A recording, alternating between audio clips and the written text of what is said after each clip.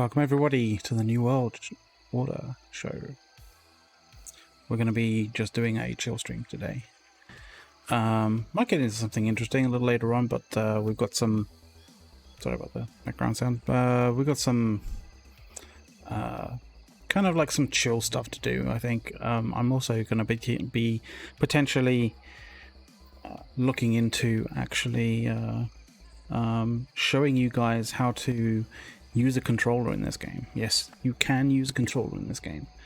It is entirely possible. You might need to, get a few things, use a few things, but I'll kind of walk you through it a little bit. But right now we're just in Neverfall at the moment. But we're going to do a little bit of chill sort of like stream stuff. Nothing too serious, nothing too massively intense. What we are going to do is we're going to use all of this shit, like 1,260 ingots, 145 steel ingots. We've got a bunch of material that we want to use up in this area, and we're going to kind of probably go through a bit of the crafting, a bit of the refining kind of the game, and show you sort of how that functions, how that's meant to work, sort of like the degree of grinding that's required for that, which is somewhat significant, but I think, in an MMO, I think grinding is some sort of a prerequisite. You may be wondering what I'm doing here. They're basically like little kind of,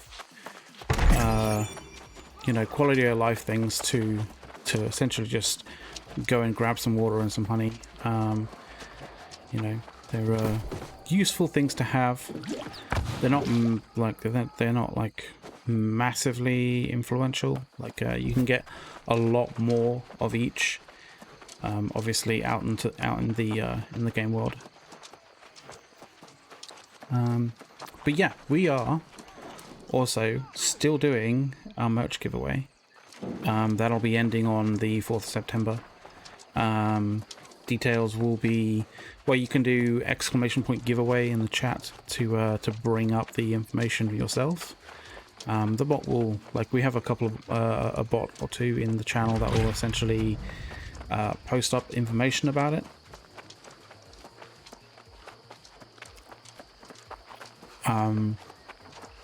If you're not in the giveaway, you definitely should get into the giveaway. Like if you literally just do exclamation point points, you'll figure out how much information there is, how many points you have.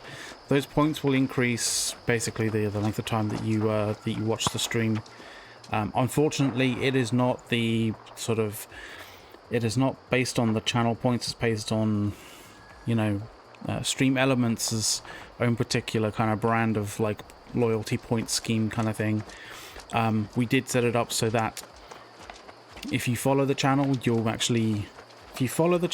get 200 points, and 200 points is like the amount of points necessary to get a ticket for the giveaway. So, if you are already following the channel from a few days back or whatever, if you unfollow and then refollow, I know it's a little bit it's a little bit a little bit annoying / a little bit awkward, but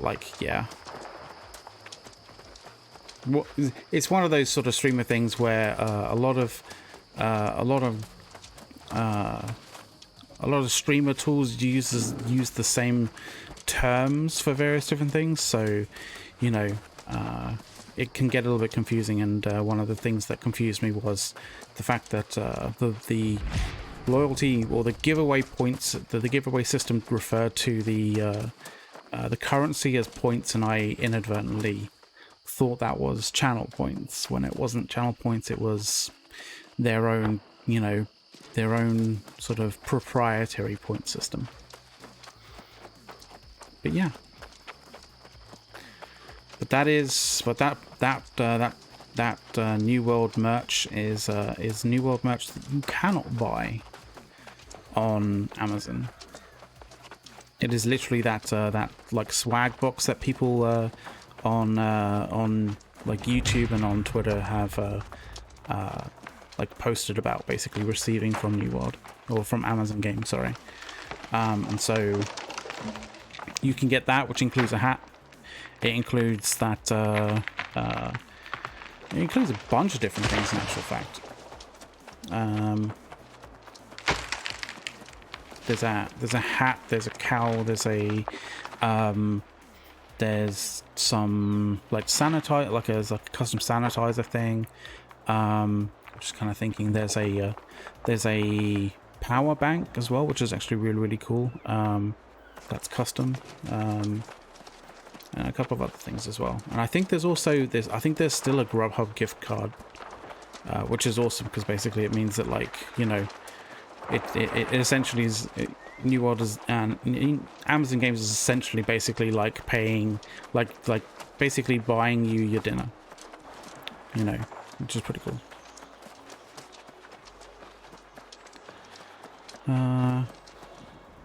So, little situation update. We've done some grinding. You can probably see that I'm wearing not T3 gear or Tier 3 gear. Someone's... Yeah, he's got no issue with that. We have upgraded to T4 gear. I'm wearing our faction T4 armor set, and they do include +4 Constitution gems already attached to the gem slot, which is, you know, pretty fucking awesome, because that means that I don't have to throw as many points into Constitution, because I get it from my clothing, from my armor set, which is really cool. We also have a T4 epic ring that gives us +4 Constitution as well. We're not that heavily up on the other set, +3 and +2 Constitution on the other things, but I did roll this. And this is pretty fucking awesome, dude. Yeah, it does give you lifesteal. It's fucking awesome, man. But I did roll this, and this is pretty fucking special. Because it also contains a gem slot too. And it is a legendary T4 hatchet. It's a lovely thing. I'm still pretty much wearing what I was wearing for the fight yesterday. I have these two items here are also the faction items from the faction store. I slotted those gems in myself. They don't come with gems attached in, but you know, when it comes to a fight, you kind of want you want a life staff because you want to be able to provide certain things. Those certain things, for example, on the life staff tree is the holy shield, essentially. Like your ability to get in and out of fights, even in a sort of a battle kind of thing. You know, you kind of requiring that speed of light thing has saved my life a few times as well, definitely. That holy shield is necessary as well when it comes to 50 on 50 fight. Oh, rolling, yeah. Sorry. So basically, the legendary axe that I got was opening a crate. So opening one of those like what do you call them? One of the chests that you get given when you complete a like a rift site. Rift sites are basically like these things. So like corrupted portals, corrupted monoliths, you know, that kind of thing. Like basically doing these sites, you get you basically get like a sort of like a little crate that you open that can randomly roll to be, you know, an item of, you know, some worth, or it could be something that's, you know, it's basically a dice roll as to whether you get something good, whether you get something bad. And I went through a ton of them, and I've been having bad luck in that sort of mindset for quite a few number of days, and then I got this, and I was like, holy shit. So Yeah, I know. I've opened a fair amount as well. I have 40 level 3 ones from smashing the sites all the way up here. So like these sites up here, we were doing some of these in a group, and I've got like I think 38 of the minor sites, and because there's majors as well up here. Like this, they spawn majors and minors. Not these ones in here. These ones are like ridiculous, but the ones just outside. I've got four from majors, but then I've got like 38 from minors as well. So, but they are high level and they are obviously like high quality as well. So I am basically going to wait until I'm level 50 to open them all up, and then we're going to see what we get, because I'm opening them up at level 40 with those particular ones being such high level. It to me is kind of like a waste, because like you're not going to get like the outcomes that you get from those things are kind of half determined on the level, because there's 3 different levels of those particular things, and it also is determined on the level you're at the moment. So being at level 41, I'm not going to get any T5 or tier 5 stuff, right? I'm only going to get T4 stuff, and because I have my T4 set, it makes no sense for me to be opening those, because like they're just going to be wasted. Like I'm not going to get anything better than these kind of things, because like they already have thrust ward, they already have slash ward, right? They're already slotted for gem slots. Like, anything that I get out of them aren't going to come with gem slots included. That's pretty much a guarantee. They may have a gem slot open for you to put like gems into it, but like nothing beats the ability to already have gems there, because you don't need to like grind constantly to get those level of gems. So, and what those gems do, as you can see, like they are +4, as you can see, +4 constitution, and like I have them on every single on there. So like +4, 8, 12, 16, 20. I've got the +4 from the ring with the life leech. It's pretty fucking awesome, best in class. I'm eventually looking to upgrade those to +4s or +5s eventually. These I slotted gems in myself from +3s that I got. So all in all, we have 20. I think we have 35 from our. Hang on, what was it? 4, 8, 12, 16, 20, 24, 30, 33, 35. So we got 35 in constitution alone, just from from what we're wearing right now, and from the 2+3s in our bow and in our life staff. So I only needed to put 25 into my character, and at the moment I'm sitting at 60 constitution, which is basically the point at which you get diminishing returns when you add points into constitution. So my health is like at 8,400 right now. So I had put 15 in intelligence and 15 in focus, specifically for the 50 on 50 fight that we had yesterday, mainly because I was going to be doing a lot of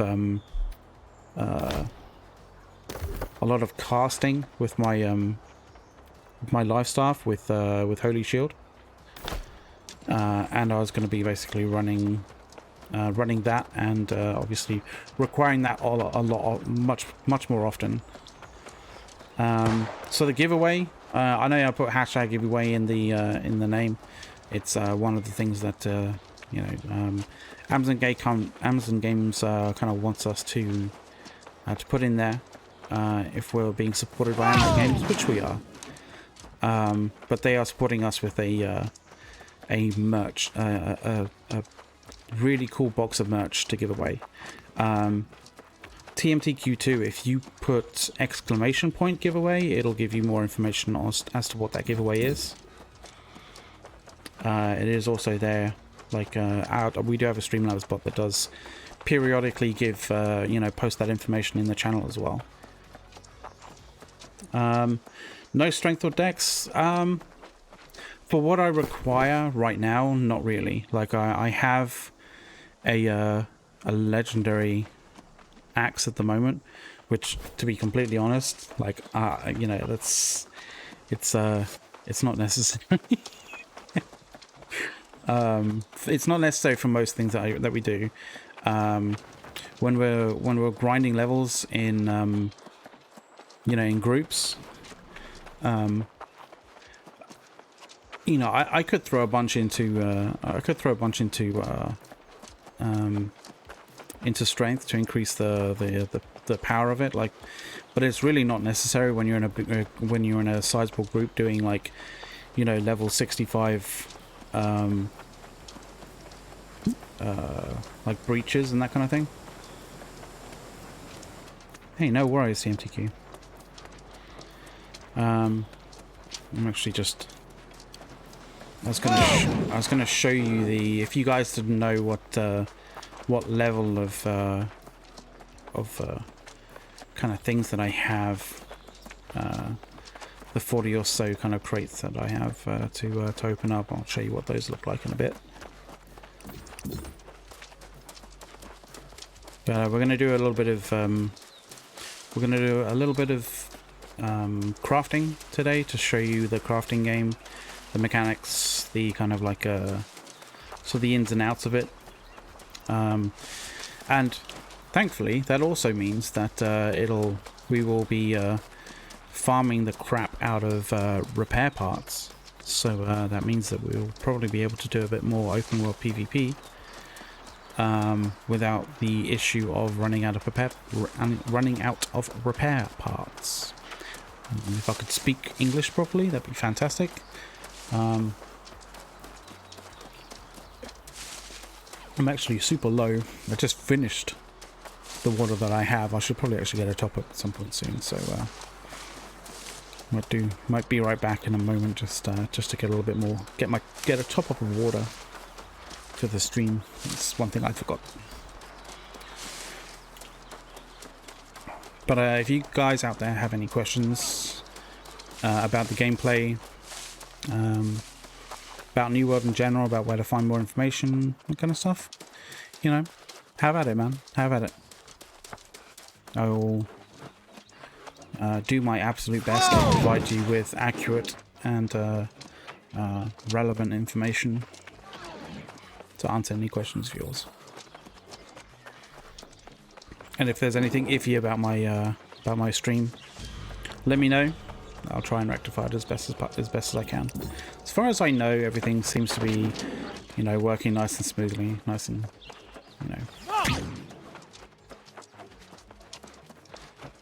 But these are the rewards. So the minor breach cache, or major breach cache, and minor breach cache, and you can see that they have they're all called minor breach caches or major breach caches, right? Depending on what level you do. But there's 3 levels denoted by the stars above the kind of like little caches, like the little graphics for the caches. My favorite weapon, I mean, I want to I really, really want to like the sword and board, using a good quality sword and shield, right? I mean, as my name implies, I do love sword gameplay, that kind of thing, but at this particular moment, it's just Hatchet is such an overpowered weapon, and I know it's kind of I know it's overused by a lot of people. There's a reason why it's used by a lot of people, because the mastery in it is just, it's just you can't beat it. At the moment I have Immortal Berserk set on, I have Purge set on, I have Rejuvenating Kills, which is I mean, that perk alone makes using the hatchet worth it. it's almost too good. 20%. It's almost too good, man. Like 20% is too much. Like 20% may be too much. Nathaniel, yeah, I'm doing good, man. Doing good. I'm just chilling out, doing a bit of a chill stream today. You guys, yeah, I'm on our like New World Order Discord, so I'm just talking to a couple of friends. Yeah, that's all good, man.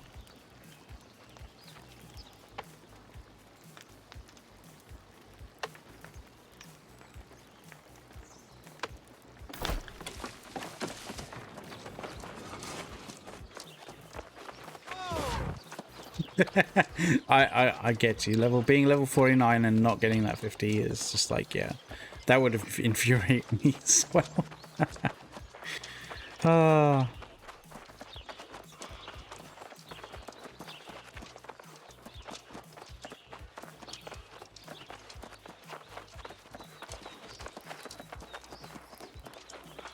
it would suck.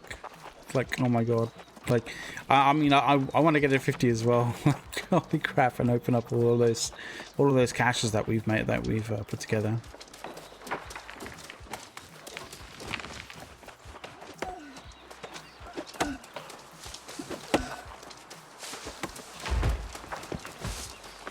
But yeah, dude, yeah.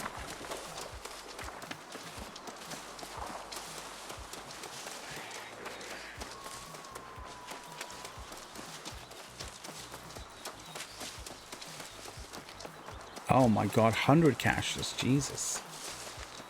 Like, you should be able to get like some amazing stuff out of that once you hit 50.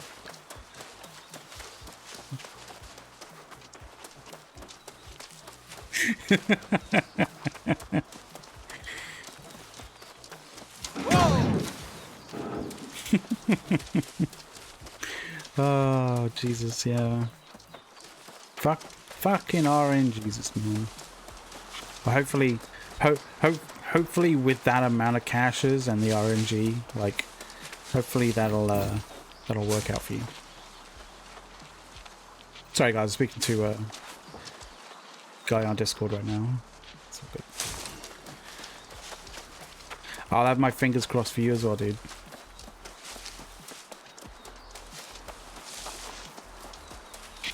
So TMTQ, I have played a little bit of EFT. I have friends who play it almost religiously. It's one of those games where I'm like, I know I will like it a lot, and to the point where it would probably take over part of my life, or a good proportion of my life probably, because of the depth, because of the amount of gameplay that you can have from it, you can get from it. So I'm kind of like, I'm cautious at the moment to play it because I know that I'll want to go so deep into it. I'm not like on the max level. Like, I didn't buy into the max level on the, you know, for the EFT packages. So I'm like one off of it, I think.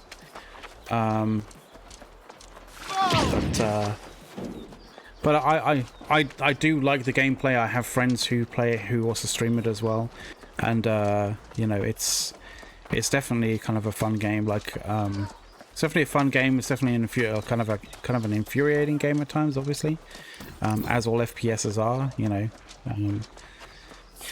I've played a lot of PUBG, as you probably may be able to find out. Like, PUBG kind of like has that like level of arcadiness that like means that I don't get like super deep involved in it, but I like kind of like where they went with it.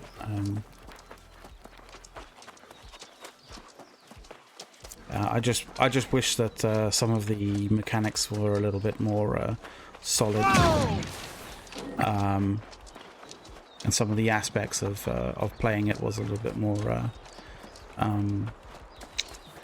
how would you say, more involved, maybe.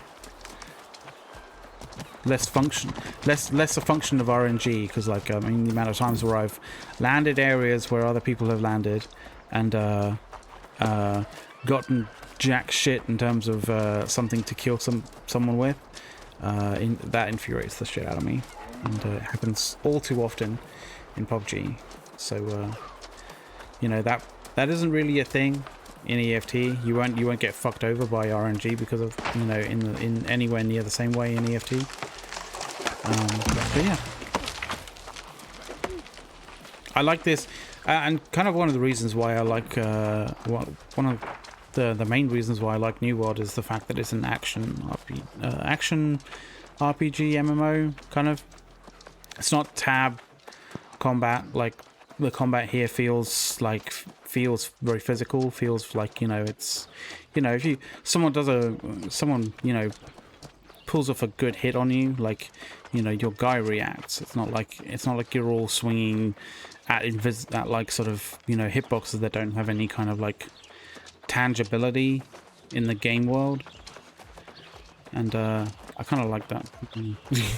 Saying that we run past someone who is literally like invisible for a moment, but you know. Let me just let's pull some of this out. Like, we don't need half of this. I might grab that though. Yeah, it works. So part of this is like, I've also got like my my miner's luck kind of stuff here. So as you can see, like, you know, boots, miner's luck, you know, lucky 2 with my pirate gunslinger pants. I kind of want like just miner's luck stuff with that, but I haven't got a decent roll for that. We've got miner's luck on the other 2 stuff as well, so that helps with finding gems. So the reason why I've got like gems like 12 cut floored aquamarines and that kind of stuff is just basically mining iron, and you get that from it, but you have to cut them in order to actually use them. These are all low level 2 stuff. Like, you essentially do that and basically cut. Well, you can cut them in order to actually in order to like progress in terms of like your skill in that regard. But you can also use up a lot of solvent in doing so. Oh, sorry, I wasn't listening to you. I was talking to the stream. Sorry about that. Sorry about that, Nathan.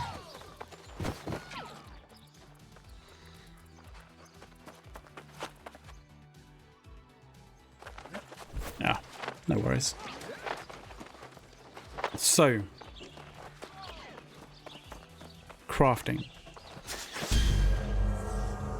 I keep on sidetracking. So crafting, right? How does crafting work in the game? Right. So essentially, you basically go out into the world and you harvest resources, raw resources. You come back and you use stations like this loom. Like this loom will basically take fibers and turn it into linen, for example. You know, you kill and skin an animal. You know, that skin that you get from it is rawhide, and you come to the tannery here. As you can obviously see, there's like, you know, there's a like rawhide being tanned on a thing. So you come here and you can basically create coarse leather from rawhide. You can obviously increase the quality of the materials by doing various different things. So, for example, you know, to make coarse leather, it just requires rawhide. It doesn't require anything. To make rugged leather, you need coarse leather, but you also need tannin as well. And tannin is basically a drop that you find in the world that you get when you open up chests and that kind of thing. And so you use these stations to basically increase the quality of your raw materials. The stations, however, though, if you look, it says Loom Tier 2. The stations have a level as well. So as you can see, like, in order to make sateen, you need linen, you need solvent, but you also need a Tier 2 loom station. If you go up to Tier 4, for example, you require silk threads, so we can't make this. We require some silk threads for this. We also require the previous stuff and some more solvent. But as you can see here, loom station, we also require a Tier 3 loom station as well as higher level weaving skills in order to do so. So like there's various different things that you need in order to, you need to grind up in order to actually basically you know, do these sorts of things. like tinctures, for example, right? Healing drops. You need a tier 3 arcane repository station and arcane skill there as well. You also need some herb. And herb is probably one of the more important actual, like much more important, very important kind of drops in, well, not drops in the world, like just resources in the world. And it's kind of difficult to find those resources, but thankfully someone on the internet has been an absolute legend and created a map, and I'll show you this map in a second. Let me just go to it.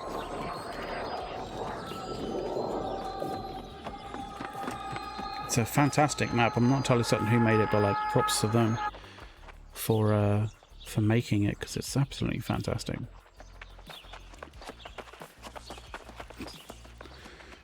Here we are. So this is the map that I'm talking about. It is at newworld-map.com, and it is great because it has a zoomable version of the map. But this is where it becomes very interesting. So you have all of these various different aspects and things, filters that you can show. So for example, you can see point of interests. You can select all for them.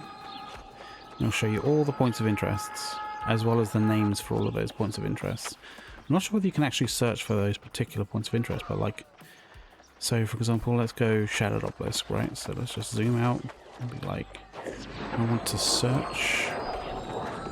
What's the search? There we go. Well, let's check the about thing, because in actual fact, like, you know, Atto. Dude, Atto, thank you very much for creating this. This is an amazing map. I just wanna give you props on stream for that, because that's awesome. Where is the search functionality?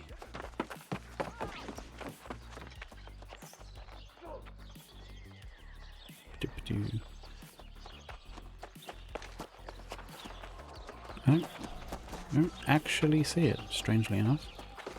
Maybe that's the about. This must have seen. I don't know whether it's just because of how restricted it is. Oh, that's kind of awkward. Suggest a resource. Yeah, I can't seem to find the actual search box for this. Maybe it's and there's a little kind of thing here. Nope, that is not it.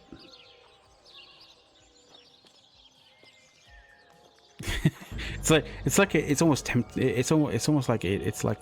teasing. It's like there's a search button, there's a search box there, there's a search box there. No, there's not. Ah, it sucks. But yeah, this map is fantastic. Like, Atto, mad props to you, dude. Like, this is just a fantastic map. So essentially, like, if you want to find where like ores are, like say you're looking for like crystal ores, or you're looking for like, you know, I'm trying to find silver and gold, or like silver and gold veins to basically increase the to get more you know, silver, gold, and platinum ore like veins to find crystals and to find like gems, right? You can click those on. You may want to actually turn off the areas. So, oh no, not the areas. It's the point of interest, right? There we go. You want to deselect all of those. And if you zoom out, boom, there we go. You know, there's a silver vein there, gold veins there, gold veins there, gold veins there. Platinum. Oh, there's silvers. All different types of silvers. I think these are platinums. Yeah, these are platinums here. But yeah, it's a really good resource. And for example, let's just say how good it actually is. I should really just use deselect there, but so hide all. I'm gonna go to plants, and one plant that I was talking to you about, herbs. All different spots that you can find herb in the game. And you may be thinking to yourself, that's all fair and well, but like, you know, where can I find like mobs of a particular kind of level that I can go and take on? Well, also has you there, because this areas kind of thing also shows. So you can select all of those and it'll show you. Check this out. So this is Windswood here. And this is Everfall here. So you can kind of see that, like, there's a few ancients here.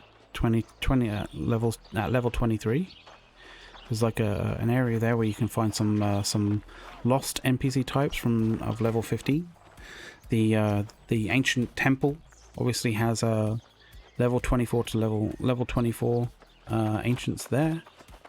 You know, if you want to go north, you can find some level 15 corrupted there. Some level 18 lost there. So you can find some Angry Earth level 30 to level 32 there. It's pretty good. I think it's pretty awesome. Anyway. Back to screwing with my... here we go. That's better. It's still too large. There we go. Back on point.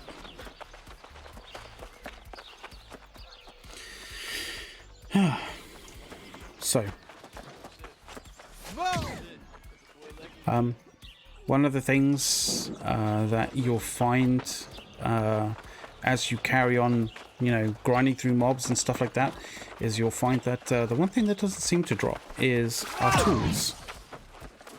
By that, what I mean are, you know, sort of like skinning knives, mining pickaxes, logging axes, you know, sort of steel, like sickles, that kind of thing. So, to a degree, it is actually worth doing that as a thing, like and as a crafter and as a sort of like if you're going out harvesting, like having higher level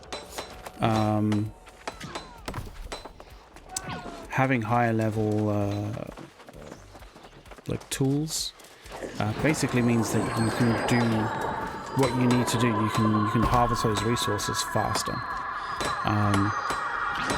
One of the kind of interesting things here as well is that although we're at a forge, which is, as you can see on the top, says armoring, like, you know, is about armoring and weaponsmithing. Obviously, you know, weaponsmithing when it comes to, you know, various different weapons and kite shields, as well as like armor sets.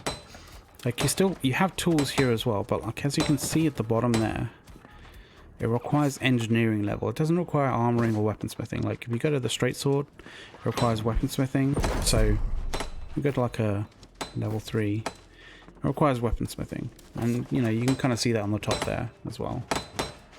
But and the armoring, the making armor, like it requires armoring skills, and that's the reason why you can see it has armoring up the top here with the forge. But really weirdly, not entirely certain why, but crafting tools, I mean, to some degree, yes, it does require a forge in order to you know, forge the metal for the various different tools, but it requires engineering skill.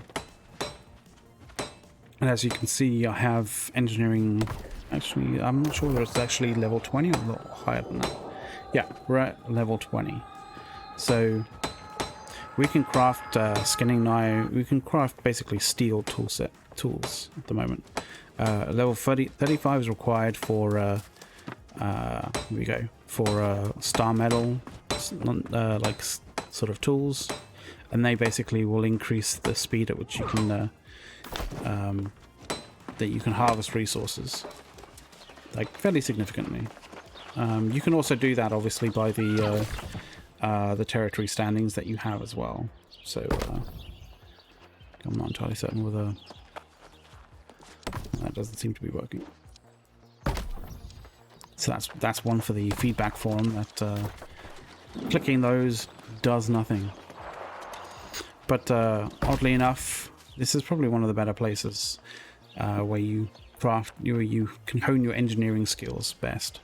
And what it seems, making arrows seems to actually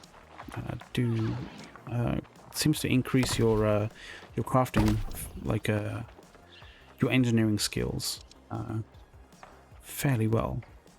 But I think at level, I think at the moment using steel tools is probably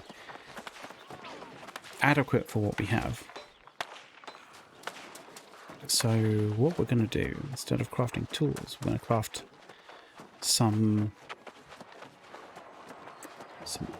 else. We're going to start crafting some clothing, I think.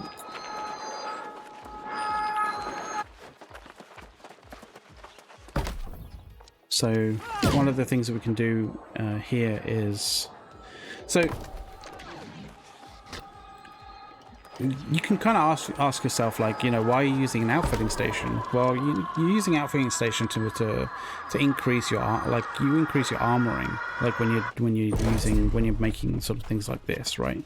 Increases your armoring skill. But the nice thing about, like, you know, using the outfitting station as opposed to the forge to do your armor leveling is that most of the stuff in here don't actually use that much. Doesn't actually use that much iron ingots, and iron ingots are kind of like one of those things that, like, you know, finding and like essentially grinding iron ingots can be quite tedious if you can't find enough nodes, or if people are, like, you know, basically hogging the nodes. So having a way of increasing your armoring in a way that doesn't use anywhere near as much. So for example, like this set, right? I mean, it's this, so like let's take a medium set. So the duelist set is a light set. The explorer set is somewhat of a medium set. The highest utilization of iron ingots on this is the pants, and they require 2. They only require 2 iron ingots. So let's go over to the forge and see what the least amount of iron ingots versus the most, right? When it comes to increasing armoring, which is your soldier set, right? So just your boots requires 5. The greaves requires 10. The vambraces require 4. The breastplate requires 16.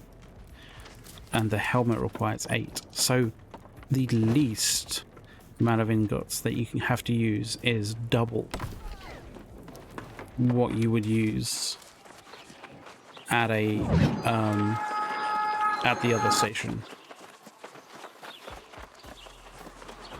And so when you're doing when you're grinding your crafting level, especially when it comes to sort of like your armoring level, like, you want to do it in the most efficient way, and utilizing the different types of workstations to increase your leveling in certain areas is the most efficient way of doing it.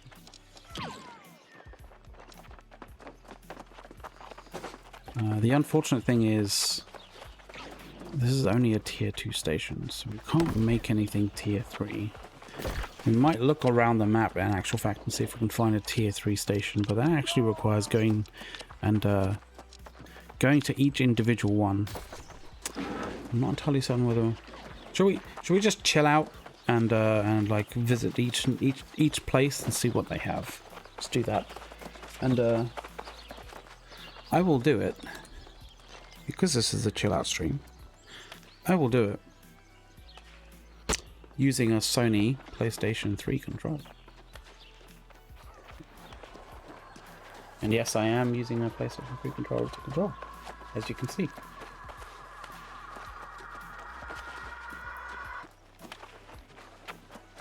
I even have yeah. So you may wonder how I've gotten that to work. So there's this really cool program that I found fairly recent. Well, maybe not super recently, but fairly recently. Let's see if I can Open it up.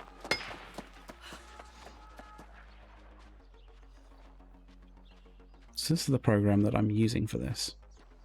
And I'm not going to lie, it's actually really, really good. So it's called ReWASD. And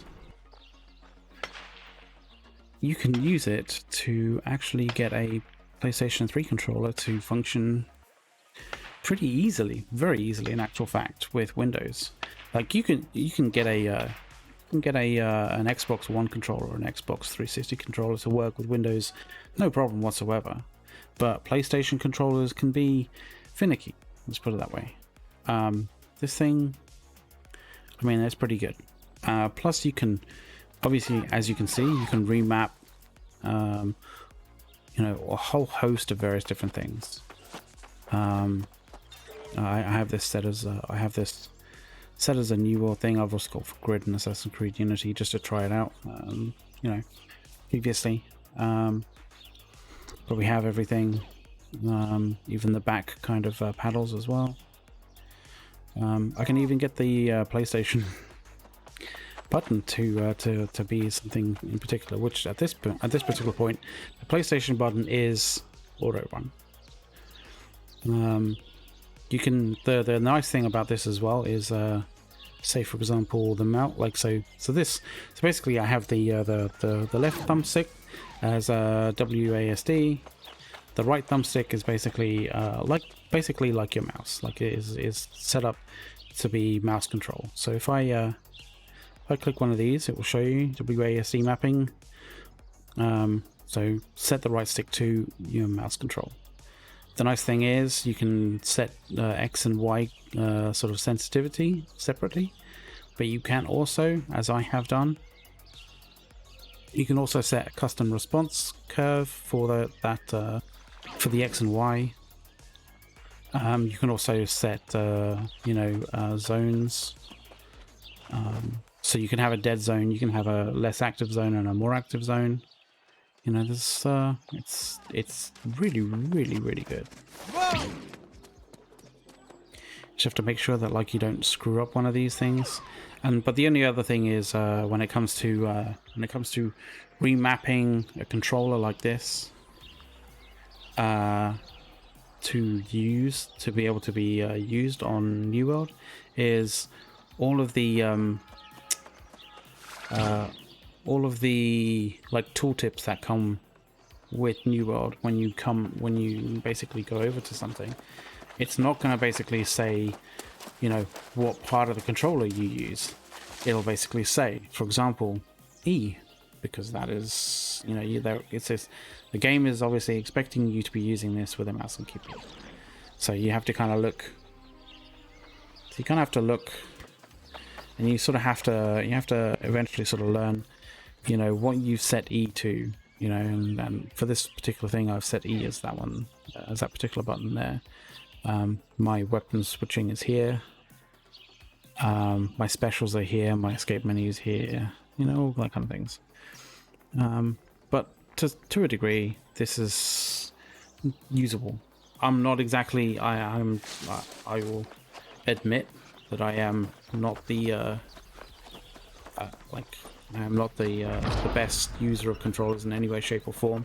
But I find it good because you can just relax and you can just chill out and you know, and use your and you know, without actually being set forward in your chair, you can kind of chill out a bit. That's one of the reasons, the entire reason for this stream. This is just chill the fuck out.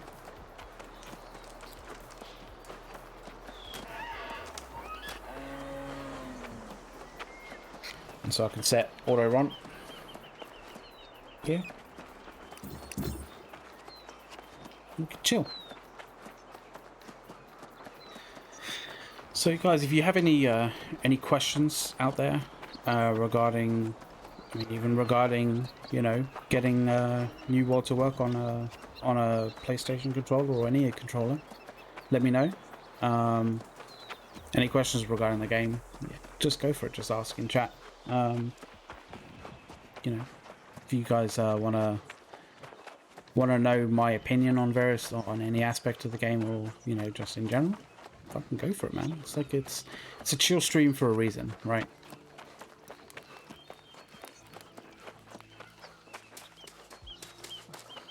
So we're just gonna travel around.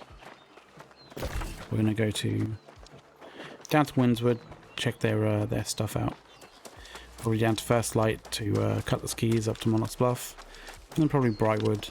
Go up those areas and then travel back.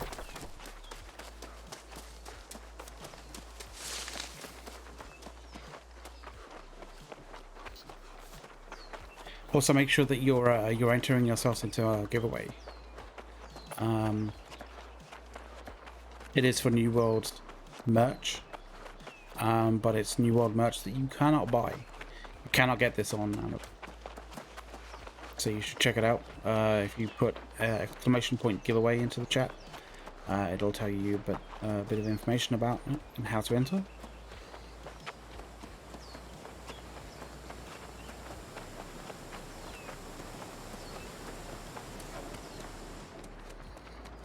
At a minimum, you don't need to be, you know, providing the channel with any kind of monetary gain in any way, shape, or form in order to get, even to get the maximum amount of tickets for the giveaway as well. So, you know, the easiest and fastest way of actually getting a ticket into it is obviously following the channel. Following the channel gives you 200 points straight away, so you can buy that first ticket straight away and be in with a chance to win it.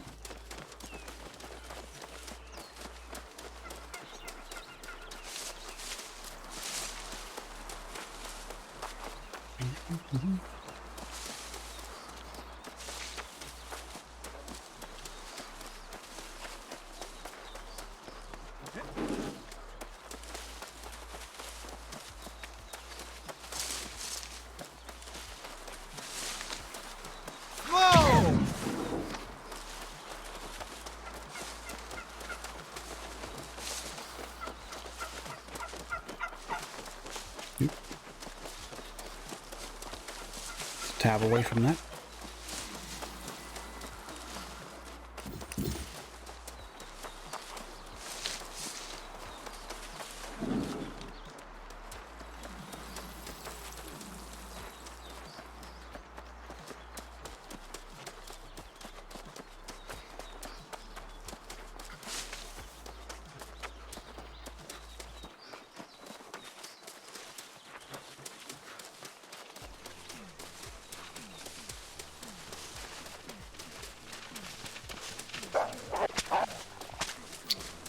Seem to have a follower.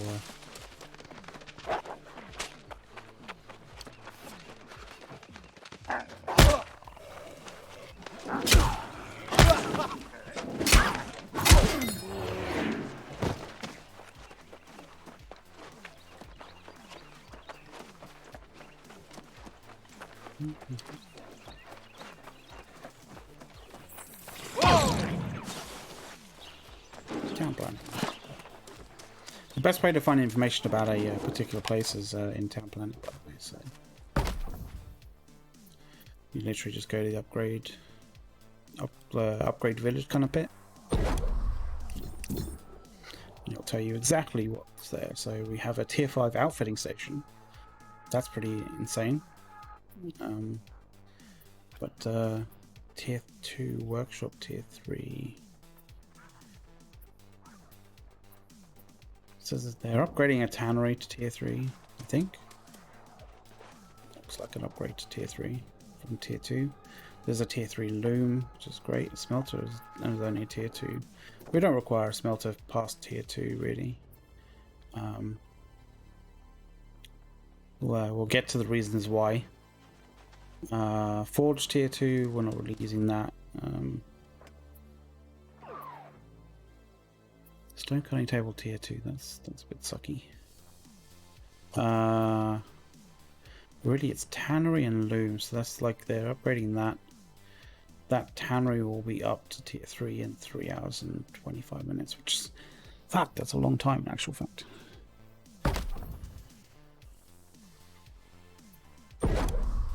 Sorry, I pressed the wrong one there. The tannery is a tier 3. Let's just is upping to a tier 3. So let's just like actually confirm that. But I'm not going crazy and thinking that like that is a tier 3 being upgraded to a tier 4. So let's just go find that now. But maybe that we actually do our crafting here rather than in Everfall. That's a survivalist. Okay, so it is a tier 3 already, which is fantastic. Using the wrong buttons already. Yeah, skip. There we go.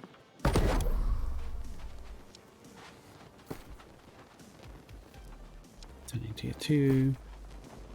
Yep, it is functionally as a tier 3, which is fantastic.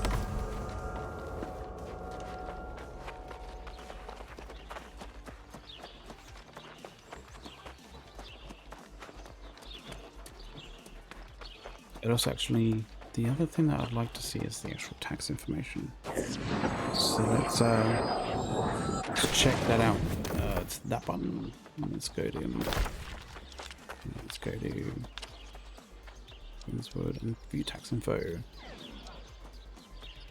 The crafting fee is only 1.2, which is great, and refining fee is only 1.2, which is great. Property tax is a bit high, 6. So that actually means that that's pretty good. It's not exactly the greatest place to be like smashing out resources, like Windswood. If we look on our map, like let's use our map again. Check this map out again. Oh, let's not make it. Actually, let's see. Does it look okay when we actually go away? Yeah, not so much. Okay.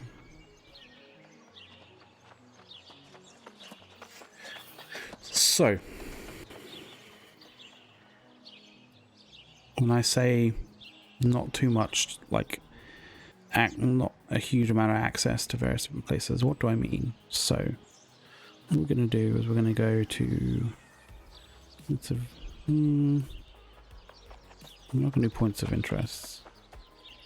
What we want is location. We want like areas? No, not areas. Others maybe. Cities, there we go. That's exactly what we want. yeah, in actual fact I am. We're gonna be like looking at the resource allocation around the different sort of towns and why Windswood sucks in comparison to Everfall.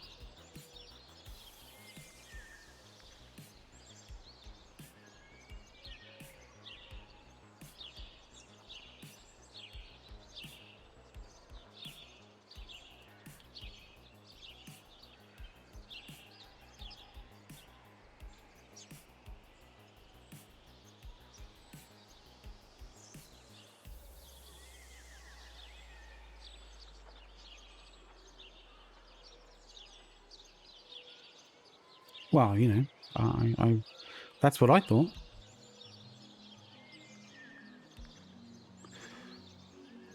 So what we're looking at the moment here is we're basically trying to find like you know, good places for various different things.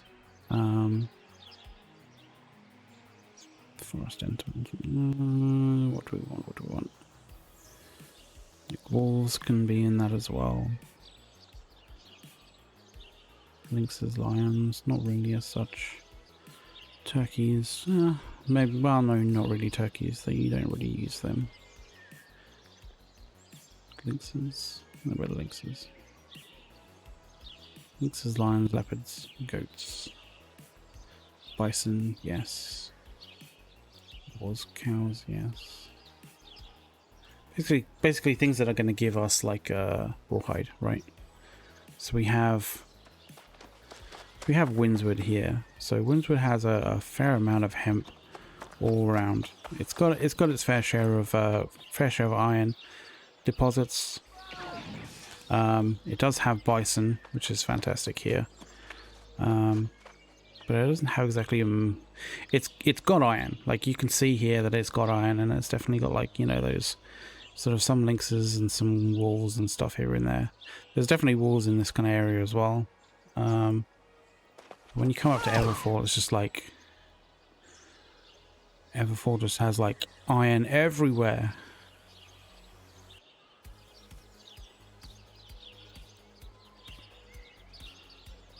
And there's this fairly sizable area that doesn't actually have that much resources around Windswood.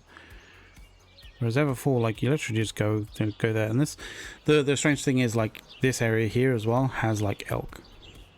Like, that's an absolute guarantee. Like that has elk here, and it also has elk in here as well. Not really shown on the map. That's fine.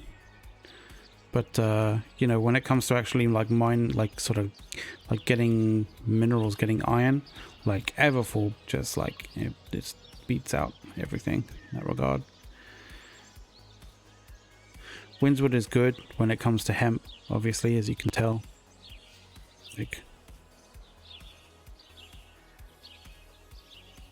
Cutlass Keys, you can see that, like, I mean, it's good for iron, but like not really that good for anything else. Like there's some bison and lion and stuff here, but like you're not going to find much hemp anywhere near Cutlass Keys. First Light you can see the difference. You can see the difference between First Light and something like Windswood or Everfall, right?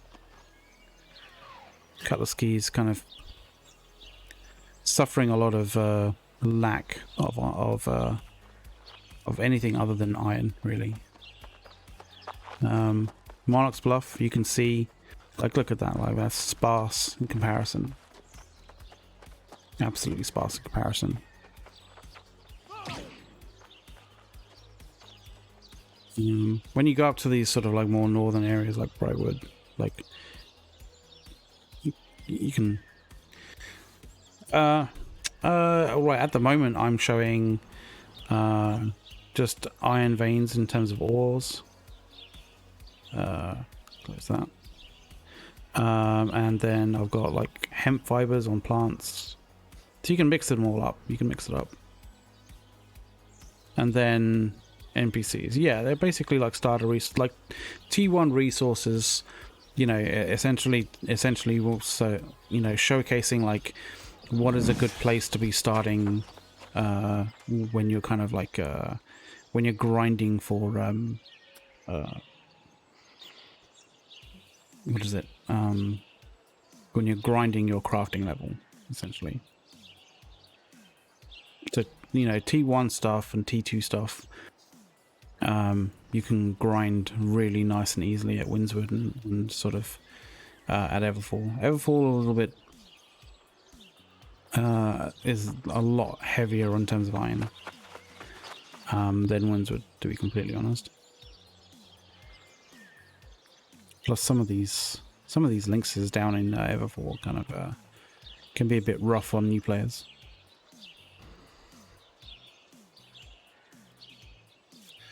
That's the disposition.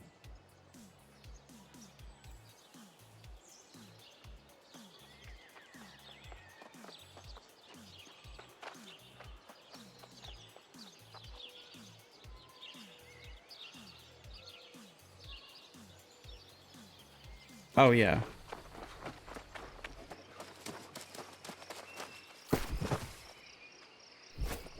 Oh no joke, dude. Yeah, that place is definitely like a great place for hemp.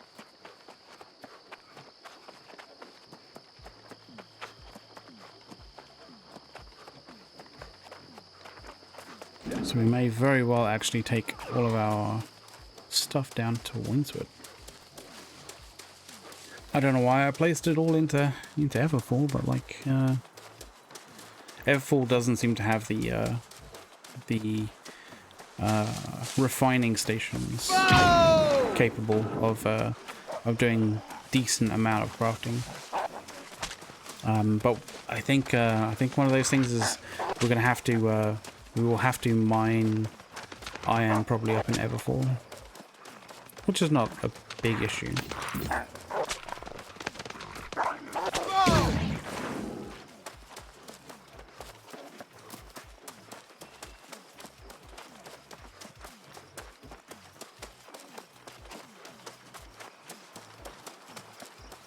So there's an easier and faster way of like going between those two as well. Obviously, you know, if you're willing to basically strip down and not worry about you know,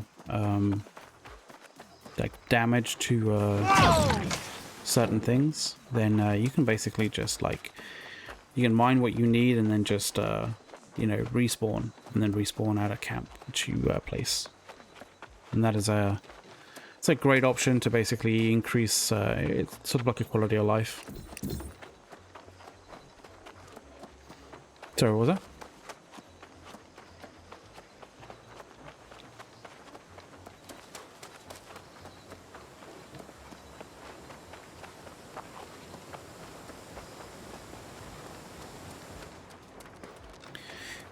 Yeah, exactly. Suicide Express is definitely a thing. Like, I mean, it's a thing even when you're potentially trying to smash out MPE sort of missions as well. Because it definitely is. The efficiency that you can really get a lot of efficiency from doing, say, I mean, it's not kind of like enthralling and engaging kind of ways of doing it, but like you can smash out like PvE courier missions, and I know they kind of like they nerfed the amount of experience that you get with PvE courier missions. Well, PvP and PvE, like PvP significantly though, but like you can mix the you know, when you're at low level, you can mix the like respawn at the nearest outpost as well as respawn at a camp. Kind of like if you mix those two together, there's places on the map where you can basically like you can set a camp up, respawn there, run like 200-300 meters, and then respawn at a different outpost, at a different settlement. Whoa! Like super easily. It doesn't. It doesn't feel legit. It does feel like you're cheesing, like the game to some degree.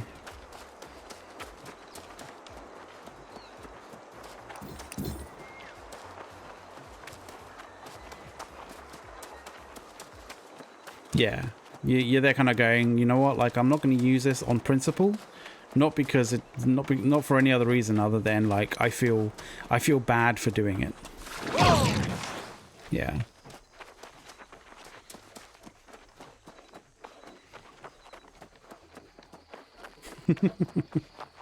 Yeah, I get you there, man.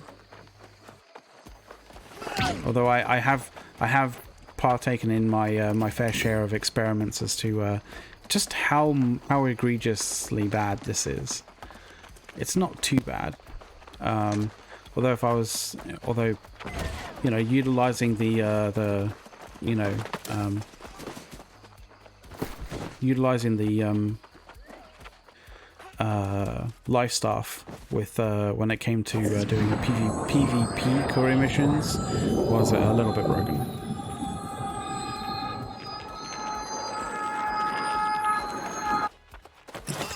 So we're gonna take as much of this as we can. Like, we can't really. Gonna have to split this. Oops.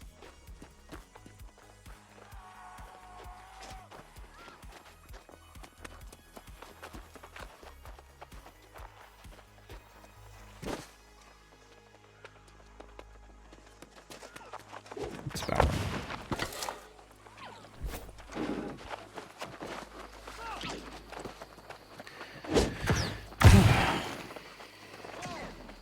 So welcome guys, if you're new to the channel or new to the chat.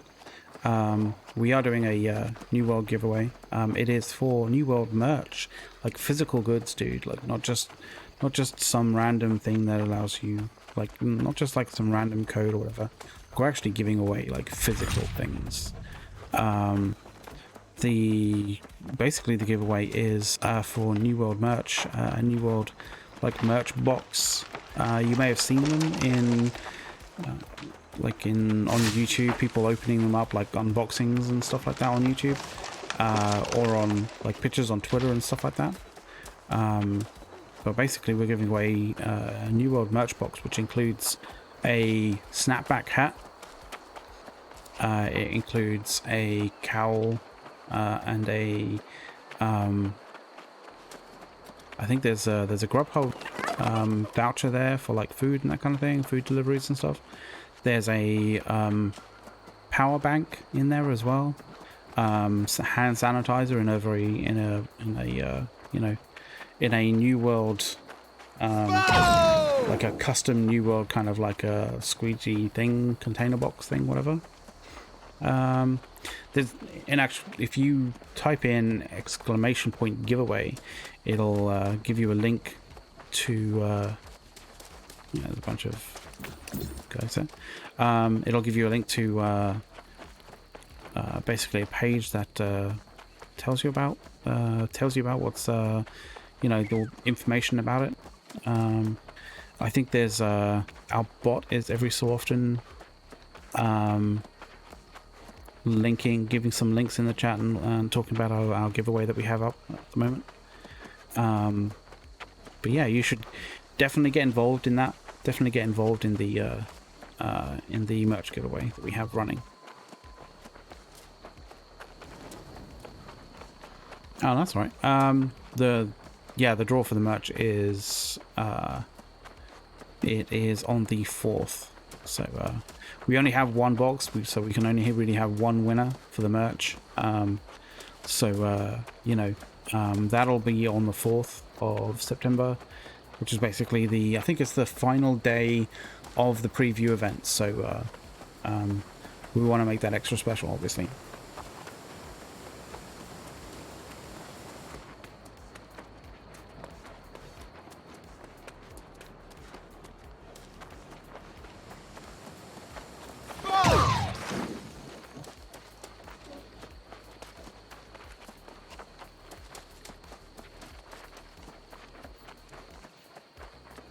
Oh yeah, we were talking about, like, before, we were talking about, tier 3 food, right?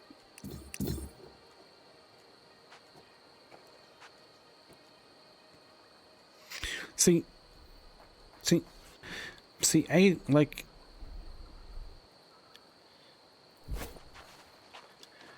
Ace was talking about, yeah, but Ace was talking about the strawberry one, right? What was it, the strawberry thing? And I was like, they're confused, because I was like, I was fairly certain that the one that gives you constitution and an increase in health is the cranberry compote, or the cranberry one, right?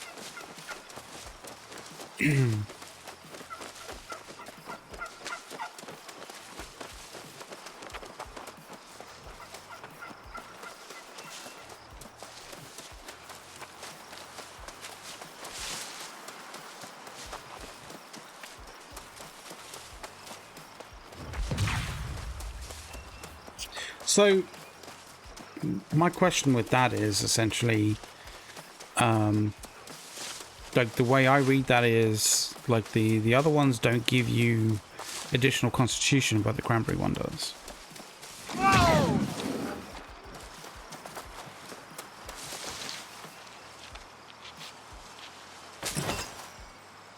No, it's probably wasn't the best thing to do.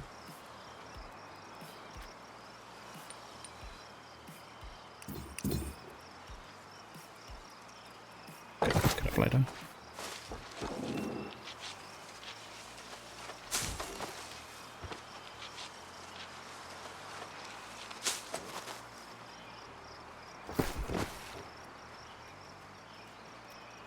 No, they're just being dicks.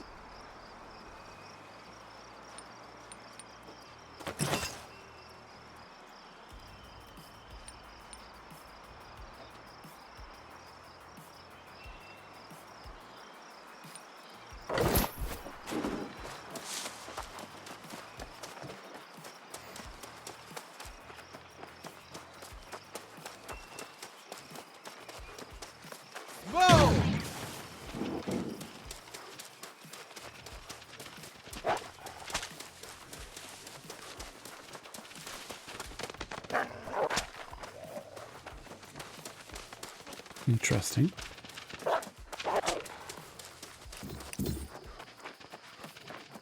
Whoa!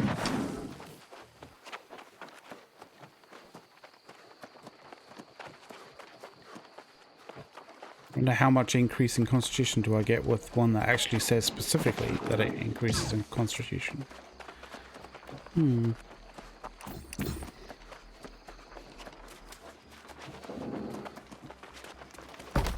So let's check this out.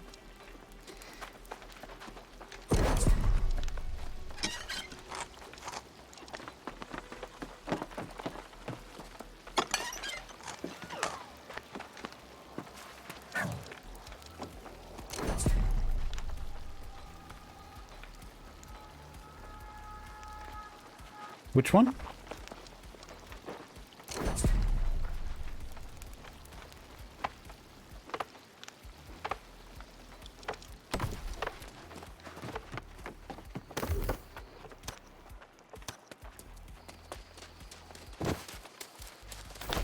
Okay, so I'm just kind of looking at this at the moment. I don't have the like the invigoration kind of thing going on with food right now, and my health is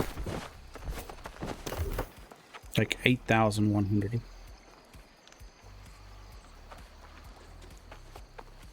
Oh, right, no, I knew.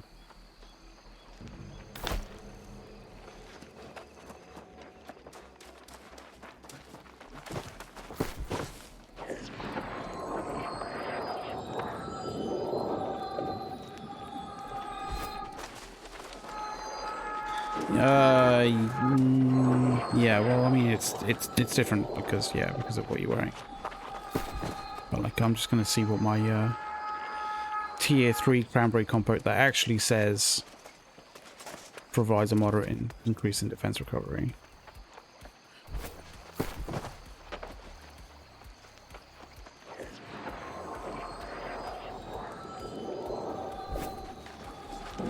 Yeah. Oh, no, the thing is, like...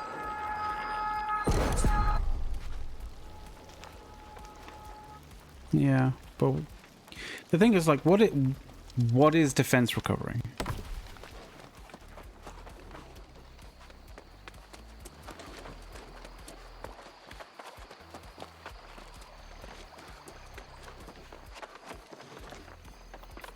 Yeah, maybe.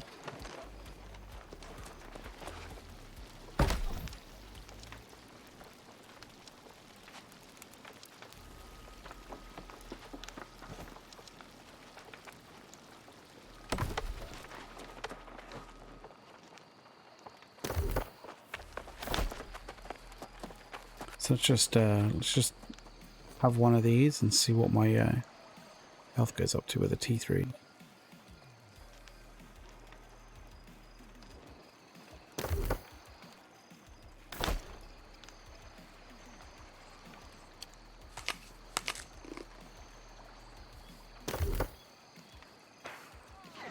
See, my health only goes up to 8,400. Yeah, T3 cranberry.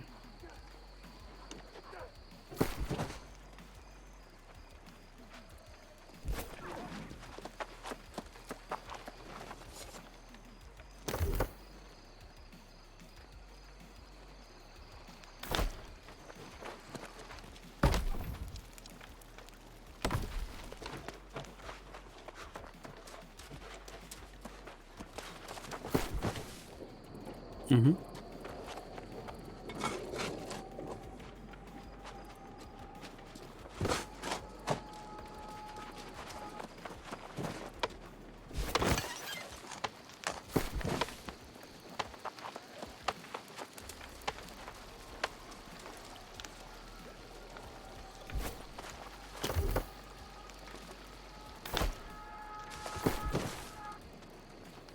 So it's provided 3 additional points of constitution, which is interesting.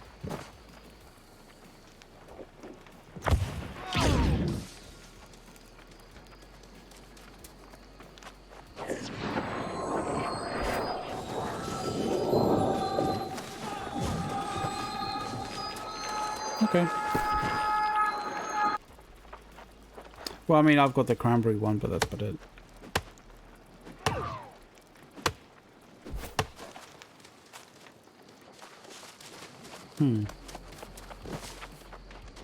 Interesting point.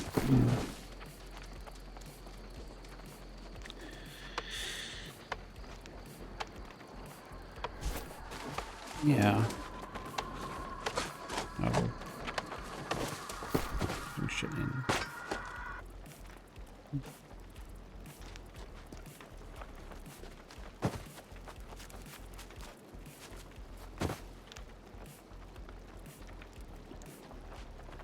Yeah, I get you.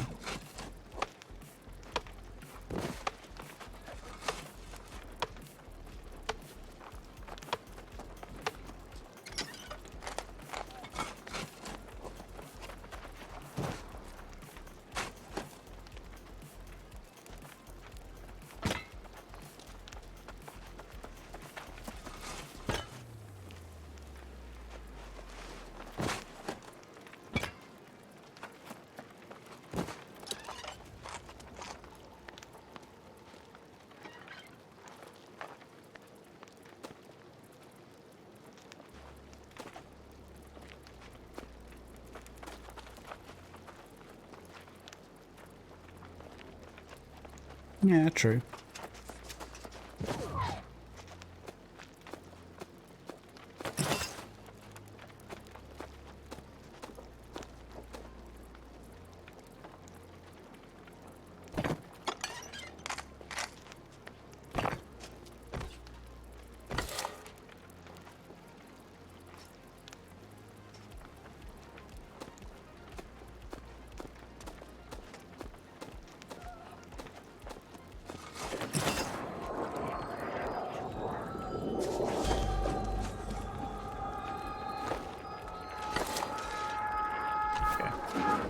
I have to do some...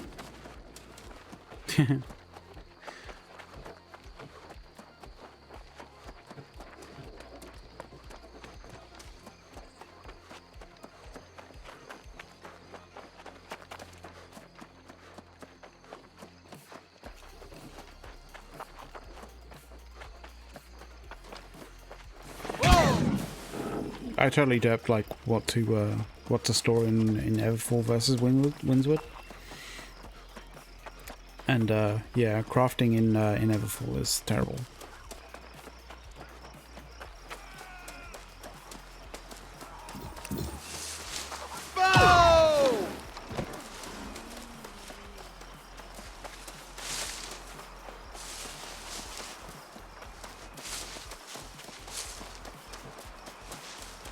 I'm now curious to what the fuck Aze was like consuming to increase his HP so much.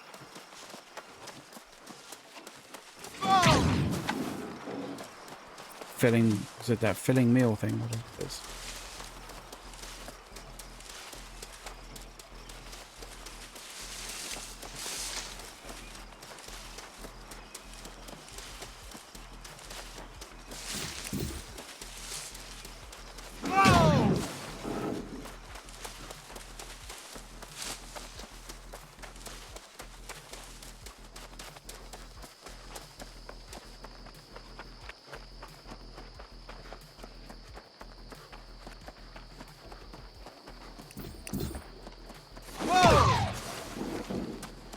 I mean, yeah, of course they can tweak the numbers and stuff. I'm just kind of wondering.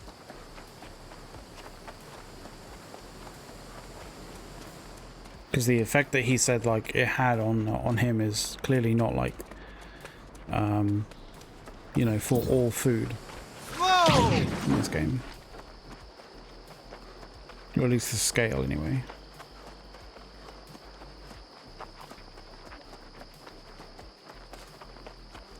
Yeah, Battlefield Pro. It's not out, but it's playable for a limited period of time. Let's put it that way, Battlefield Pro.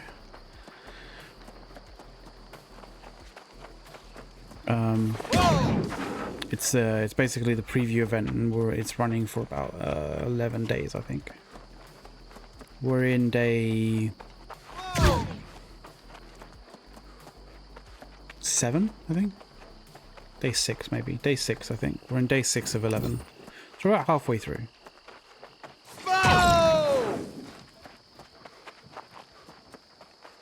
I don't know whether you're part of the alphas or the like the density test or anything like that, but yeah. If you were, then I think you have access, or would have been given access, or had a way to access it sent to you.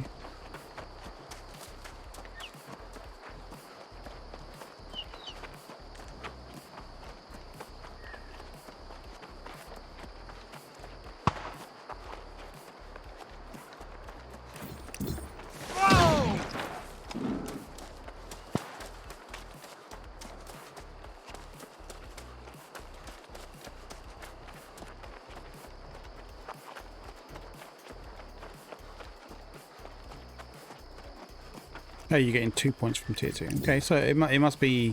Constitution points must be based on the level.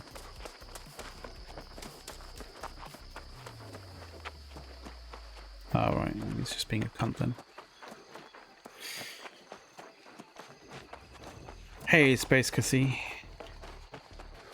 Yeah, it's, we're just doing a chill stream at the moment. Like, I kind of... I derped on... where I positioned like my stuff for crafting. I put it in the wrong place. It happens. It's, you know, it's a thing. It happens. But you know, we're rectifying this now. Let's do this a little bit faster. There we go.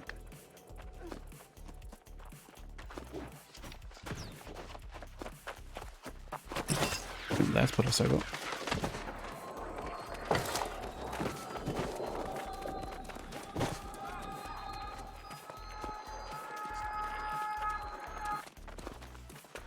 Definitely going to need that, but like we're not going to be able to carry all of that at all.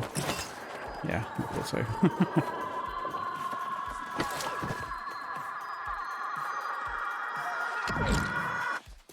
That'll do.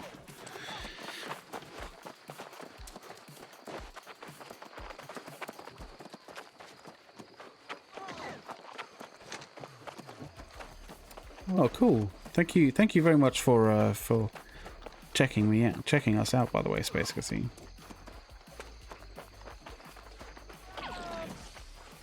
Yeah, it doesn't feel that terrible at all, like in terms of buffs and stuff like that.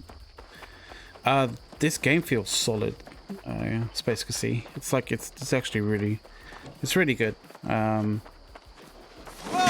I think it's got a few niggling issues here and there, but it's nothing that I don't think you know, Amazon Games can sort out.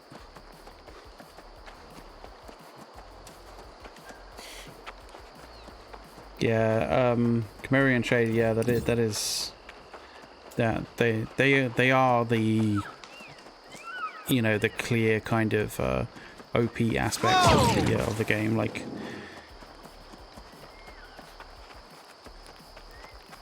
oh, it's just Space Case. Okay, fair enough. Fair enough. It feels solid, dude. Like the combat feels, the combat has some issues with it when it comes to like fighting outclassed in terms of like level and gear kind of thing, but I think that's understandable given. That kind of becomes a little bit more egregious when it comes to open world PvP, obviously. By open world PvP, I obviously mean, like, you know, when you're flagged up and all that kind of stuff. But overall, it's good, man. The only thing that I would say is, obviously, with some of the balance issues that obviously Chimerian Traders kind of said, the only other, I think, issue that kind of like grates on people, I guess, is the kind of like the fetch and kill quests kind of get repetitive and get a little bit kind of like a bit very samey fairly quickly. But Amazon Games have said that you know, their whole drive from now until when the game releases in like a year is essentially like, you know, they want to really like up the kind of like the quality and the amount of like questing and you know, sort of like just general content required, like available in the game. So I look forward to seeing that. I look forward to their work in that. I hope that the questing and the in that regard becomes a lot more you know, a lot more varied and a lot more creative. Yeah, I mean, I did definitely check out his stream as well. Like, you know, like a lot of people would. You know, people look to sort of like those level of streamers just sort of as a good indicator as to whether a game is good or not, right? Yeah. But the thing is with MMOs is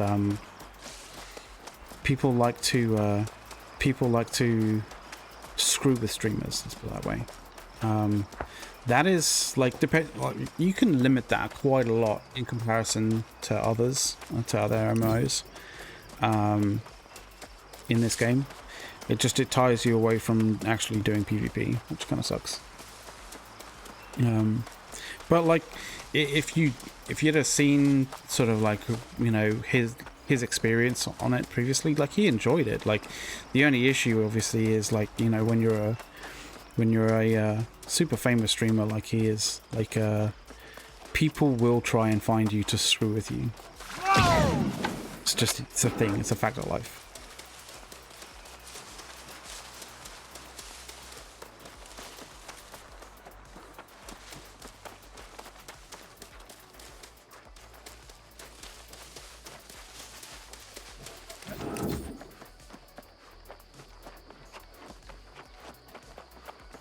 But if you haven't realized, Space Case, like and you, Cimmerian Shade, like we are doing a giveaway actually on the shop, on the stream. It is a multi-day giveaway. I'm not gonna hide that fact from you guys in any way, shape, or form. It's a multi-day giveaway because we only have one of these things to give away, and we'd like it to be a big thing for the end of the preview event, but we're actually giving away New World merchandise. There's a big box of merchandise that we're going to be giving away, and it's stuff that you can't actually buy on Amazon, so it's kind of exclusive gear, I think. And if you want if you want more information about that, then do !! giveaway in the chat. It'll the bot will tell you, give you a link and tell you a little bit about it. But definitely worth grabbing a ticket for that, because there's some cool things in it.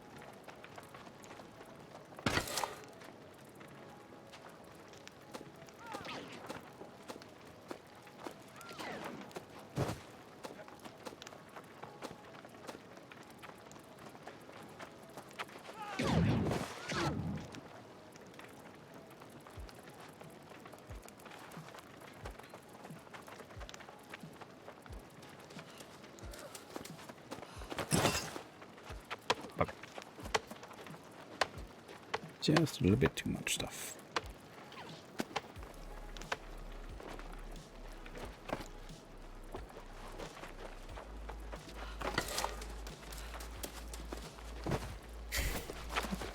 Yeah. I kind of feel like the storage space in it, like I kind of feel like you should be able to re-roll your territory standing perks at some point, or to some degree, to be able to like unfuck that.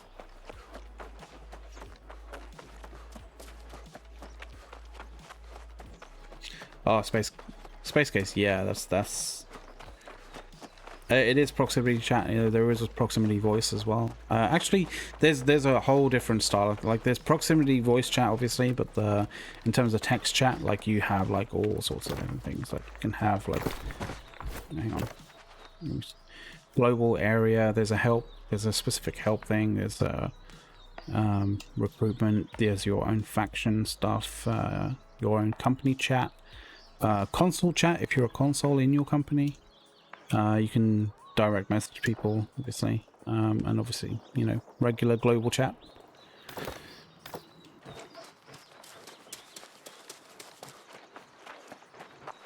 I just kind of realized you probably couldn't have seen that because my cameras and my webcam and webcam boulders are in the way. But yeah, I read it out to you, so just so you know. Yeah, the prox chat aspect of it is it's kind of like it's spicy. Can be very spicy.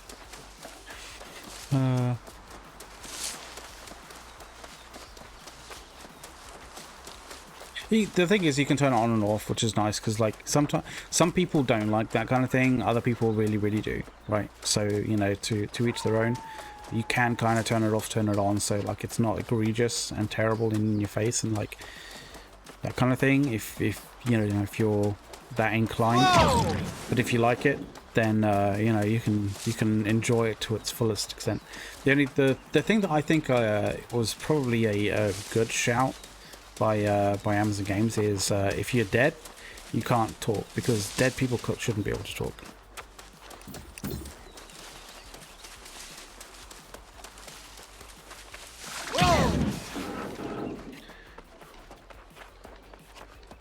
Does make for a good laugh. It is a little bit toxic, but it could be more toxic. Like if they allowed like people who you'd killed to talk back to you as you're talking shit to them, like that's where I think like that's where toxicity like really ramps up and really gets like a bit too much, right?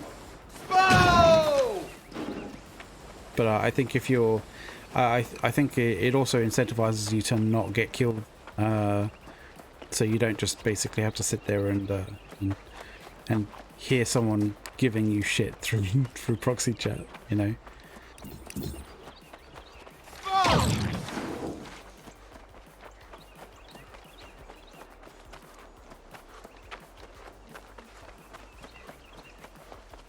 I apologize for our bot basically being a little bit sensitive to colourful language.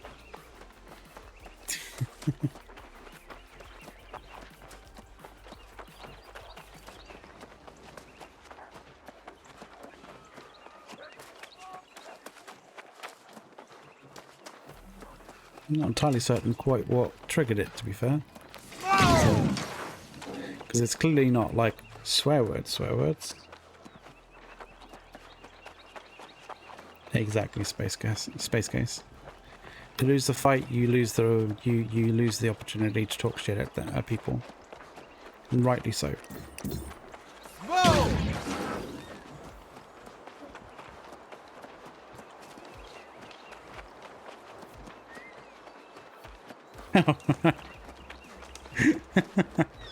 Yeah, okay. Yeah, that makes sense.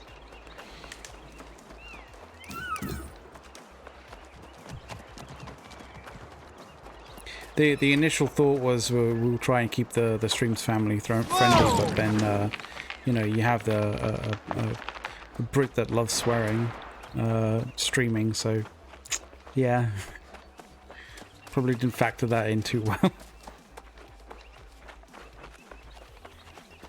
Hey Crown, just chill stream. Like I was gonna showcase a bit of the bit of crafting, but then we realized, like, you know, you should probably set up in a good place for crafting, and Everfall isn't the best place for crafting right now because it doesn't actually have the prerequisite stations or station upgrades. Let's put it that way, like crafting tier 3 station, or not crafting, but like processing tier 3 stations. Like you kind of need that.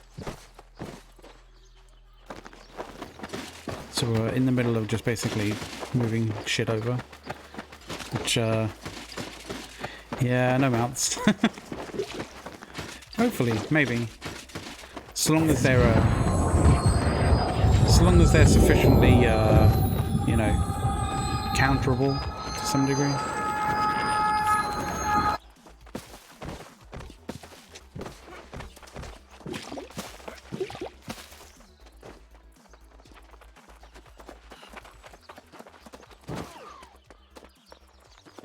Get all my gems moved over. And random stuff. Ooh, that was a lot.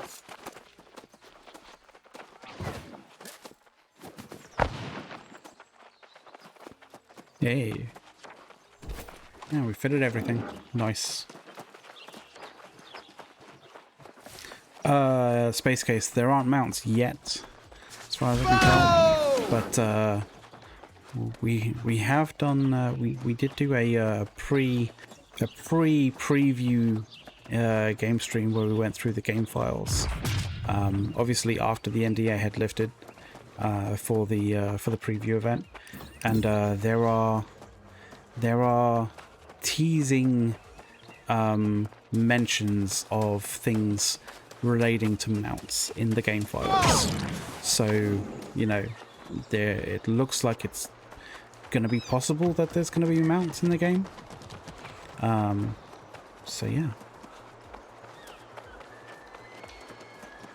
How big is the map? Well,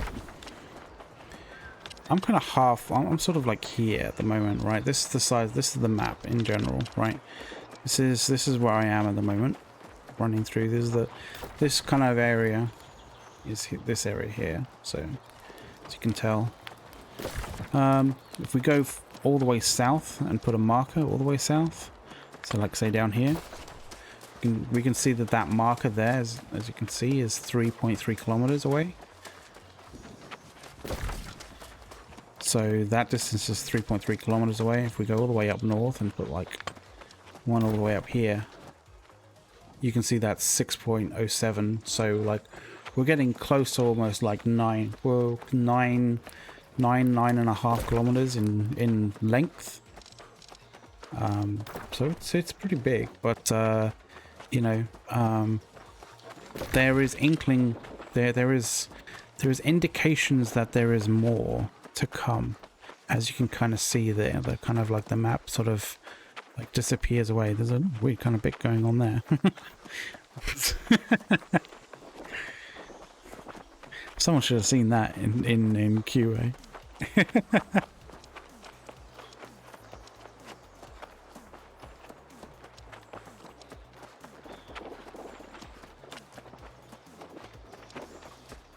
You got me curious now. Yep, there we go, there we go. There's an area. What's going on there, boys?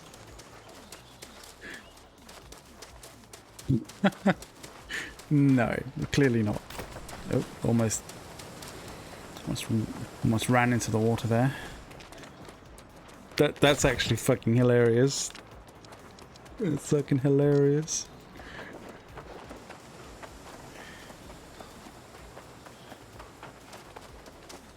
Oh, that might be a bit broken though, because I'm looking at it and it's like, what the fuck?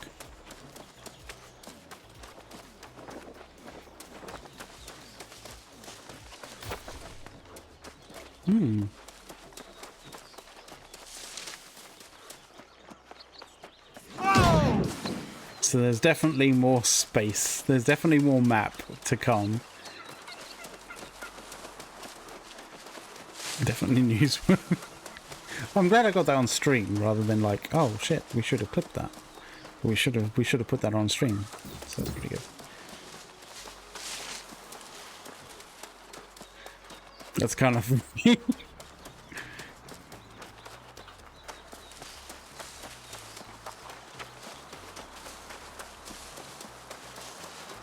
oh, Crown's mic finally broke. Oh.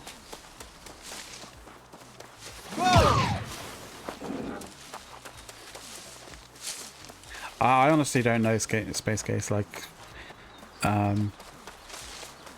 we'll probably clip it. We'll probably put it into a YouTube video, or we'll talk about it like after the preview event when we're breaking down what we experienced and breaking down what we found out, like in the preview event. Like, if you look back to our previous videos, like, pretty much this entire channel is mostly dedicated to New World.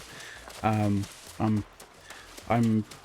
I'm trying to tempt A's to consider it to be a channel where we basically, you know, talk about secret societies or play games that have some sort of secret society kind of foundation. Should be really cool because we could also do like things like Assassin's Creed and all that kind of stuff. Like Valhalla would be really cool to play and stream to you guys, for example. But prior to actually this event, like all of the coverage, all of the streaming that we did was basically like, you know, game news, talking about like you know, press releases and stuff about New World and all that kind of stuff, and we went in depth about like, you know, the what we think is happening, what could be going on, all that kind of stuff. So a lot of our... Oh shit, I'm running out of space already. God damn it. Okay, I'm gonna have to figure out like weight. Sort by weight, heavy to light. It's using up too much. Oh, yeah. I think I realized what the sorting by weight in my storage shed. The fourth highest thing in terms of weight that I have is herb. Sorry. God damn. I'm heavy on the herb. I went round and did a fucking... I went round and just smashed herb for quite a while, dude. Like...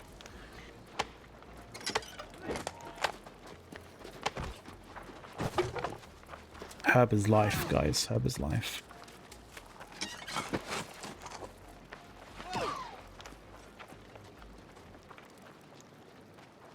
Not using much of that.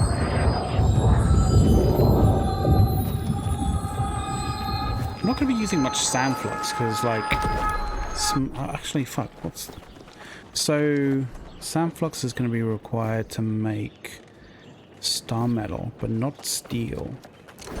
But precious ingots like gold and stuff requires sand flux. Okay, that's kind of makes sense. We're not going to be doing too much gold work. We're not going to be doing too much of that, so we're not going to be requiring much of sand flux. So that means everything fits. Yay! Everything fucking fits. Fan-fucking-tastic. Just need to drop this all off in Everform and we can get going with the fucking crafting. We have been smashing that for quite a while. Yeah.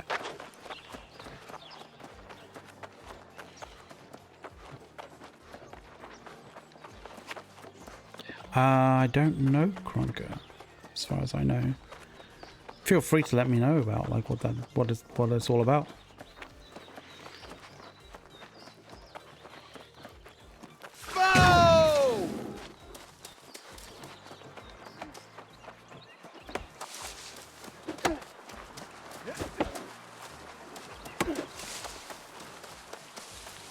That's also the nice thing that, well, kind of, I don't know, I guess it's a contentious kind of issue, like, you know, that resource gathering isn't instanced in this game at all. So you can see people, like, you know, cutting down trees and stuff. But it also means that, like, precious resources that are in shorter supply get, like, you know, hoovered up by people who know the importance of it and know where to get it.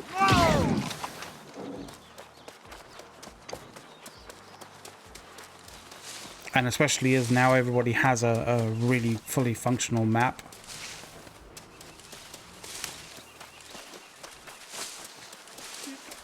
Yeah, like scarcity. Yeah, you kind of, you sort of do, yeah, I understand that, but like, it shouldn't like turbo fuck people who are trying to, you know. What am I trying to say here? Like,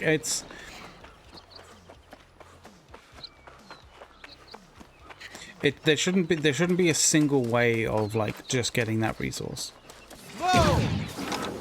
Like for the moment, it's like.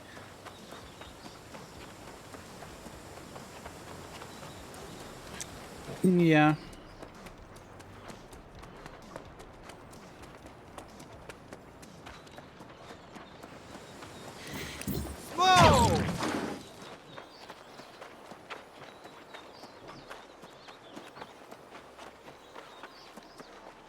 Yeah, you could farm them. You could farm the resources in those other ways. Yeah, it's just typically when you're like going and actually farming like raw resources, like generally you tend to you tend to get more, and it tends to be more of a stable resource rather than like just RNG base.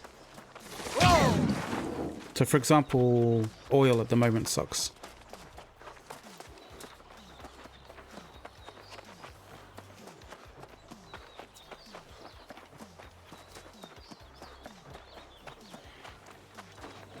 Yeah. Yeah.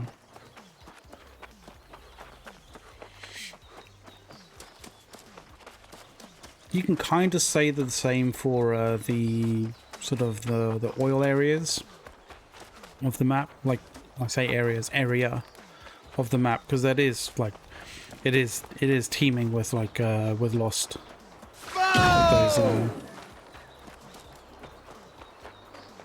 with those NPC types.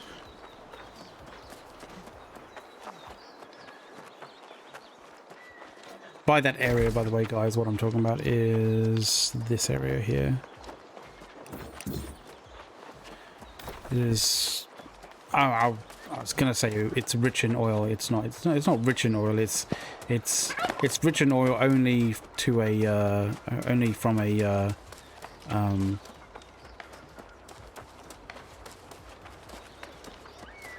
only comparatively to the rest of the game world. Let's put it that way. Thank you very much for chilling out with me. By the way, Space Case. Take care. Have a good rest of the day, man.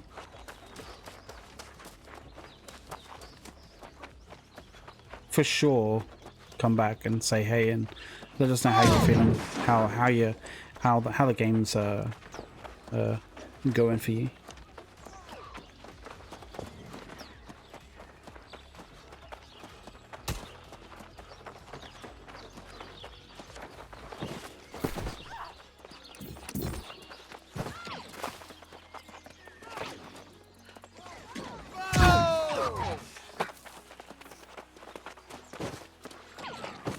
Oh,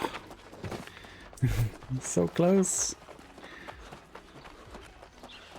So close.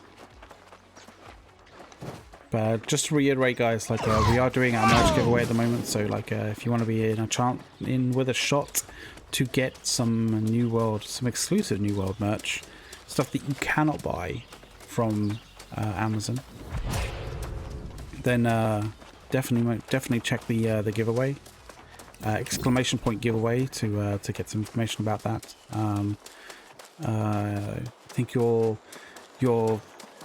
tickets cost 200 points. It's not, unfortunately, it's not channel points. It's specific loyalty points. But you get 200 points just for following, for example. You don't need to follow, but like that's just like. That would be one of the quick ways of being able to get channel points in order to actually get your first ticket. But you can just chill, you can just lurk and accrue the points that way as well if you want. But I think there's no harm in just you know, throwing someone a follow.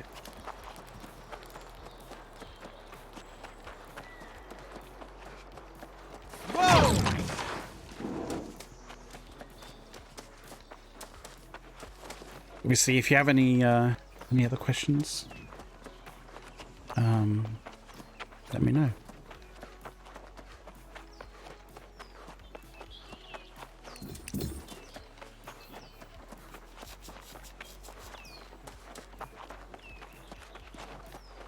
Or like just general tier 2 meal. Oh, okay.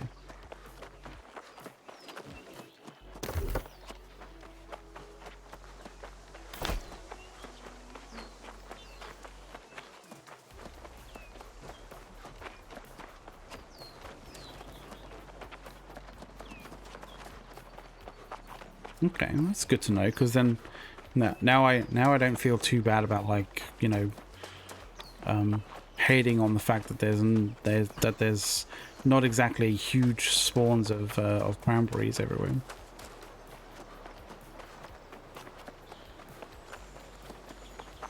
Hey, Jethro.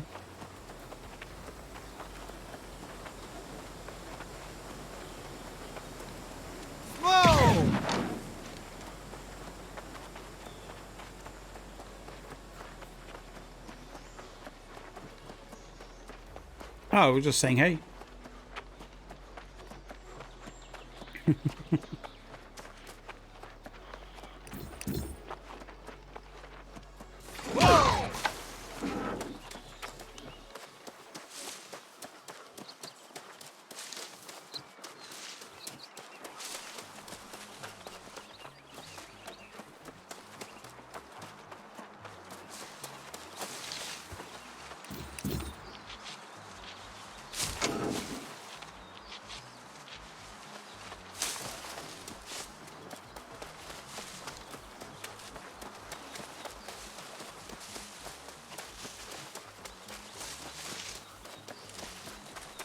Well, like I kind of. No. You can look at it in a different way, like Nathaniel. Like,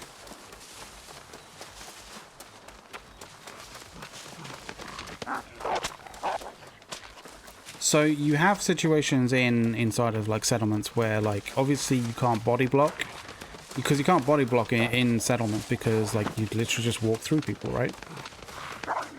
So instead of like just not seeing people, like if you flag for PvP, maybe you sort of bring into you're into a situation where, like, you know, kind of in the same way as in settlements, you know, people who are not flagged for PvP can't body block you, but you can still see them. That would be better.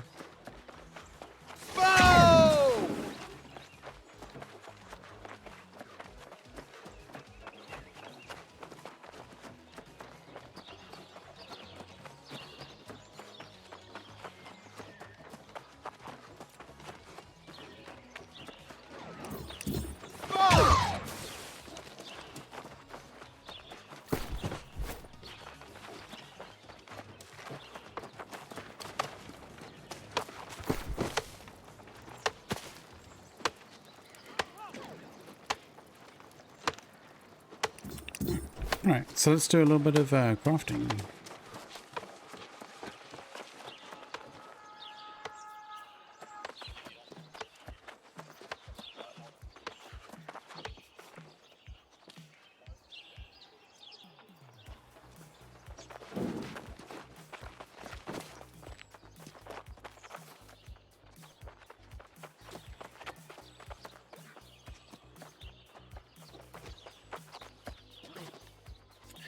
Shing Mangus, if you do exclamation point giveaway in the chat, like that link that you go to, it should tell you how many tickets you have. So I think it's a maximum of 10 tickets that you can have. So you can buy the amount of tickets up to the maximum of 10. Oh, you could do it that way. Yeah, there's that way as well, of course. Okay, so let's do a bit of crafting in the outfitting station. So the outfitting station essentially is the way that we're crafting with the least amount of using iron ingots, essentially. So just to go over it again, right? Outfitting will increase your armoring, right? So jewelry crafting is literally just this kind of area, this section on the right hand side, right? Armoring is all this bit as well here, right? Increasing your armoring by doing that also increases your armoring when it comes to making armor sets, like literal armor sets, right? In the workshop, in this area, the forge, sorry. So if you go here, you know, your apparel, when you're doing the soldier helmet and stuff like that, like that increases your armoring as well, armoring skill, right? But if you look at the what you need in terms of iron ingots to craft each one of these, like it's a lot. So, you know, 8, 16, 4, 10, 5. So the lowest one is 4 there, right? I think you are as well, Shingus. So you're on maximum. You're at maximum sort of chance to win, I think. So the difference here, obviously, in the apparel, which increases your armoring level, is that the maximum amount of iron ingots that you use here is 2 when it comes to pants. When it comes to your explorer pants and your duelist trousers, right? Like, I think the trapper sets may increase. I'm not entirely certain. No. So it's just 2. It's the highest amount that you're going to use in terms of like metal in the outfitting station is 2, which is half of the least amount that you'll use in the forge to increase your armoring level. So that's kind of like how we're gonna sort of, use efficiency as like our tool here. So we're basically gonna increase our armoring, using the outfitting station. The interesting thing is we're going to basically do a little bit of an experiment here. We're going to craft one of each of these and see which one increases our our armoring, the highest. So let's just go here and do this. So as you can see, just a real quick thing. I don't actually have anything in my inventory on me myself. So what's happening here is it's pulling from my inventory in like my inventory from the actual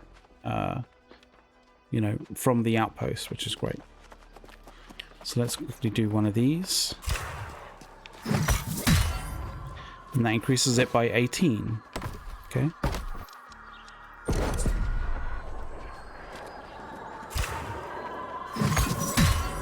that increases by 36. So definitely jeweler's trousers are better in terms of like increasing your crafting or increasing your armoring, but it does cost a little bit more. Like, we kind of look at this and we go like, okay, it's 18, 36, so it's about the same, right? Because the amount of resources used was about twice as much, right?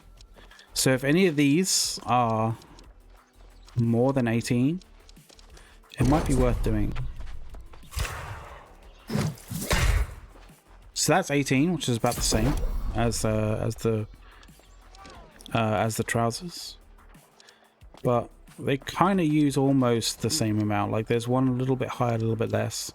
Let's go with the jeweler's shirt. It does actually use significantly more of the others, but only one iron ingot. And let's see how much this actually goes up by. So that's 70.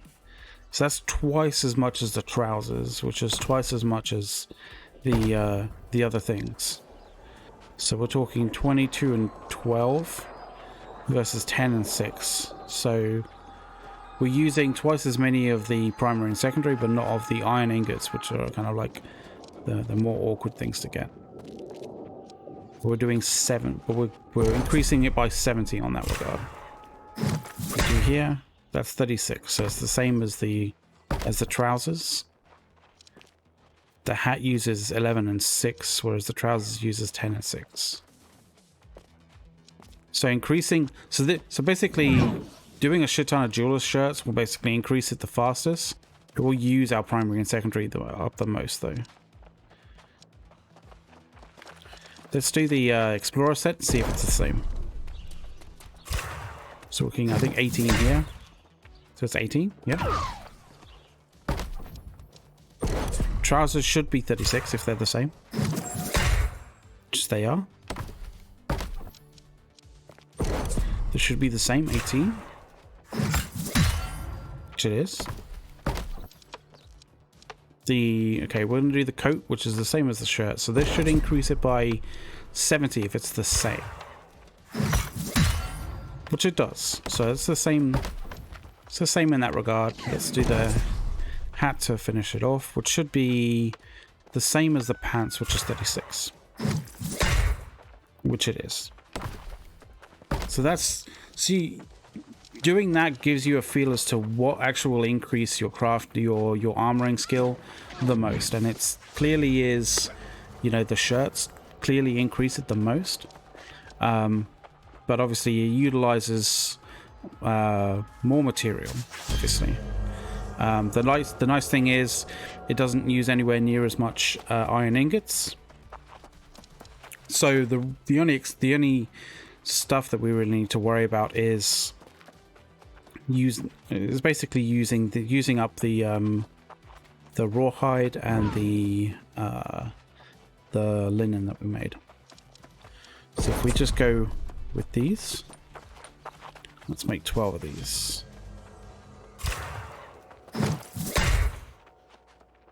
And we should go up in levels fairly well.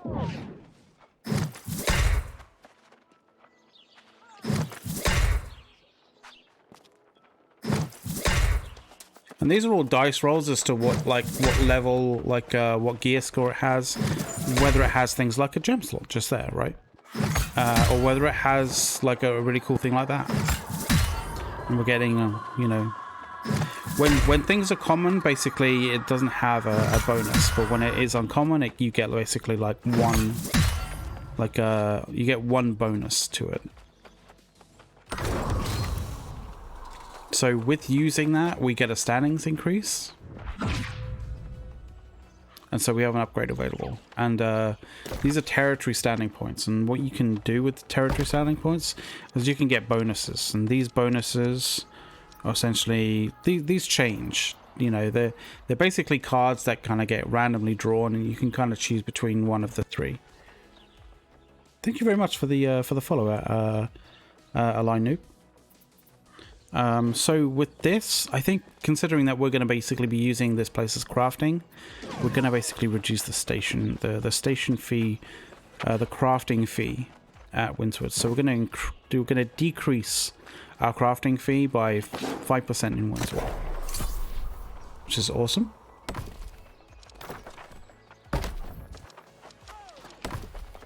And so now we have a bunch of shirts, right?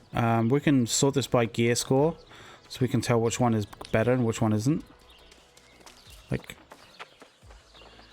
clearly these are like worse than what I'm wearing, but that's not really the point. Like, we're using this just to increase our like crafting skill. So we can kind of just break these down by using S. If you kind of look, it says salvage, and if you press S plus your left-hand click, you can basically salvage the item. Now, it's something that doesn't actually get shown here, but you can actually use Control Shift, and it'll override the whole confirmation box. So you can just, you know, smash through that salvaging. This is what I just did there. That was brand new to A's. A's kind of, you know, let me know that in actual fact, he didn't know about that one. And he'd been playing for quite some time. So now that we have a little bit more resources, we can probably do a little bit more of these. So I think we can probably go some explorer shirt, some duelist shirts. We'll do another duelist shirt just to see. I didn't get anything. It's Control Shift. Sorry, Control S, that one. Right. Clearly we need more linen. And how do we make more linen? Oh no, what we don't need more linen, we need more coarse leather. That's what we need. So we need to go and kill a bunch of animals. Oh yeah, and just looking at our skill level, we went to armoring 19 from that. So we're almost at 20. And I think 20 unlocks something. So let's just check that. Like, if you go to your attributes, there's trade skills there, and we have our crafting trade skills. So armoring 19, it's 21 where we get increases in certain things. We get the opportunity to build different things.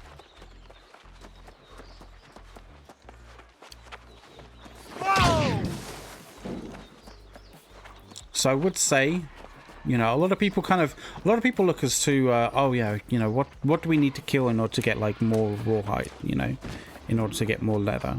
A lot of people will go out and murder, you know, murder wolves, and that is a totally fine and a totally understandable thing to do. I would recommend that to anybody, but I literally don't even know why I actually used that particular skill. It did look good though.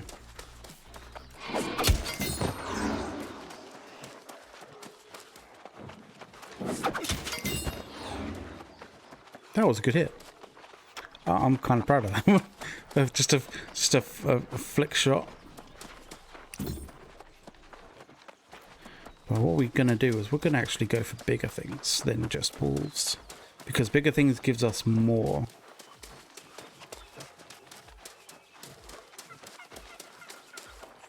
Wow.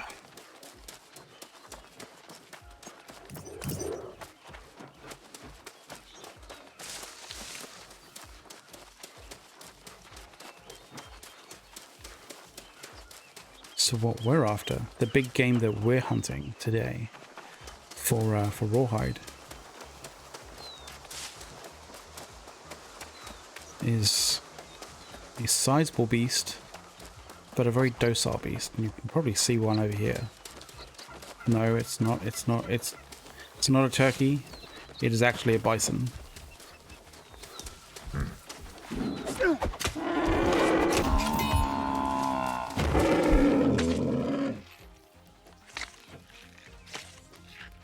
I kind of feel like this needs to change a little bit because it's a little bit like, reminds me a little bit of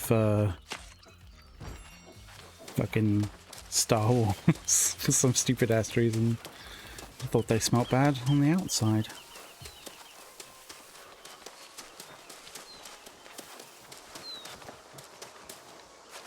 We've got enough herb. I think we've got enough herb. When you have, I don't think we're gonna need much herb. We're good at the moment. Eventually we might need herb, but like not now.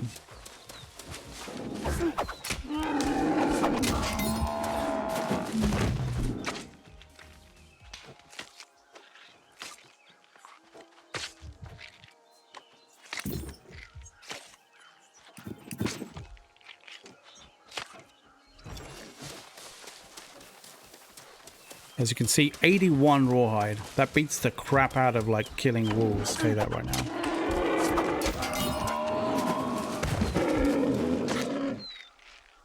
Especially when you have a legendary T4 hatchet that can two-shot a bison. With no, like, with that one. And bearing in mind, you can two-shot a bison when you have nothing in strength or dexterity. Nothing. That is some serious... Can you imagine if you stacked like strength and dexterity and used this thing? Like, fuck, Jesus.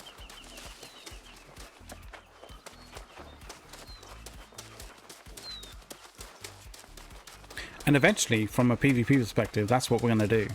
Eventually, we're going to have enough decent equipment that we're going to have 60 in Constitution without actually putting anything in Constitution. And then we can just stack into Strength and be an absolute tank and actually and wreck with something like this. That's the plan. That's the long-term plan, anyway.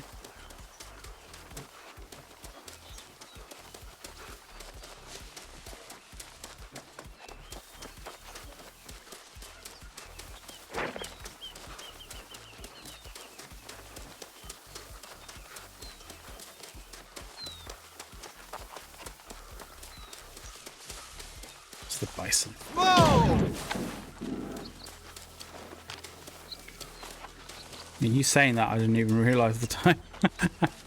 Yeah, crap.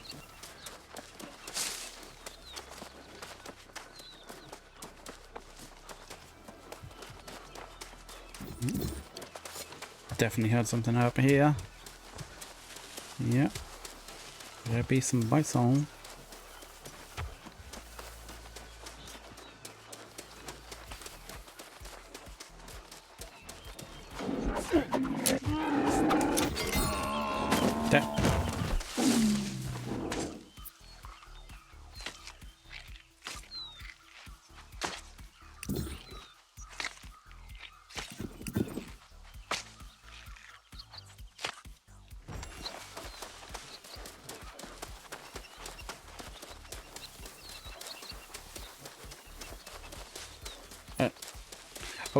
I was gonna say, Nathaniel, like, if you're at level 50 and you don't know how to check whether you're at level 50, like, how did you get to level 50?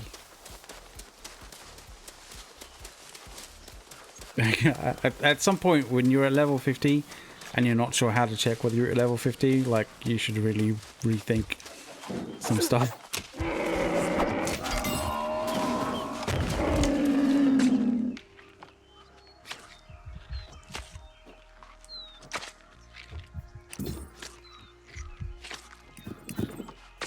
Four more bison in front of us. Or 3 more bison. Sorry. 3 bison and the one that we killed. Let's put it that way.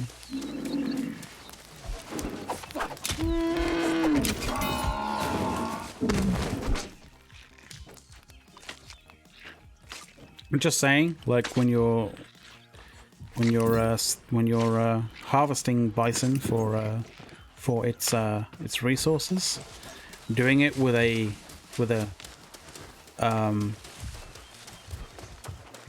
T1 tool sucks because it takes forever. Oof.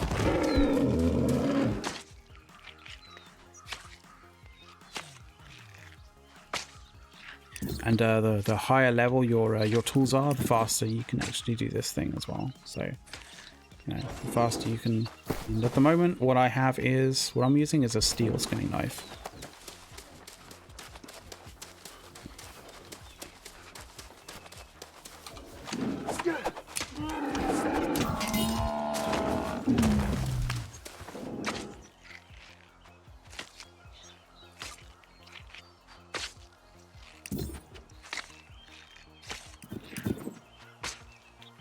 The other nice thing about this as well is, you know, you're getting some red meat out of this, and you can utilize that in cooking in order to actually make some decent, like, health buffs that us inside the New World Order show Discord have been talking about and discussing as to whether it's too powerful, not powerful enough, you know, whether you know, the differences between the different types of food that you can kind of consume in order to actually, you know, increase your hit points, like,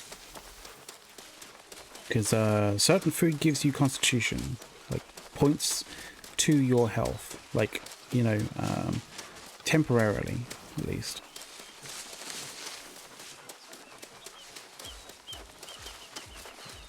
And that can be very beneficial in certain situations, especially when you're fighting other people. Having more health than them gives you an advantage. Sorry.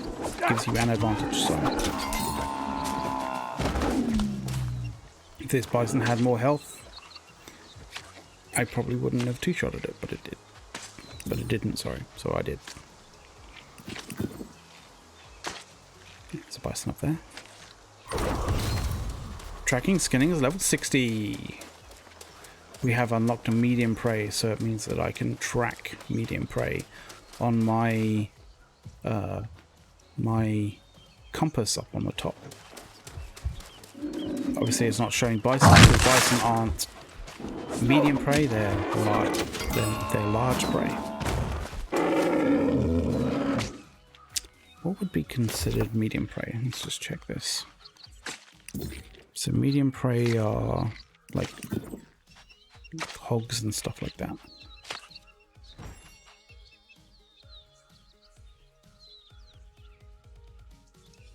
So as you see, small predator is gatherable at 0 but tracked at 200. So I have to get to 200 to be able to track, like, you know, that kind of prey, or that kind of predator.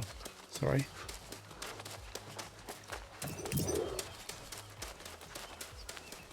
And that helps in a majority of ways, like because some of the higher level kind of materials that you need to build to craft certain things only comes from higher level predators, not prey but predators. So being able to track those predators like basically allows you to find them better, you know, in the required areas. I think they're the more northerly territories of the game. We've got almost 1,000 rawhide now, and I challenge anybody at the same level with the same set of tools to get that quickly with harvesting wolves. Let's do this last guy.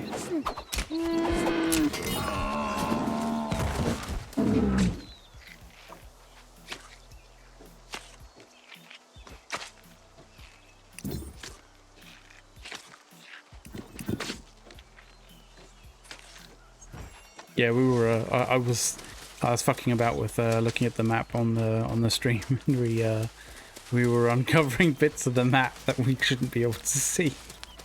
It was funny.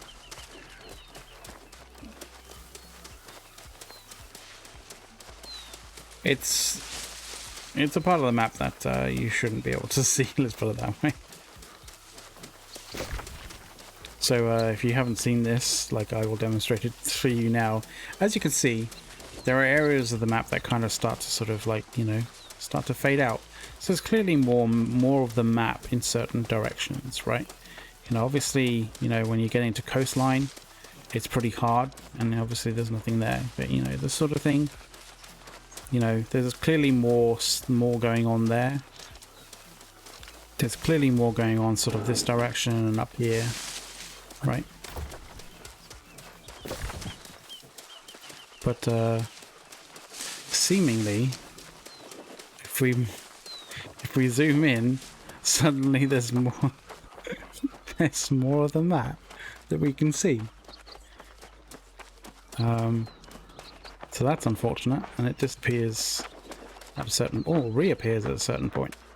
So you can see that there's definitely like bits of the map that you can kind of see more of. That shouldn't really be viewable in that regard. Bit of a whoops from AGS, never mind. But, you know, it's out in the wild now, so you can't really take it back. Sorry, boys.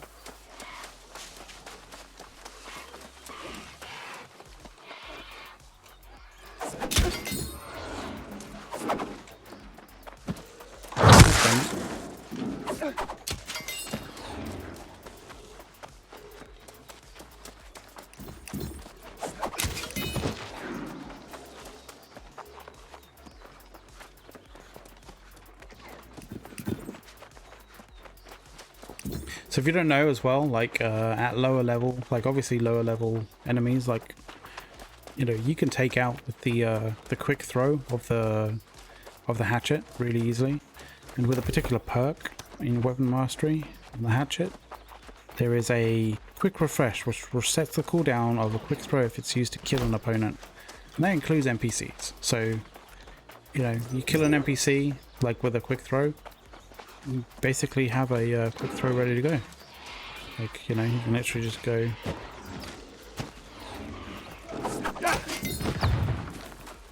And I can use it straight away.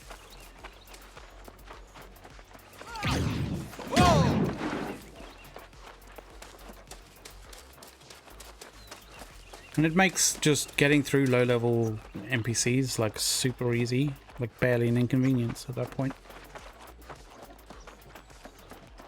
Props to any of you out there who know that reference. I know one person who might. He's operating the New World Order show account right now.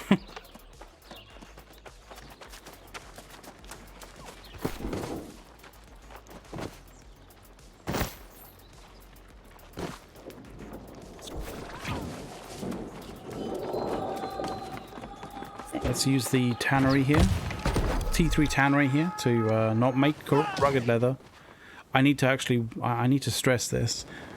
Many a time have I had a shitload of coarse leather, and I've ended up actually making, a shitload of coarse leather and made rugged leather accidentally, because as soon as I come to this point, it goes to the highest level that you can create.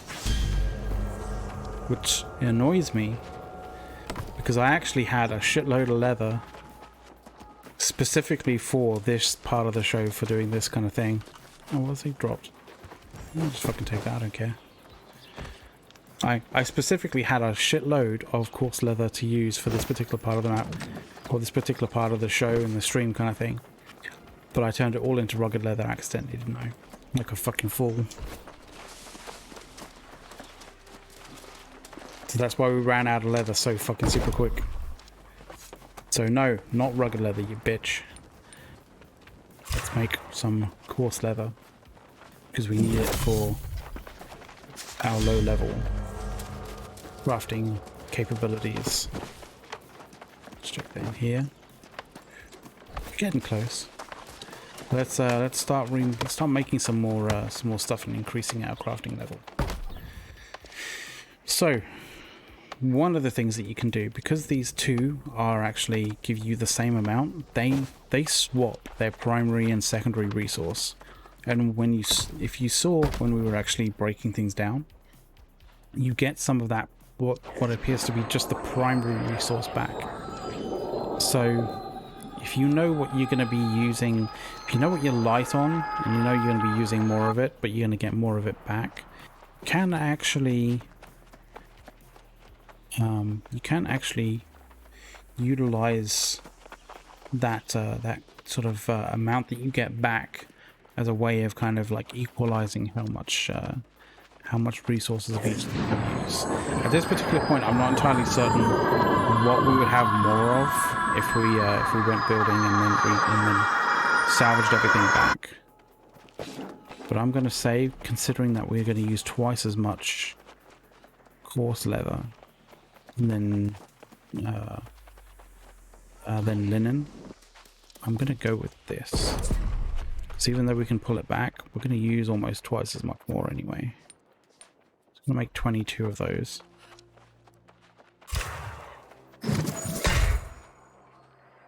And see where our crafting level gets us. So we're obviously past 20. We get unlocks at 21, which we're going to hit. Definitely going to hit.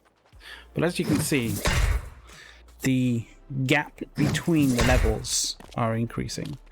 Because even though we're getting the same amount, it doesn't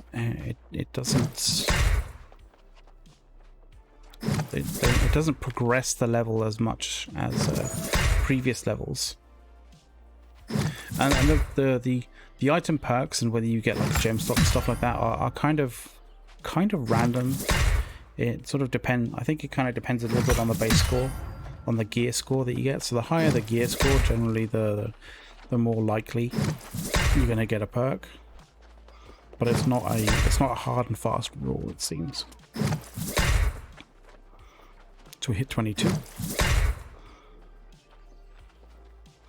And as you can see, if you looked at what we had, like this sort of yellow kind of bar that denotes kind of like gear score, this 200 to 300 is denoting gear score, right? So 209 gear score, it's there.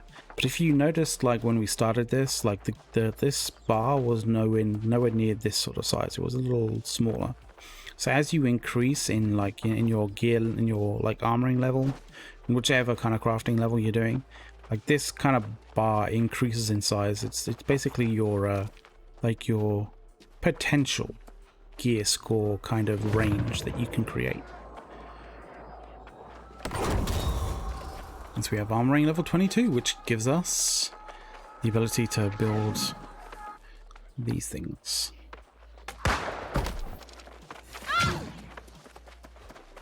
So we're not on tier 2 anymore. We can go to tier 3 if we want to. actual fact, it says, like, you know, you can't craft that you can craft it, but you can't craft those other things. And that's only because we don't have materials for that. So let's break all of these down. Control S, of course, to do it fast.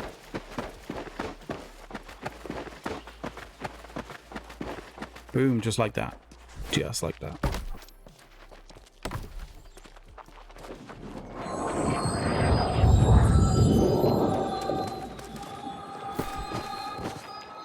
So we have 134. So what are we low on? We're low on linen. Not that, we're kind of low on linen and quartz leather to some degree. We still got loads of iron ingots, which is great.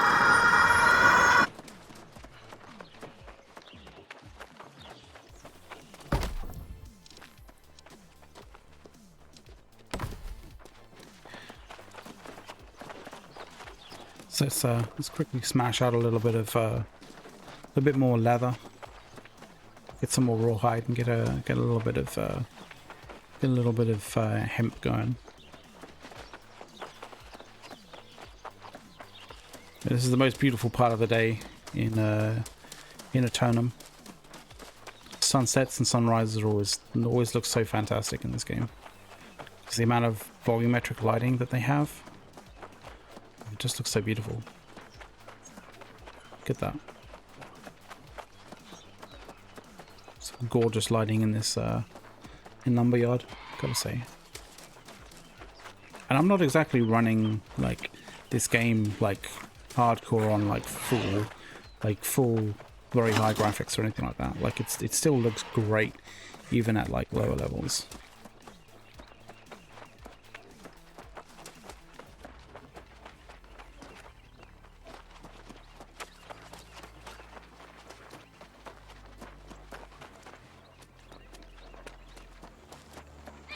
Quick throw. Oh, I don't actually have anything.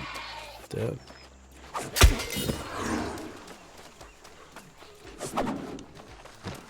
Oh, that actually reached. Huh.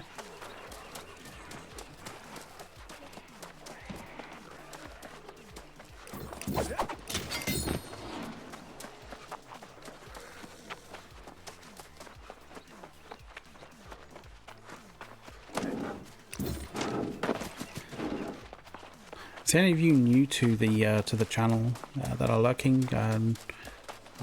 We do have a giveaway going, and it is actually for New World merchandise, and it is merchandise that you cannot buy, cannot get from Amazon. If you want to know the details to that, like definitely hit the exclamation point giveaway in the chat to get some information. I think it's the Stream Elements bot. We'll serve you some information as to what the giveaway is and the particulars to that. You can enter it by buying tickets. The points required for buying those tickets you can get by just by chilling, watching the stream, chilling with us, following and doing some other different things. Like following basically gives you the prerequisites to buy a ticket straight away, and I'd highly recommend that.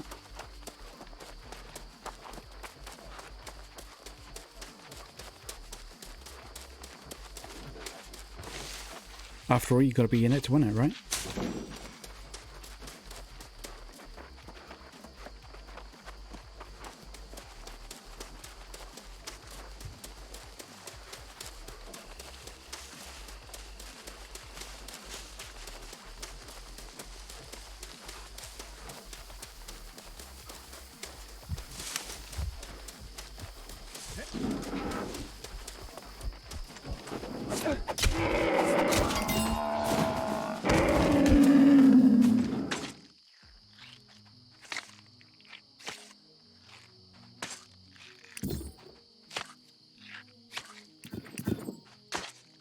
We run out of tunes?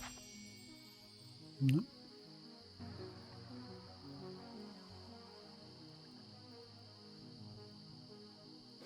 We're good. Okay.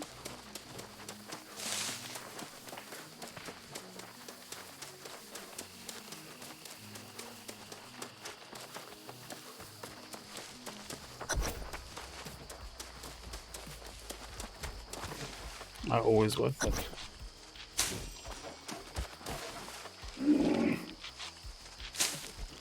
I'll get to you. Yeah.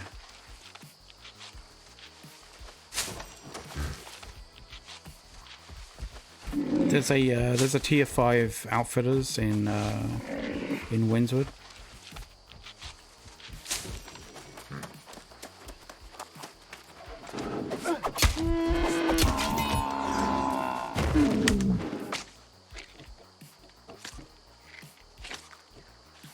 Nice thing about Windswood as well is it has a couple of the tier 3 refining stations as well. I think the Loom and the Tannery is tier 3.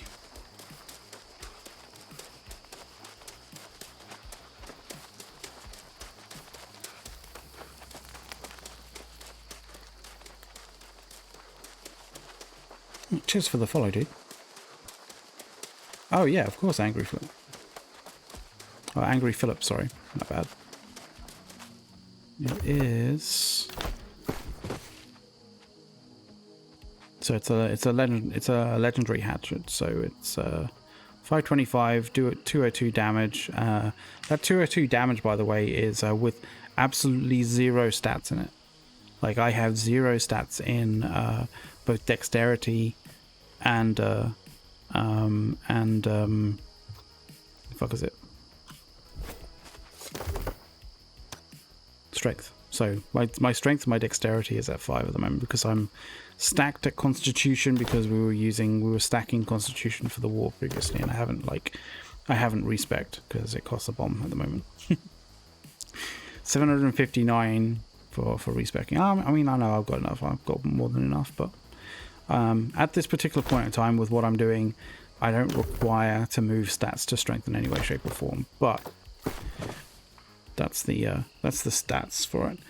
Empty gem slot, which is fantastic. Angry Earthbane, durable, and Abyssal 2. It is a bind on pickup, so I can't exactly give this to anybody.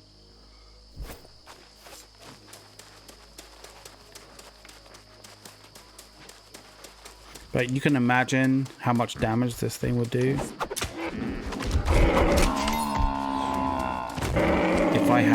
If I was stacked in the relevant areas in terms of attribute points.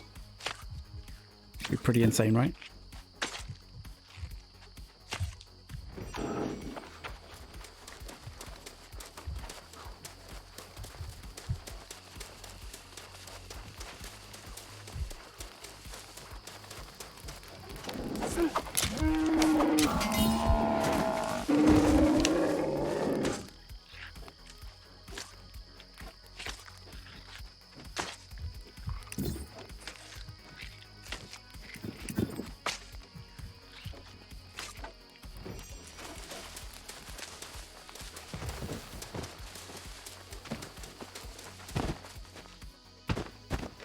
This bison finished doing what the fuck it's doing. That could have been embarrassing. I almost missed that guy. The way he moved. Cheers for the follow, dude. And you guys following, like, you should jump on the giveaway. Like, there's a New World merch giveaway, and your follow basically gives you 200 points, which is enough to give you enough to get you a ticket into the giveaway. So you guys should exclamation point ticket space 1 to get into the that giveaway. You can buy up to 10 tickets, by the way. Oh, hey Nathaniel.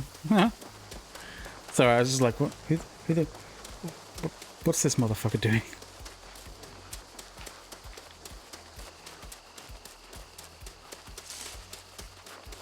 Oh shit.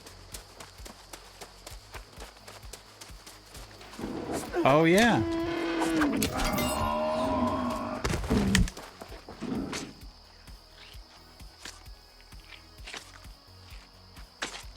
Oh, okay, I'll need to come over and check that out.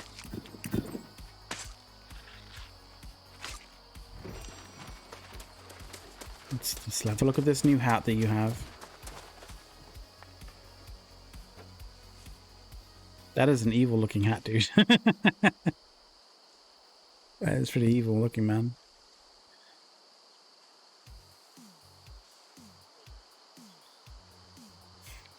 It is pretty fucking sick. Interesting. That is actually really cool. Yeah. Fucking awesome, man.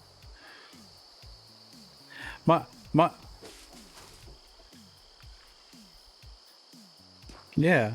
The issue I have with my helmet at the moment is if you check my guy, right? Helmet, fair enough, right? Take my helmet off. Yeah, it shaved me.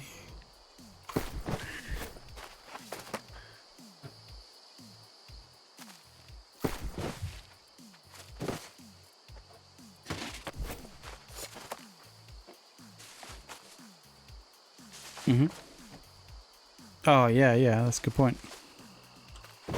You like it? It's like it's kind of difficult, yeah. New fucking hat looks cool though, dude. Like, damn. Kind of has that. It almost has a kind of like Venom-esque sort of feel to it, right?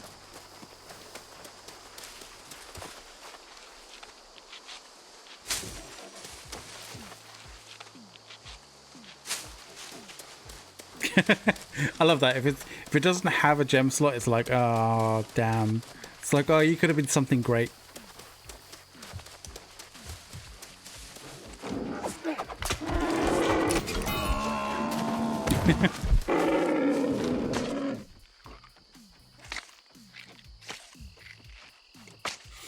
Yeah, guys, when you get high level gear, like it's strangely enough, it's all about the gem slot, because gem slots are actually really, really important. And so when you get like an amazing thing, but it doesn't have a gem slot, oh, it's nice, but it's so disappointing. There's a definite feels bad man kind of situation.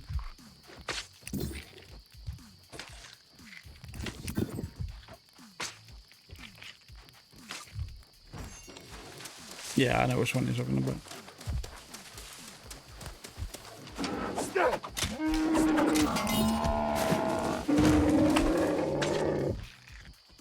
See, one of the things that I'm kind of like, I was thinking is like, you know, like as a higher level dude at 41, like I shouldn't really be doing, like taking on, like killing bison as easily and as, you know, meticulously as I am.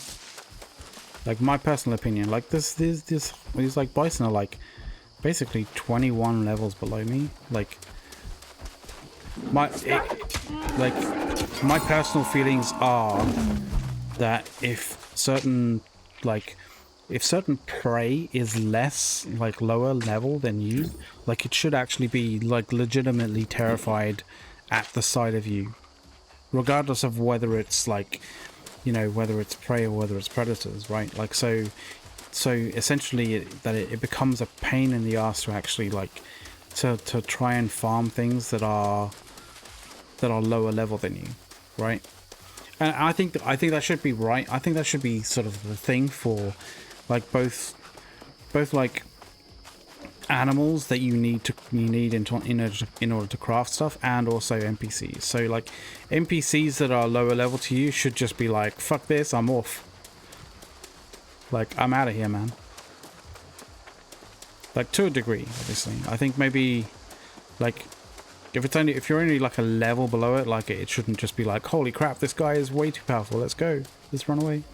Well, like I think if you're hitting like 10 levels like difference, like in terms of lower, oh, that's definitely the wrong button. There we go. Like if you're hitting like 10 levels, like in terms of like the NPCs that you're like, you know, like farming or killing or whatever, like whether it's ancients, whether it's lost, whether it's fucking pirates, or all kind of like that kind of shit, right? Like I kind of feel like if you're at a certain level above it, it should just be like, fuck this, I'm not dealing with this motherfucker. I don't know about how you guys feel out there about it, but like I kind of feel like that would also open up the sort of like open up areas of for newer players to be able to farm, whereas like it actually ends up being a pain in the ass for higher levels to actually to fight. Obviously, in the situation, in certain situations, it's more, you know, it would be more difficult for that to happen. Like those bison, like taking them out in 2 shots. There's not exactly that much that they can do.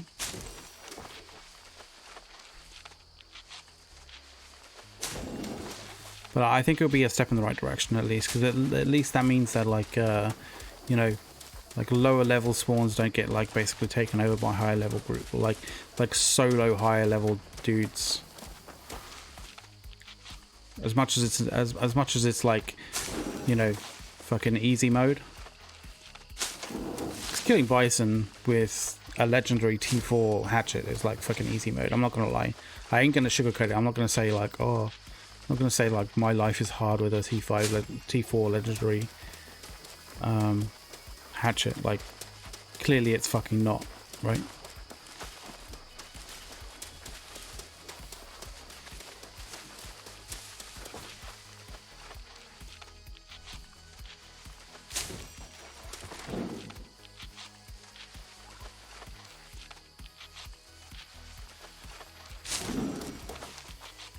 Just Nathaniel, just call me Magic McCloud with that T5, without that legendary drop.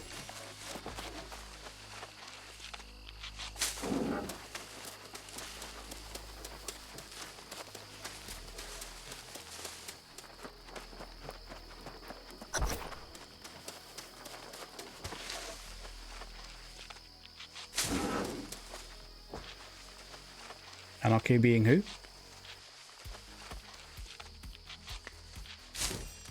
Oh, right, okay, yeah.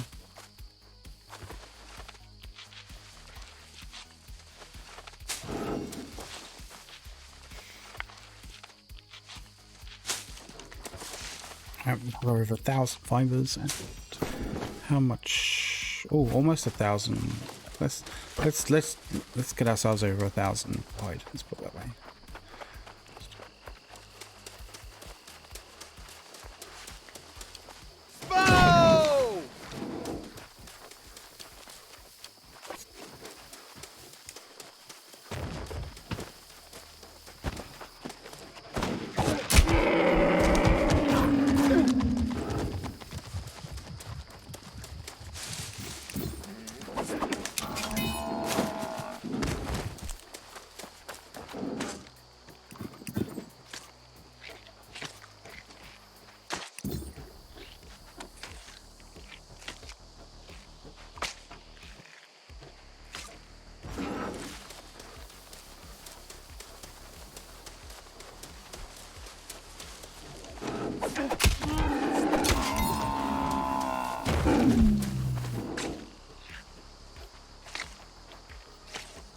What level of faction are you talking about, though?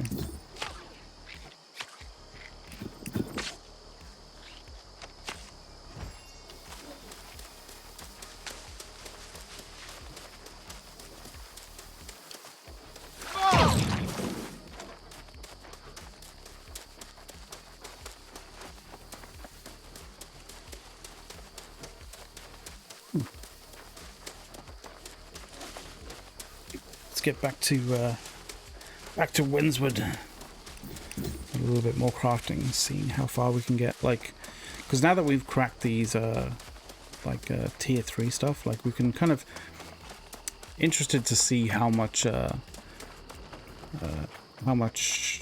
experience that gives us.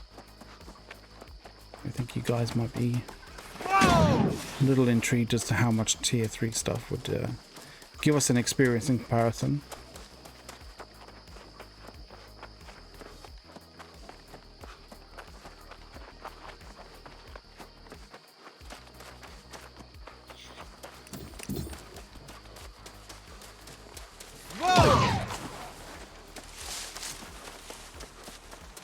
So if any of you have any ideas as to like how you would like to see the speed of light perk kind of changed or kind of balanced or rebalanced, like, if you have thoughts in chat, like I'd love to hear it. I have my own unique kind of thoughts on it, obviously.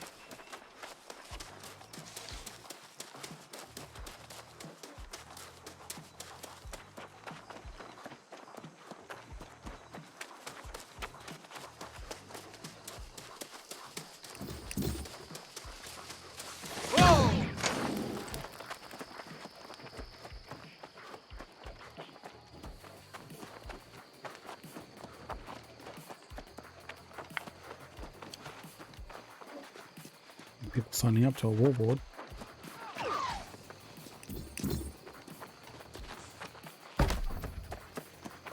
Syndicate versus Marauders. Ooh, interesting.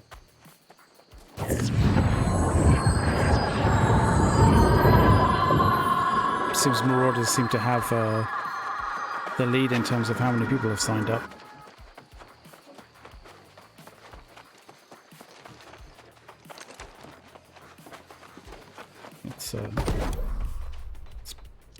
No, not rugged leather, motherfucker. Let's do coarse leather. 174 coarse leather. Ooh, we got a bonus of 6. That's nice. Let's make some linen out of fibers here. Go from 269.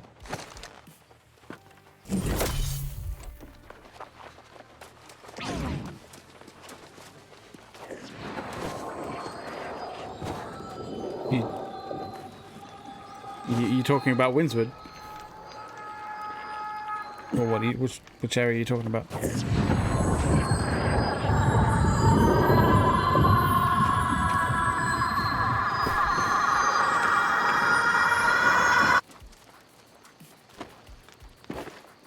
We've got a bunch of other things like, well, that's just spare fiber because you need like certain, you need a certain amount of fiber in order to actually make like a, you know, one bit of linen sort of thing.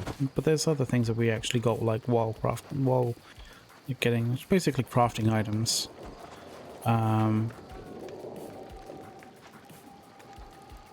They're essentially to allow you to craft things that have bonuses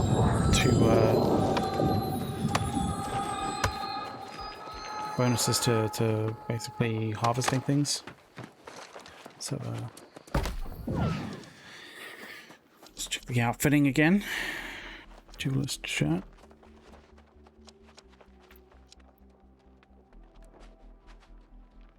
So as you can see, like, we can construct those, but we can't construct these ones higher because we need a higher armoring level in order to actually do these.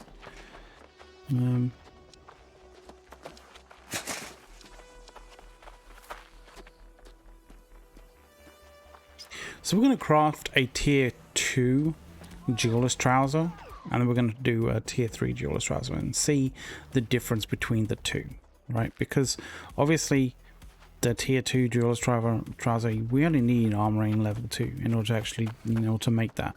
But we need armoring level 22 to make the other one. So it kind of makes sense that there's going to be a difference in like amount of skill that we may actually get from both of those. So let's do that experiment.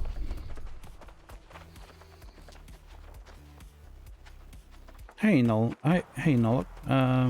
Yeah, I'm liking it. Like, I mean, I've been playing this game like longer than you guys may realize.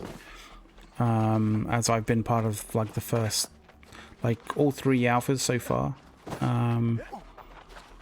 as well as the density test. So to some degree, I could probably clock my amount of hours playing this game in its various different forms to about 2,000, like probably over 2,000 hours. But at this particular point, I like the game. You know, there's a reason why I played 2,000 hours is because I like the game, not because like I'm a hardcore gamer who needs to smash stuff out. Like, obviously, you know, it's what, day 6 and I'm only at armoring level 22. So I mean, it's progressed. There's obviously an NDA covering the previous alphas, so kind of like the level of detail and stuff that I can talk about, like how the game's progressed, is very limited in that regard. But it's definitely improved in its development. It's definitely improved. You know, and I think like a year of development in terms of like the actual content in the game is going to do it the world of good.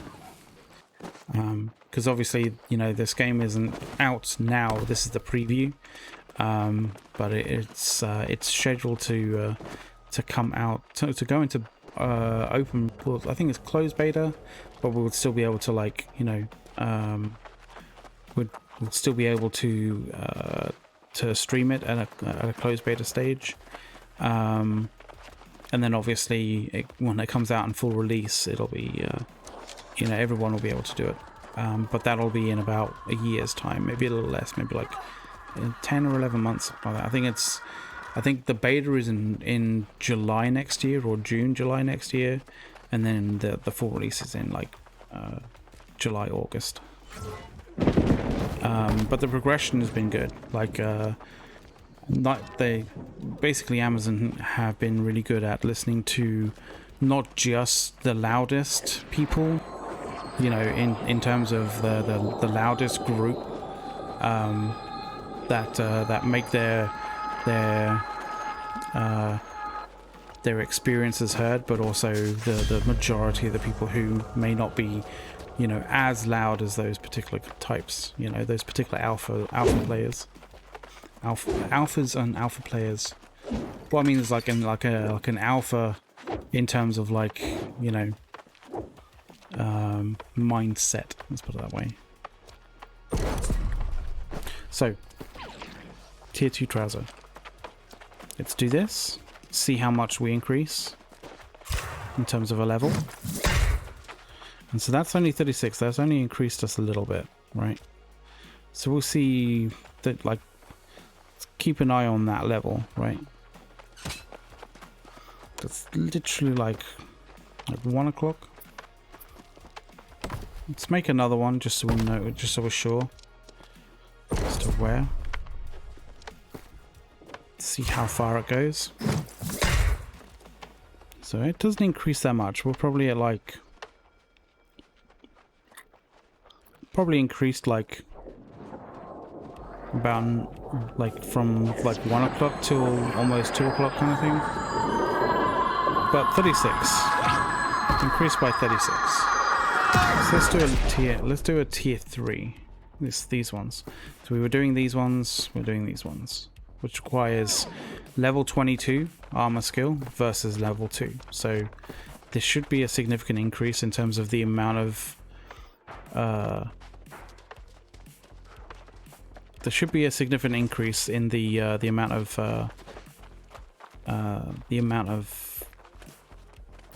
experience that we get in our armoring level. So let's do that. That's 360.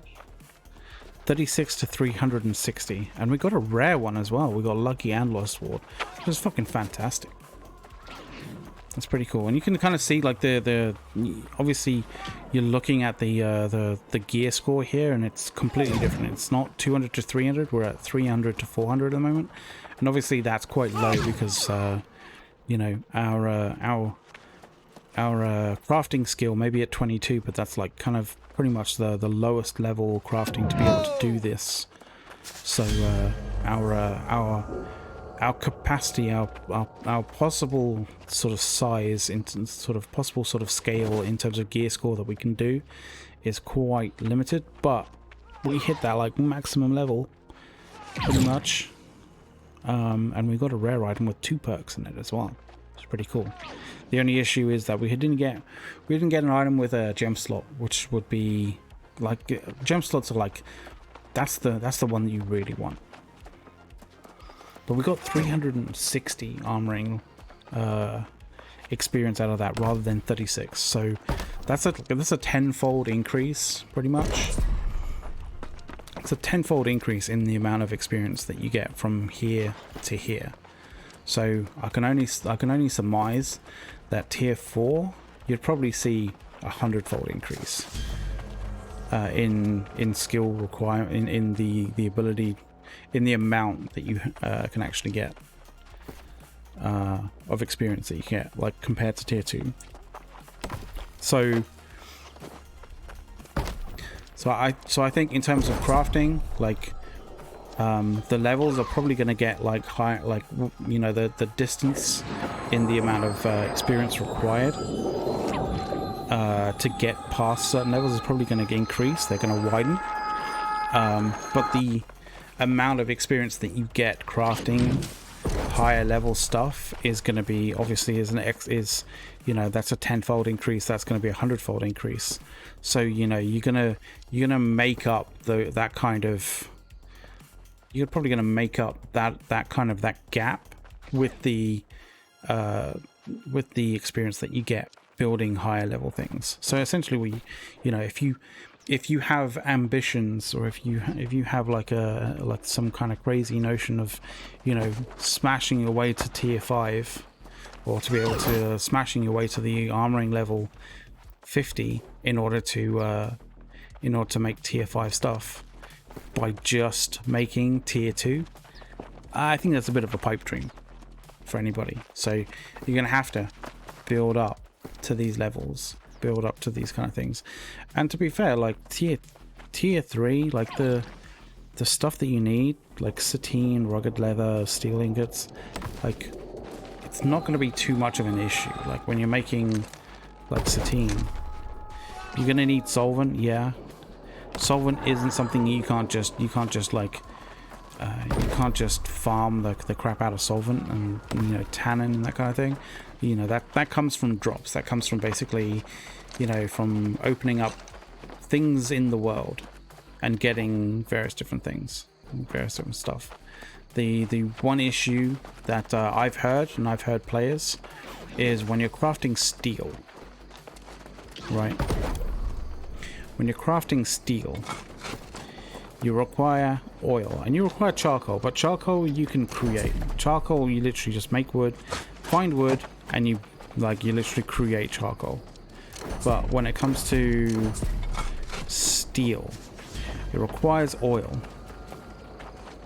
And from what we've looked at on the map, there's not that many locations that you can get steel from. And I believe that a lot of people are actually, like, you know, sitting on those. Let's take a look at those. Let's take a look at that map again, and we'll see what we're talking about. So it's this is the map that we were looking at earlier on in the stream. And it's a really cool map. Props to the guy who made it, Atto. You're a fucking legend, man, for creating this. This is infinitely useful for a lot of people in a lot of different ways. So if we look at the different types of material that you can get, right? Like iron veins, you know, looking for seeping stone oil, right? If we turn this off, there is not that many places. There's a little bit of seeping stone down in that area, like literally just 2, right? And when you look at New World, right, and you look at the map in New World, right, obviously there's color codings over this and stuff. It'd be good if we could actually remove the coloring from the map. That would be fantastic, because if we look at the resource locations, right, it's got a color code, right, and marshes should have oil, right?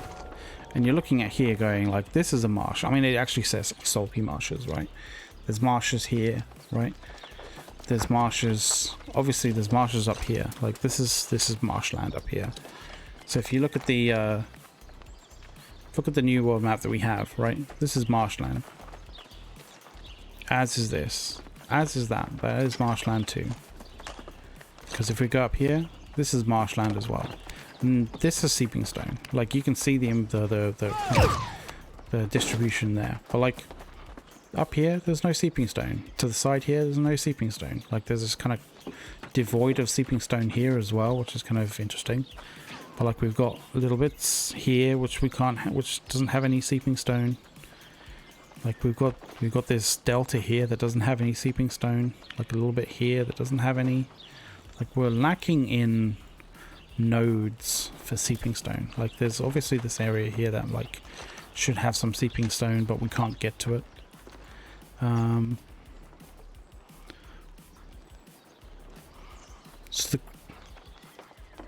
So the thing is, there's literally just like there's two little locations there, and there's like a bunch here, which like people are sitting on in terms of, you know, gaining resources in order to build steel. So there is a lack of, basically a lack of oil for creating steel. So a lot of people, what a lot of people are actually resorting to is like, you know, basically salvaging stuff. So, you know, coming in here, this 143 steel I didn't get from finding oil and creating it out of, you know, out of iron. That 143 that I have is literally from breaking down stuff. I might keep those sateen trousers because they're pretty, like, I like lucky one. Let's put it that way. I like the lucky traits. But we can salvage this. There's obviously, we can see, salvaging this item will turn 1 to 4 linen and 3 repair parts. But when you do it with like, when you do it to stuff like tier 3 stuff, like you can get steel out of it, which is quite important.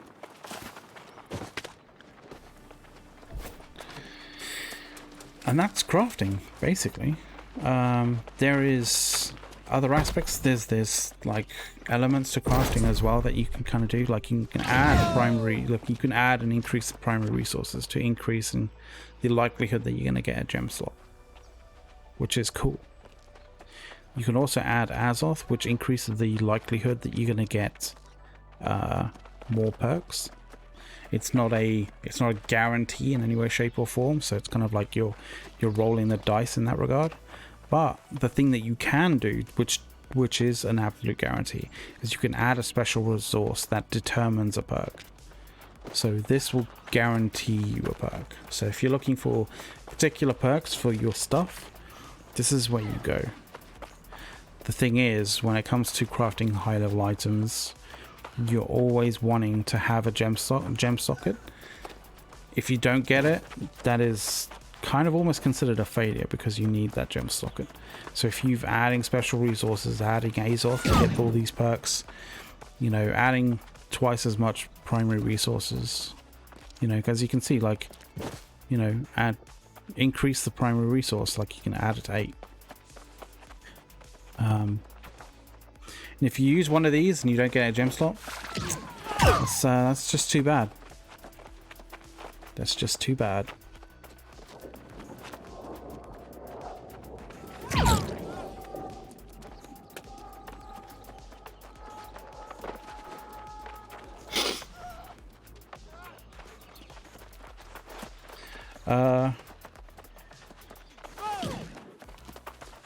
So iFruitini, it's if you're still in the channel, iFruitini, like you're a little late, but like you can still play, you can still get a feel to the game enough for you to actually like really get a good idea as to whether you want to keep that pre-order going. Especially because we're at day 6 of 11, so like you got another 5 days, and like I've gotten to level 41, you know, in like basically 5-6 days. The next level you're gonna get an extra bag slot, so take this. So I wouldn't say you're too late to the party. You'll still get a good incentive, a good idea as to like whether you're gonna like this game or not. I think you probably will. Like, it's a pretty solid game. But thank you, Nathaniel, in chat for hooking up.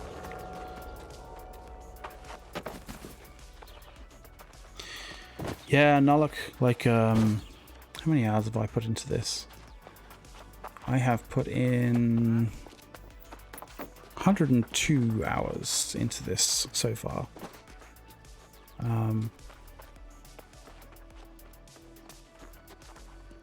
You know, I'm at 41.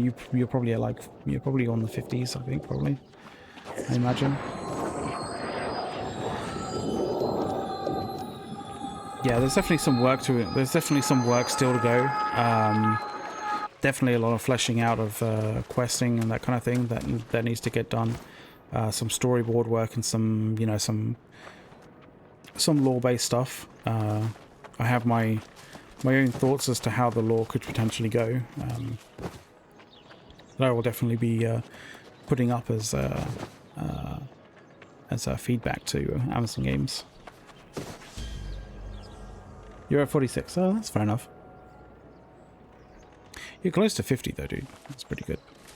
You're closer than me for sure. Those Jaws trousers, lol. But in terms of playing this game from the previous alphas, I'll show you how I can how I determine how many hours I've had playing this game.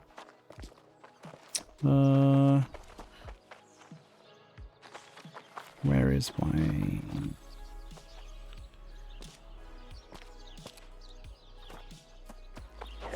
ShareX folder? Screenshots. There we go. I think it was on. It was probably earlier than that, actually.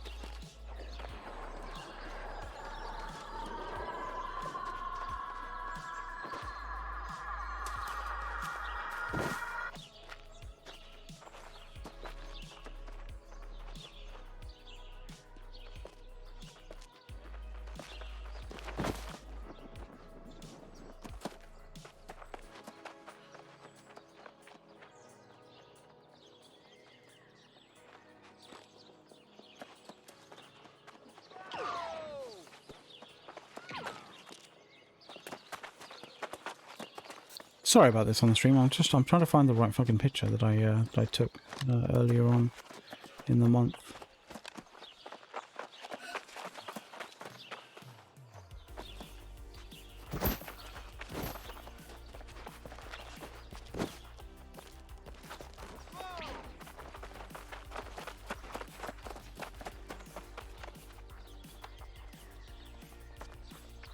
Fuck is it?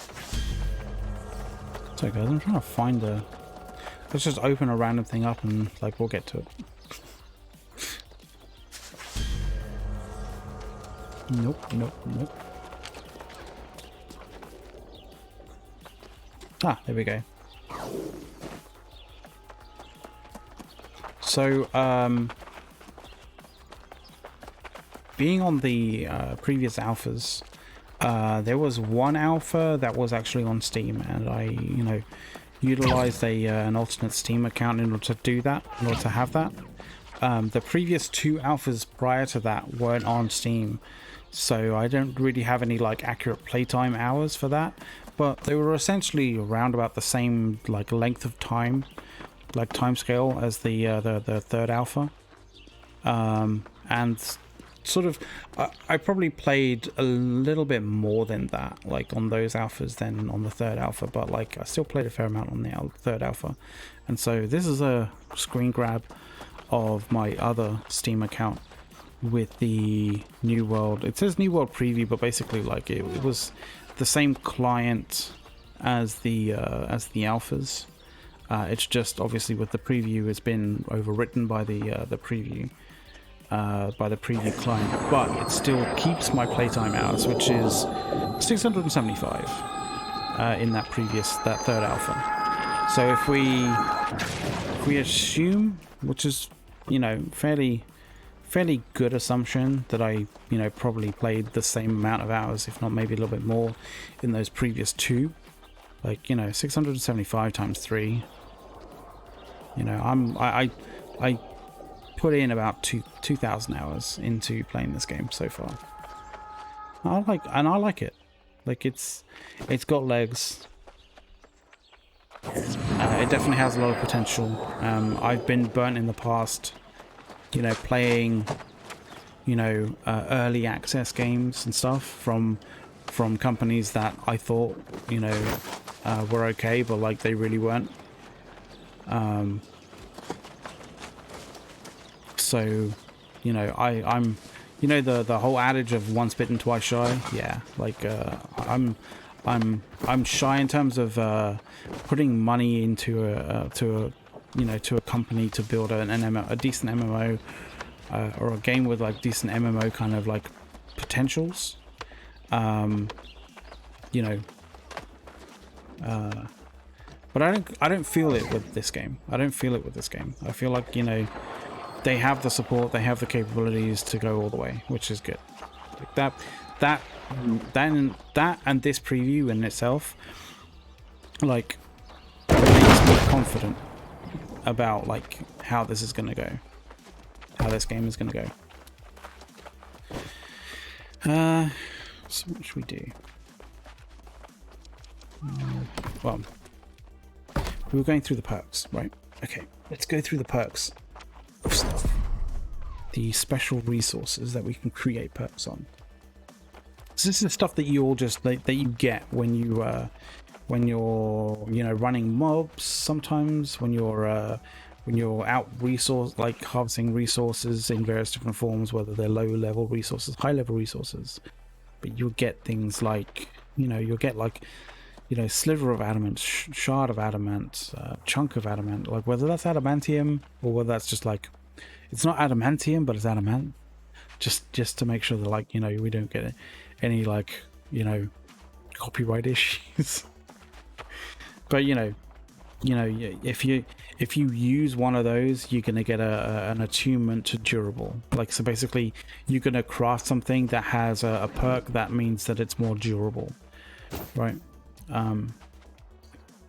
You know, these drop of ancient essences will give you, like, you'll basically you'll get a perk that basically means that your armor will be have a specific defense against magic. You know, same for these things like steel arcanist charms, like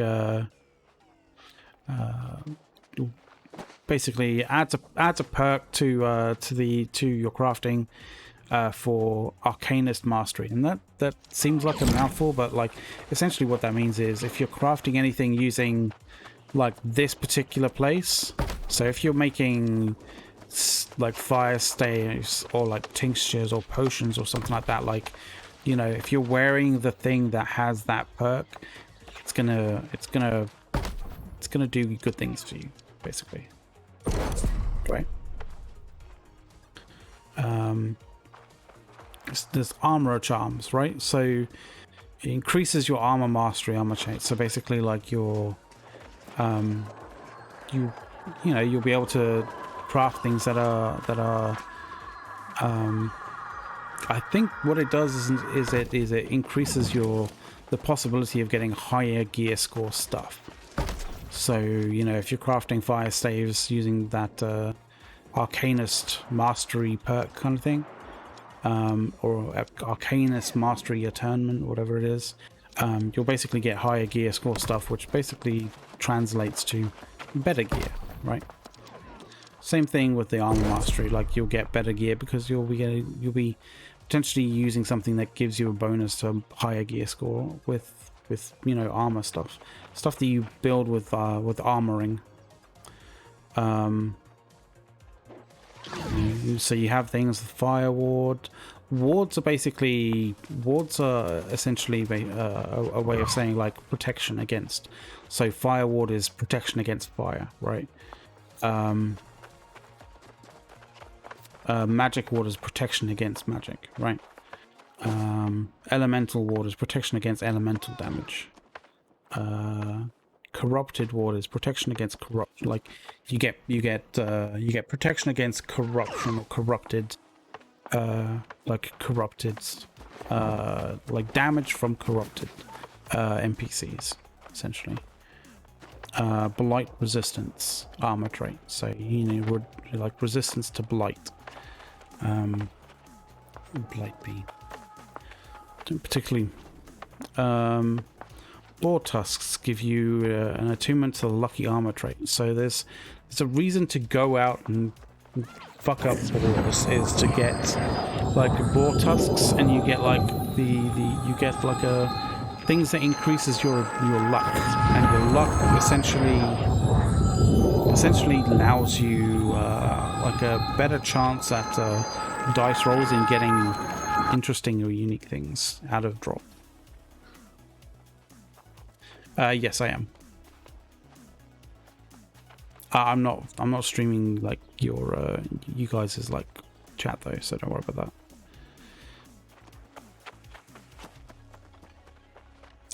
that. So there's a whole massive variety of things, right?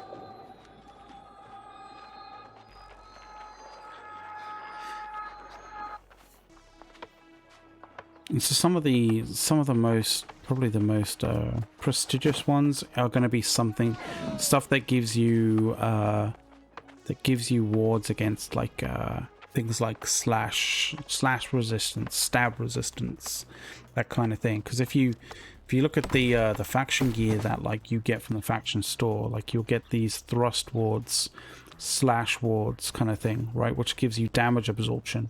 So that's wards that aren't just against NPCs, but it's also against PvP, like against players in PvP. So you'll get like, so essentially you'll want to find and use those resources on high level resources. So bestial wards, ancient wards, weaponsmithing, master armory, weaver's luck, extra pockets, lightning ward, changes to skinner's luck and skinning yield armor traits. So those sorts of things basically increase your chance at like basically getting, you know, when you're harvesting stuff. Woodwind, skinner's luck, woodworking, physical ward armor trait. So that's the riveting steel mail, riveting star metal mail, riveting orichalca mail. Like that's something that you would add to making high level PvP gear, right? Because it gives you a strong it gives you it gives you a strong likelihood of getting a perk that is basically protecting you against physical damage, right? Leatherworking, miner's luck, leatherworker's luck, logger's luck.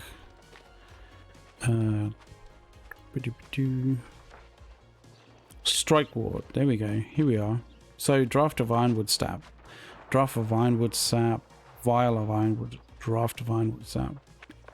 Those ones. So you're seeing their strike ward. So that's a type of, basically a type of attack that is basically going to be protecting you from. That's very much of PvP sort of.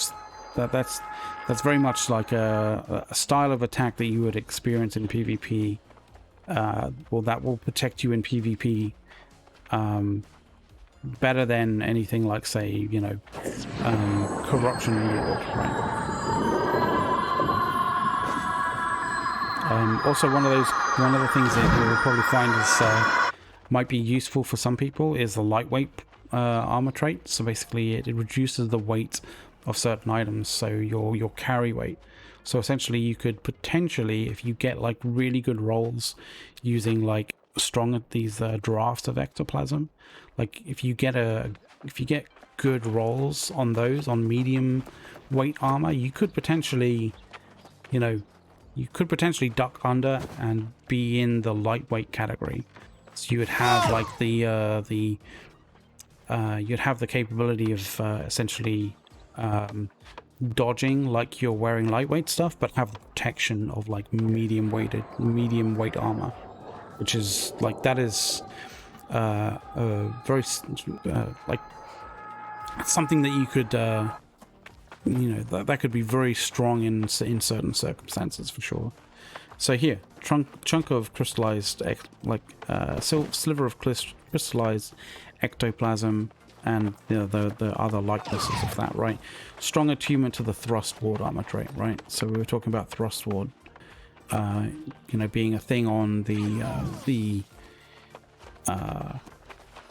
what is it? The faction gear, right? And so the sliver of crystallized Azoth is slash ward armor traits. So it'll give you resistance to slash, to basically people attacking you with slash ward, like slashes of things. So essentially, like, think of it as slash wards are like protection against people using light attacks on you. So, you know, you can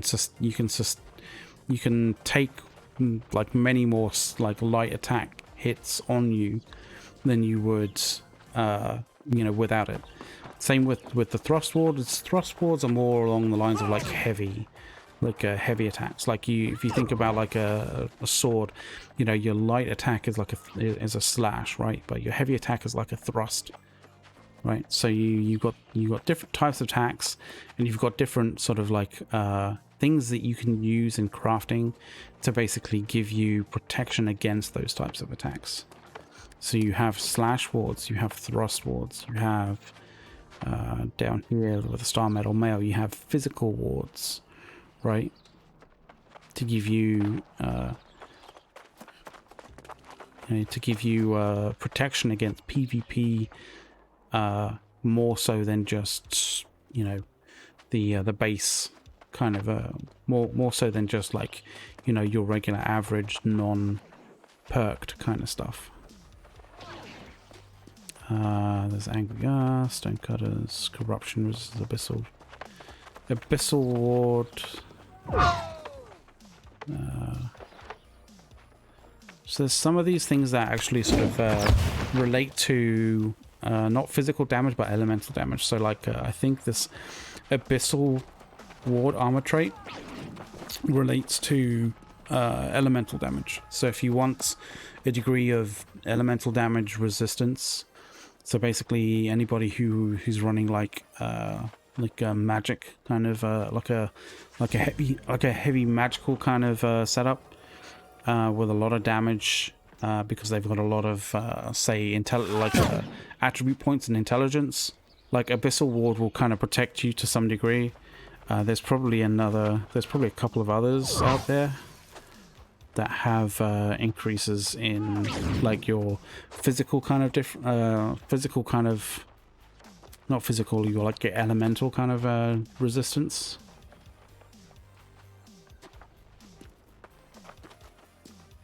There you go. There's also there's another thing. It's like a drop of Azoth oil is a elemental ward armor trait, so that basically increases your elemental resistances.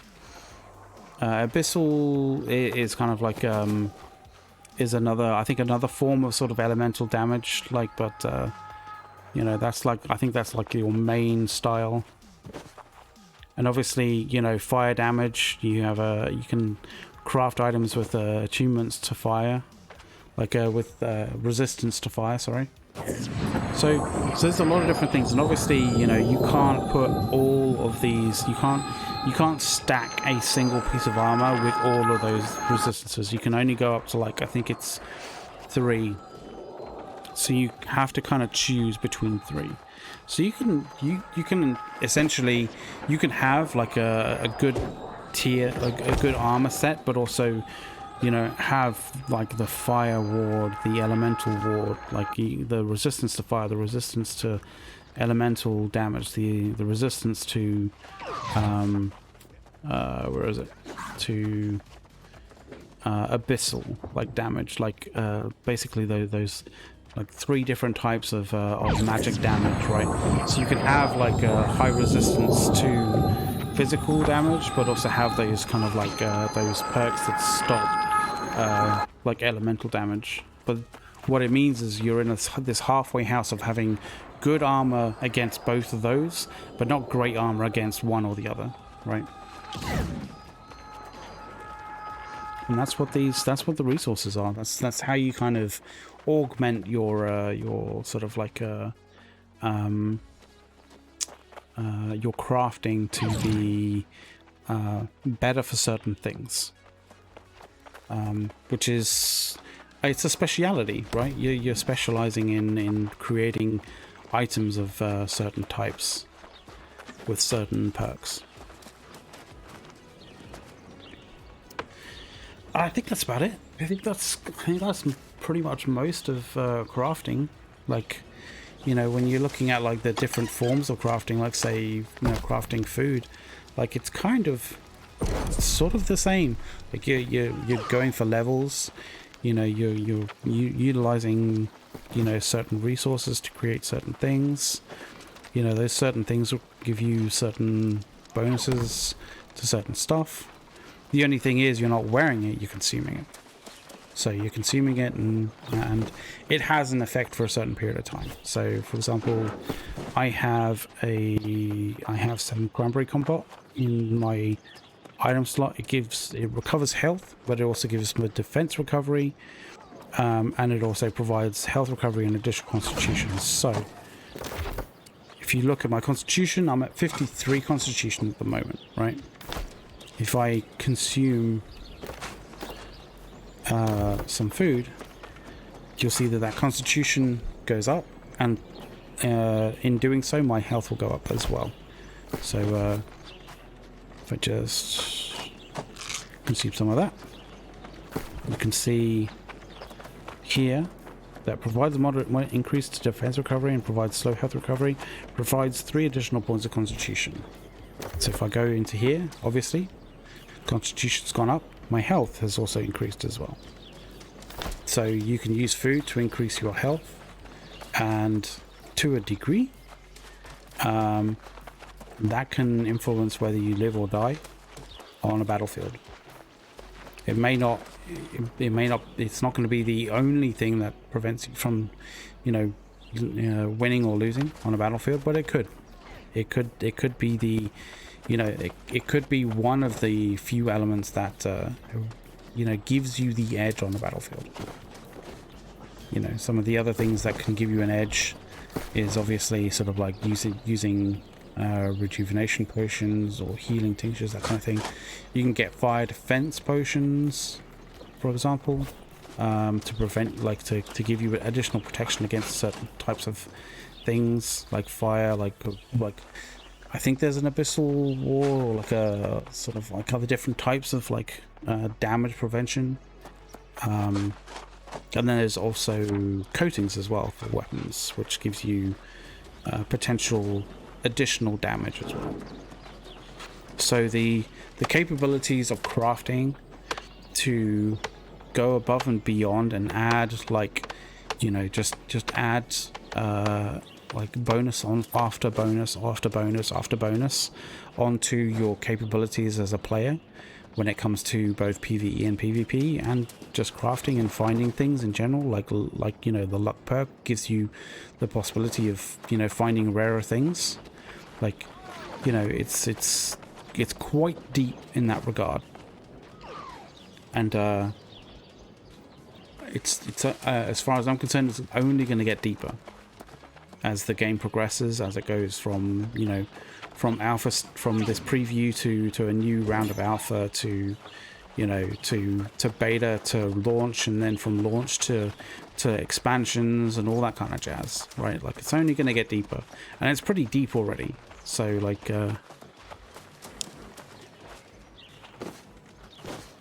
so there's a lot of potential for this game. There's also obviously the potential for a lot of issues with balance, but you know, as is always the case when it comes to a game that is you know, that is meant for long longevity and you know, a lot of support, you know, in that sort of lengthy lifetime. But yeah, that's kind of that's crafting pretty much in New World. I'm going to get a drink, so we're going to go to Be Right Back screen, and I will be back in like say 5-10 minutes. I might get like a little bite to eat as it's past 9 in the evening here. But we'll come back and we'll go and do something kind of cool. We might go do some PvP. You never know. We definitely have the money, and we have the we definitely have the money, and we definitely have the repair parts for it. So who knows?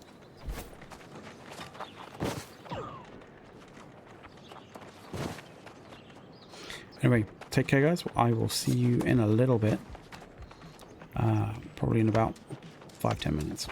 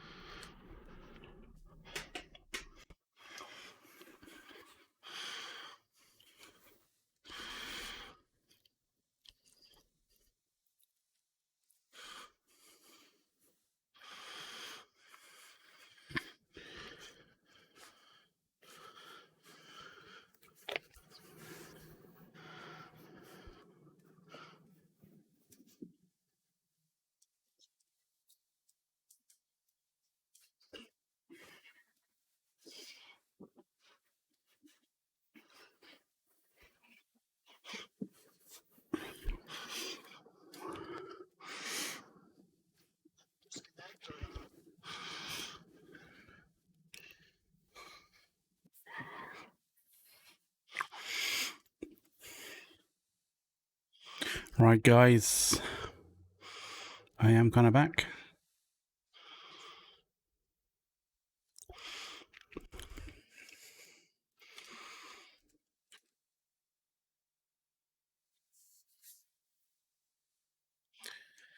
Yikes.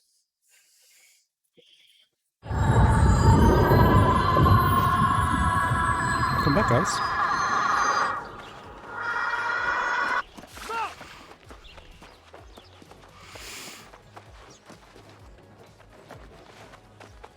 What's a T5 shield?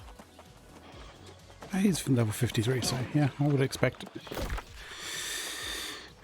So what should we do? What shall we do? Let's see.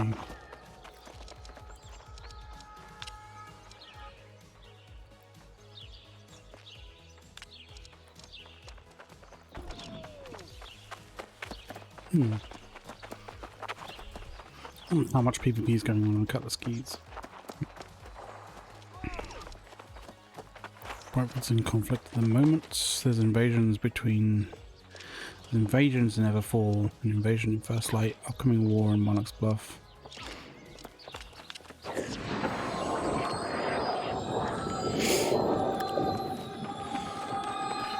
And that's between those dudes. How long is that until?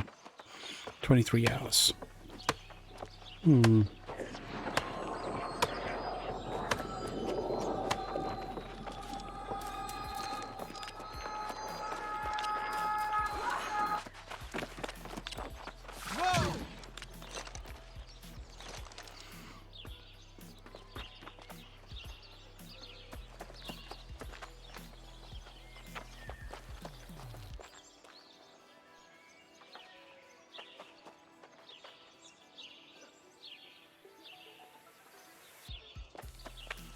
So that's in conflict at the moment between...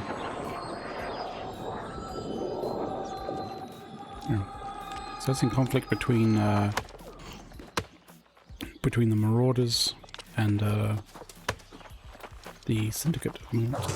Just, okay. We're getting some headway in Mourningvale. No, I don't want to do that. I'm gonna check out Cutlass Keys. I'm not sure how many people are there. Whether we can get some PvP going on.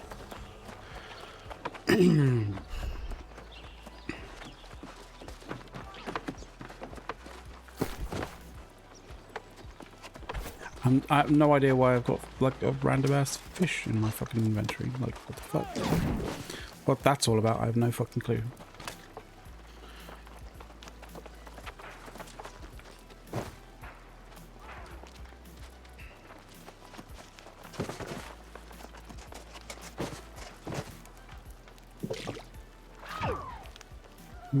Okay, use these level 3s.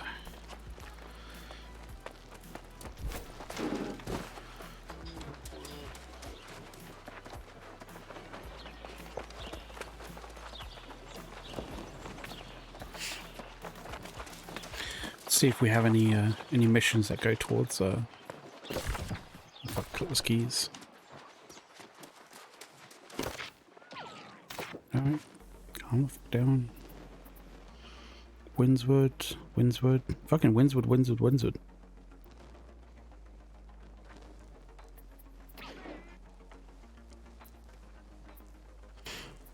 Nope, that'll be a no. We do need faction points at some point, like in order to get our like other gear for our tier 5 gear at some point. But being that we're only at 41 at the moment, we've got lots of time to do that.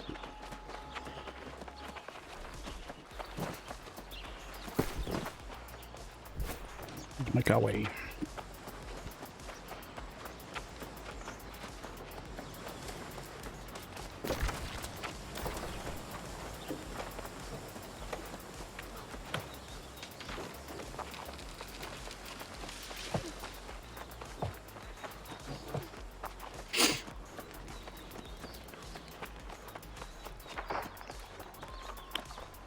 Sorry? Sorry, what was that? I don't think so. What? Is there an invasion going on right now, or like what?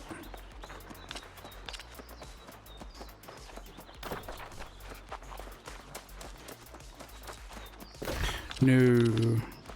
That invasion is... When the fuck is that invasion? That invasion isn't like an entire like 24 hours time, like just shy of 24 hours. Nope, it's in 23 hours and so however many minutes.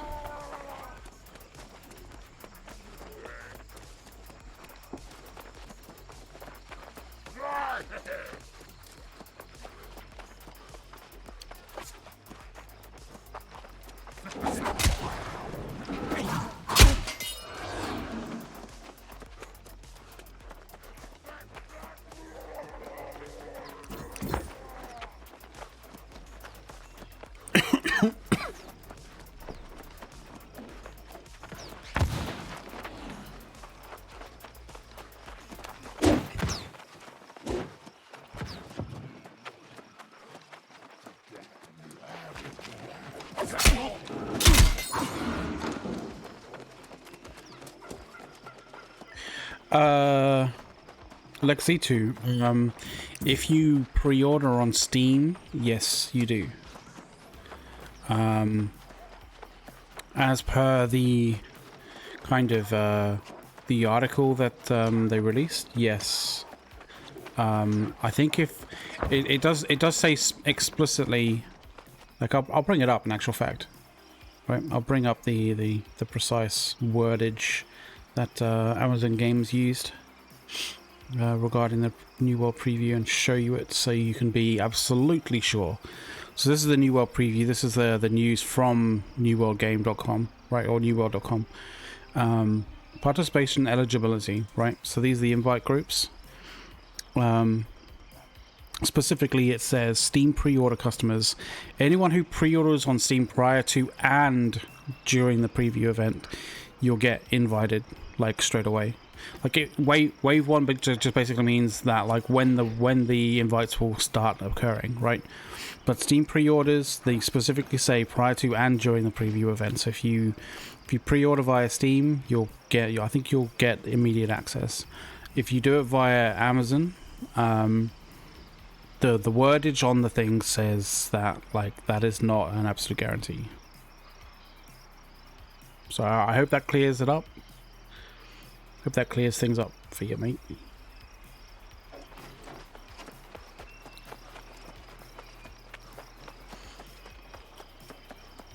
Hey, no worries, bro. No worries. I hope to see you in Eternum.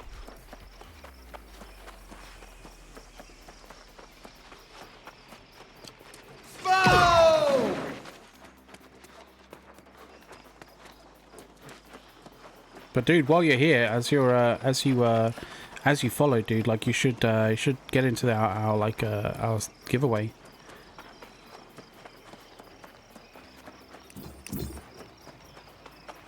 Oh yeah, totally, dude. I can totally put that in chat.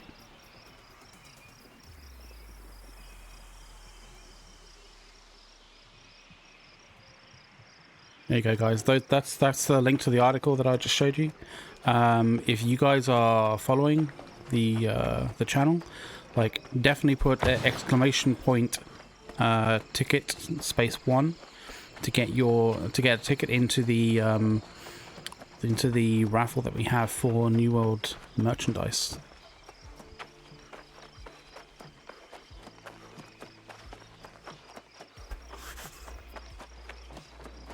Because we're giving away merchandise that you can't actually get. You can actually buy on Amazon. Like, it's literally stuff that you cannot get.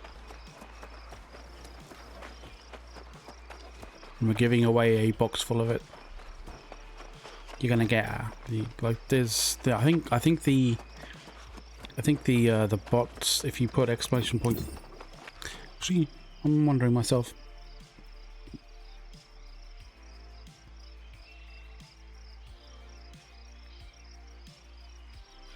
I know our Streamlabs is like, you know, doing every so often is putting things in to chats with 2 links. One link to like the information, and second link to the actual like I think it's like a picture.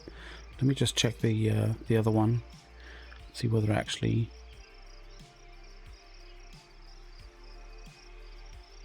It doesn't have a link, so apologies for that one.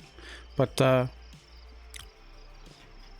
you stick around, the bot will basically will every so often just spit out a thing about the giveaway, and that will contain 2 links: a link to the more information and a link to the image with the with what we're giving away.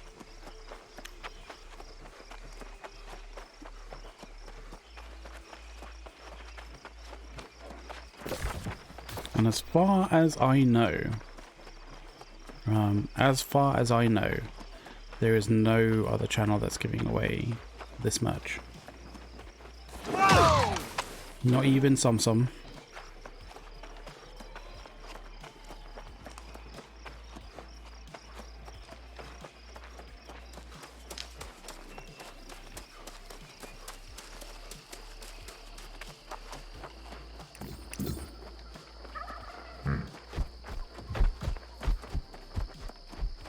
And it's and to be fair, this giveaway is only really like possible because of Amazon Games support. So I'd like to thank Amazon for that.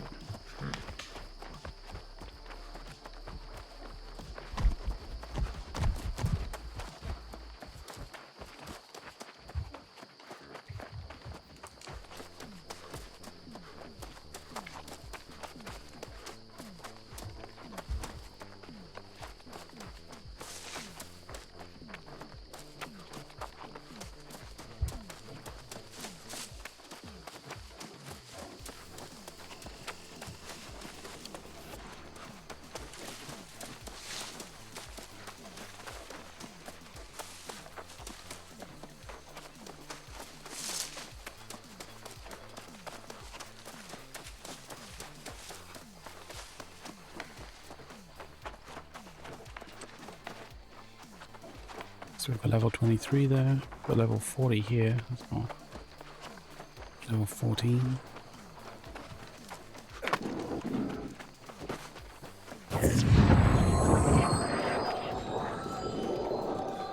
That's unfortunate. It's fucking away.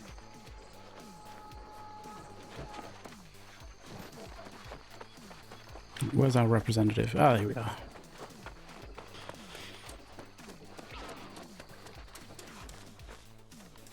Amazon's Lord of the Rings is like in actual fact is that particular thing is not actually being like developed specifically by Amazon Games. It's being done in partnership with Amazon Games, but I think that's slowly progressing. I don't know what the I don't think there's that much news you know regarding it, so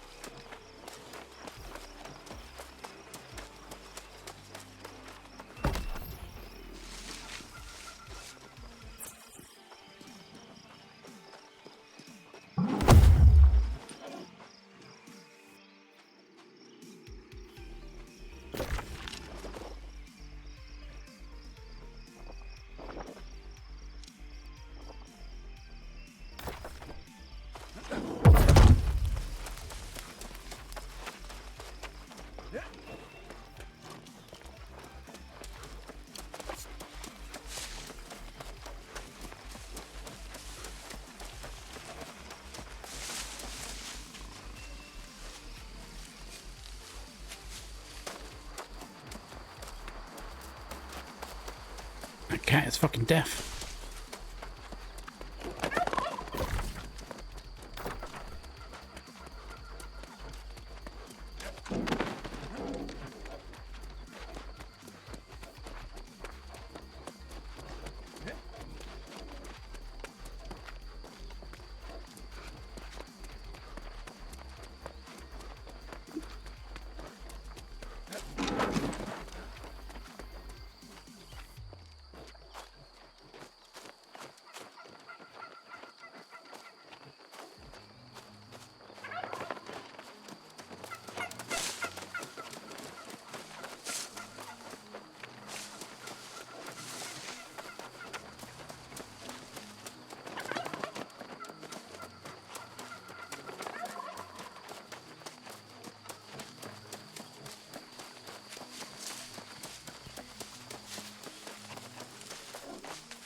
Actually, kind of need a little bit more viewage of the world. PvP.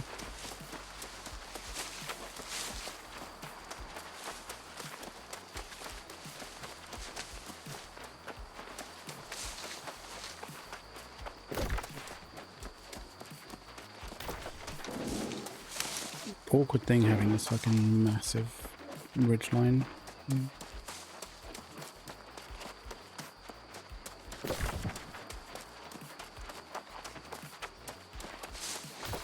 I literally have no way of getting over it. Oh, fuck you. I have to go back the other way? That sucks.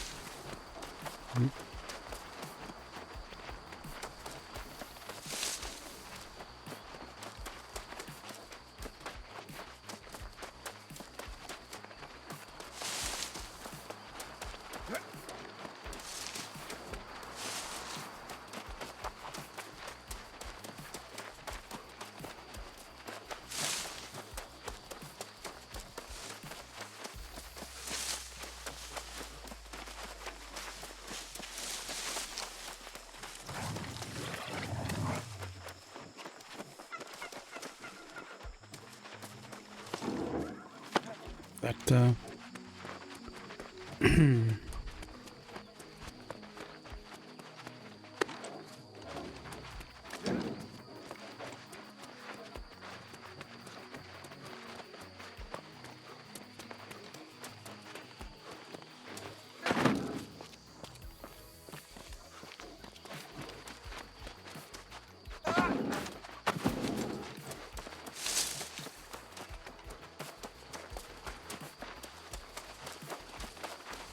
see where the fuck this puma is and whether it's actually as deaf as it still is. I don't see him around.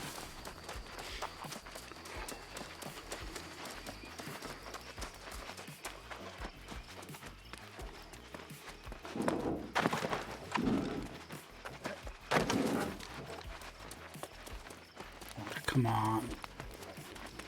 You passed.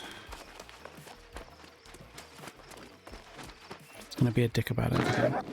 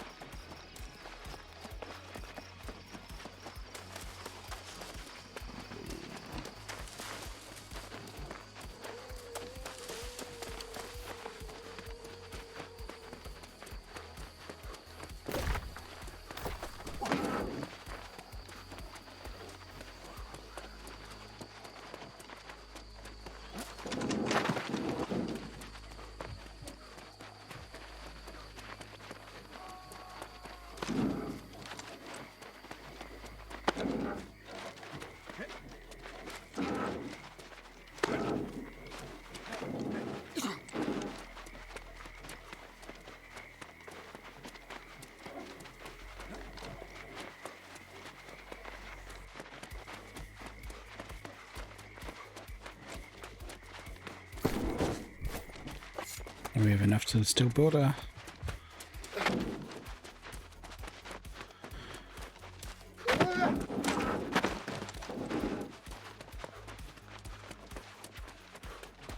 I'm just working my way around, not trying to be super casual about things.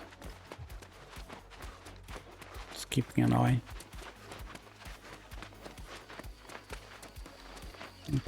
I'll probably put one of those. Pop some food.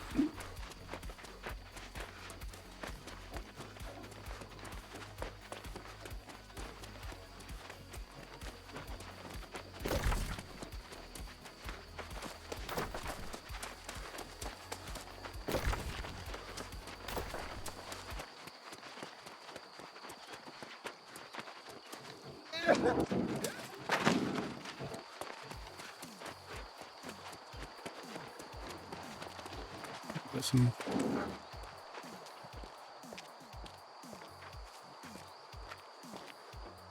really little.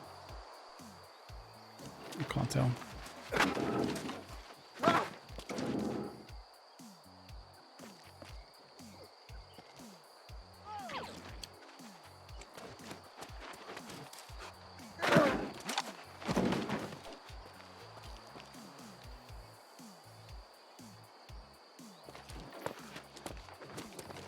I mean, 2-on-1 is kind of like a little bit of an awkward one. All right.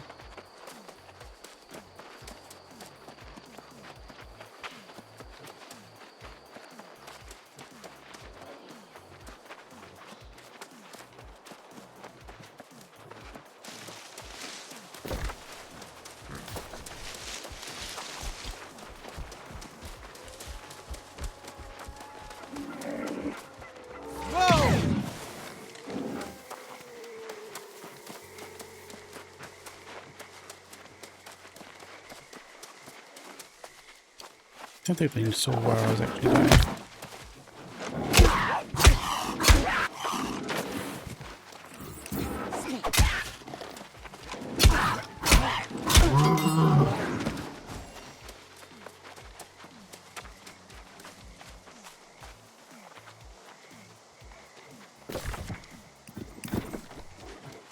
You do need to go across.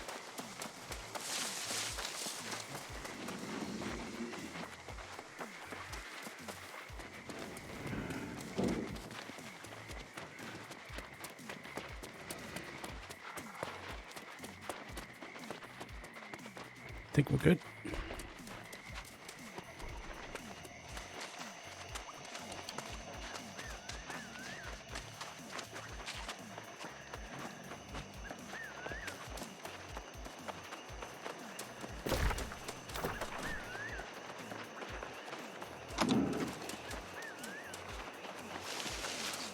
Swing left off the road.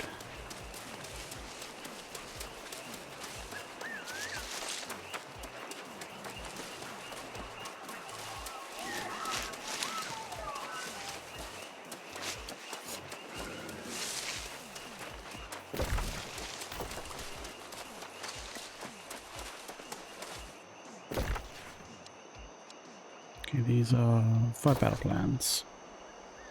These are chests.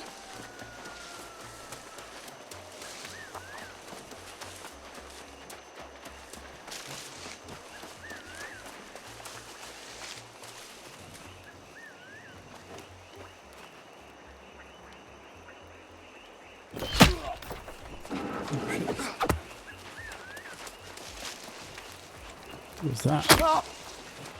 Oh, what's this dude? Okay.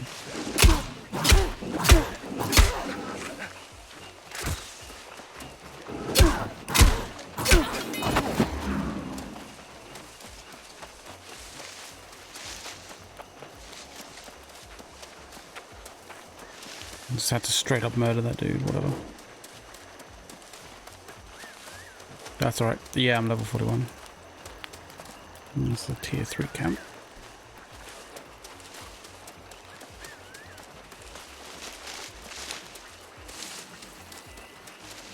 I'm not exactly sure who's tier 3 camp, but we'll see what we'll see. And leopard there, yeah.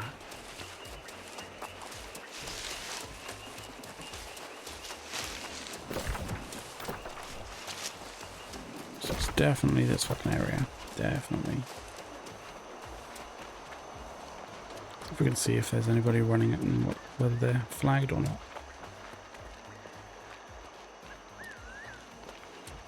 There is a guy there.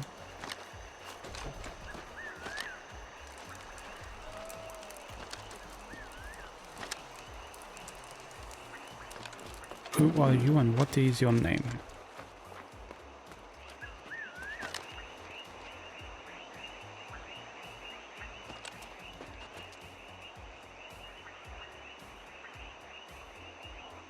Seriously? Okay. Genuinely looking like he was acting erratic like a fucking player. But alright, whatever. Let's fuck this dude up.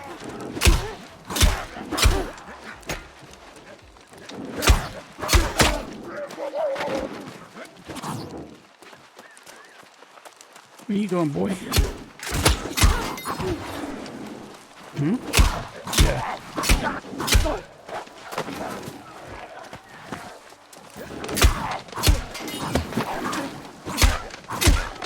Nope, nope. Can do that.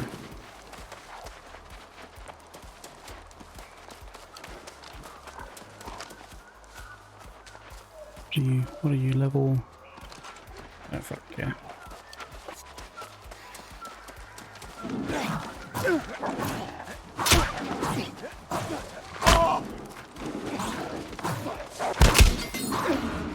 Ah. With this zoom, it's kind of slightly difficult to actually...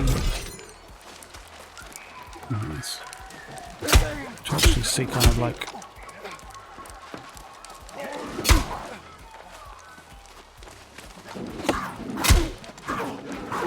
What the fuck are you doing that?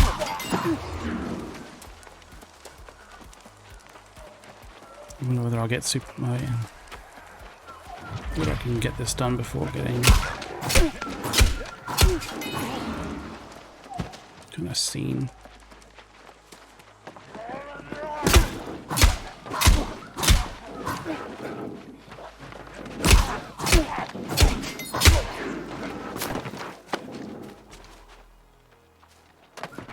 There's a guy running a PvP mission here.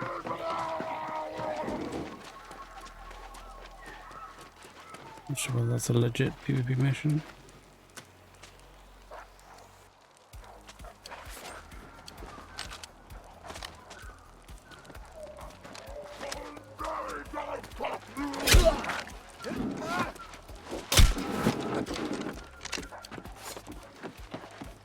That's fucking annoying.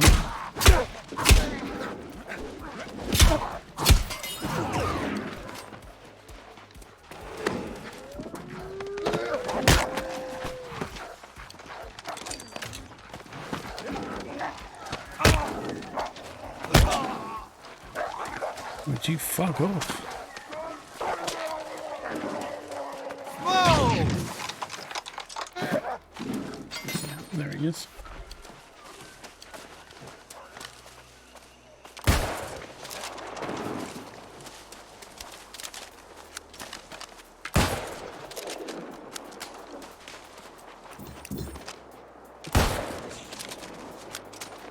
Mm-hmm.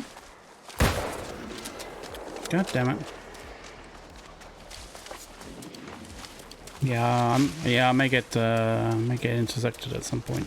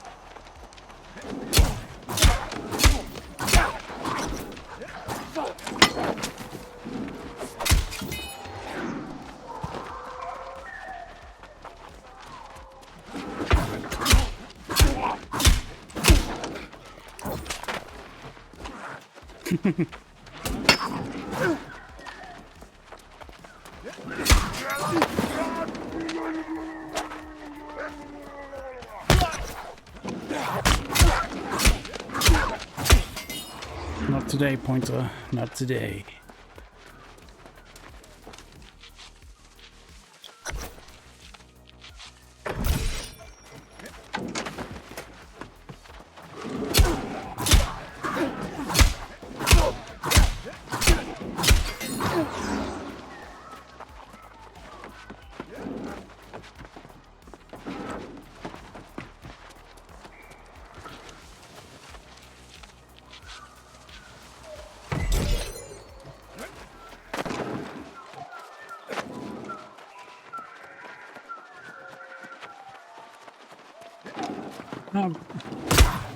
Bit of PvP, bit of PvE based PvP, but you know.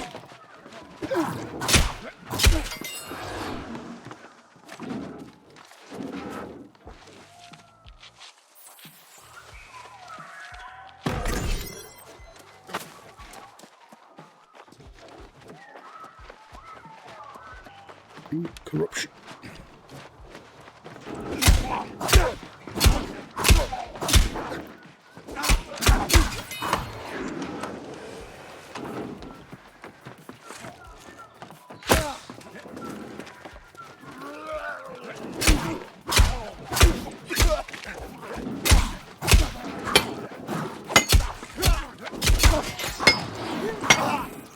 You're about pissing me off.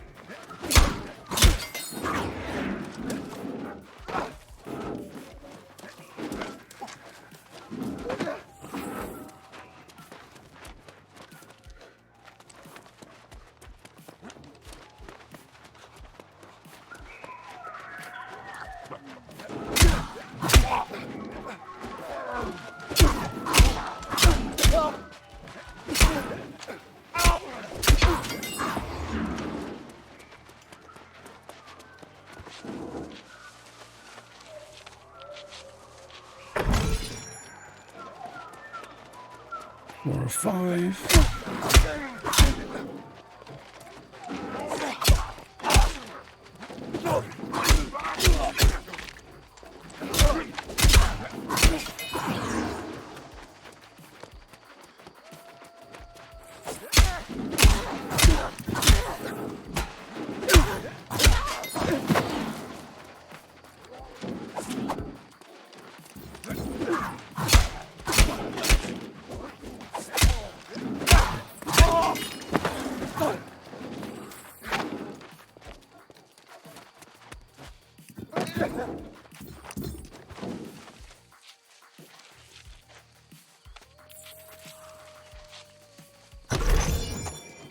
My 5th.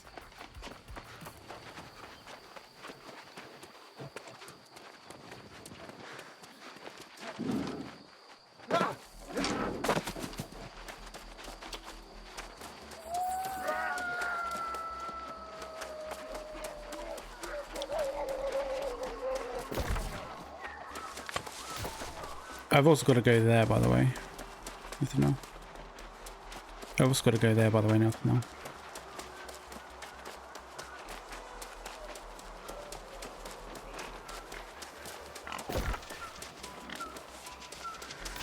Yeah, in some way, shape or form. Not quite sure how though.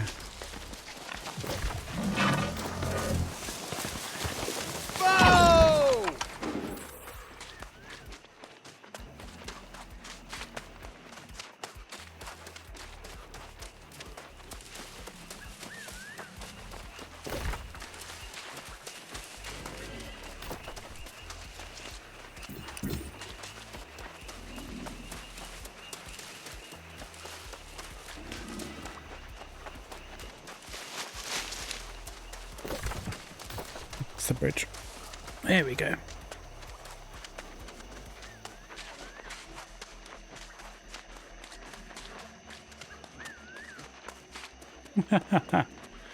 Ah, shit, alright.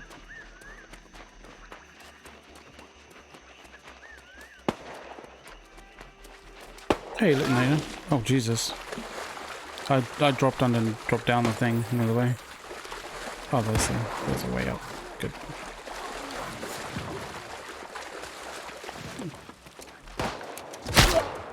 Oh, shit. Is that?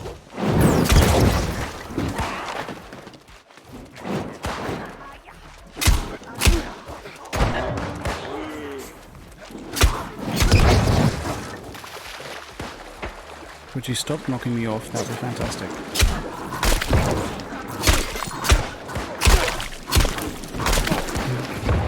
Literally trying to PvP through like slats in the fucking wood.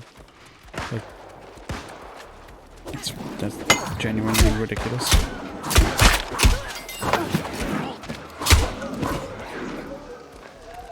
Alright, done.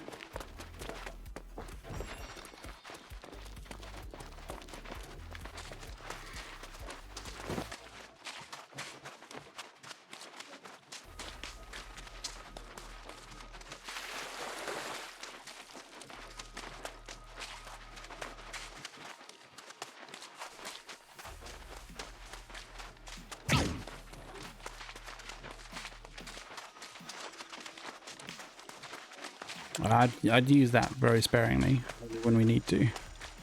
It's kind of obvious when people blink around.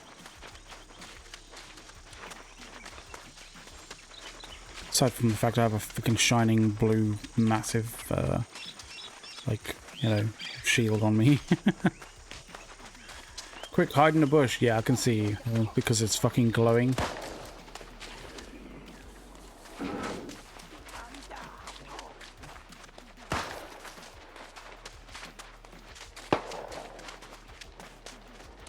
Yeah.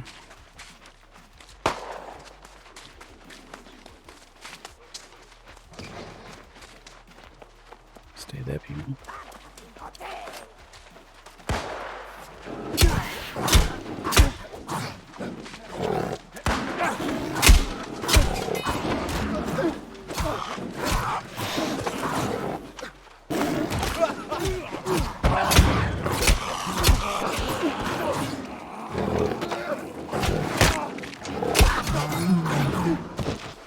Nice.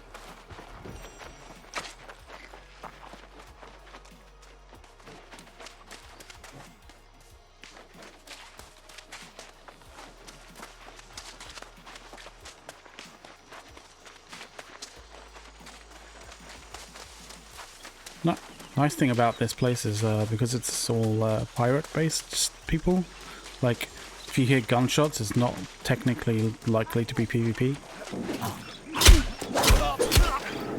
Thank you.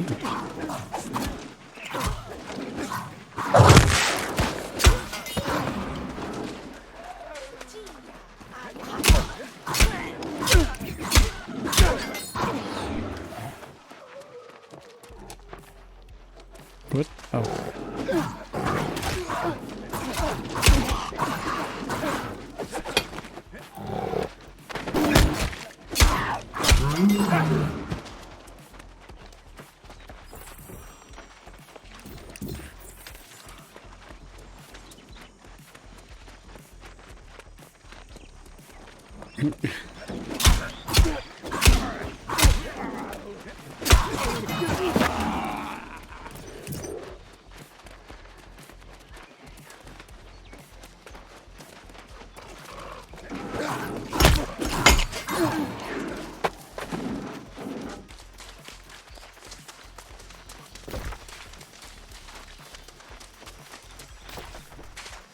Yeah, we have to go all the way to that fucking, to that temple, so we're gonna have to go up the ridge.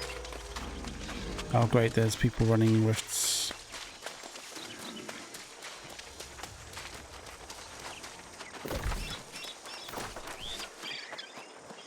I heard it kind of do its all kind of weird ass shit.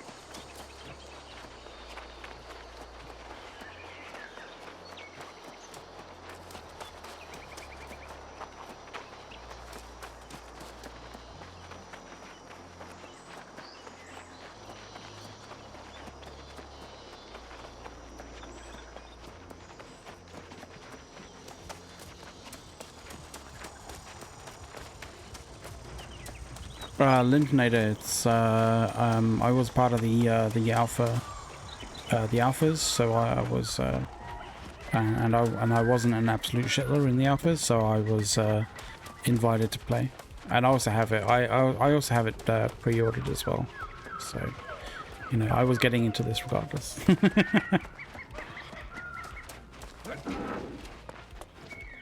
Yeah, it's a bridge. Can we get at it from like here, or? I don't think we can.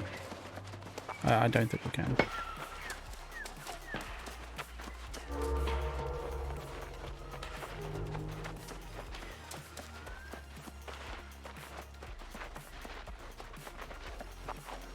Honestly, I don't mind shit unless I have my miner's luck chance stuff on.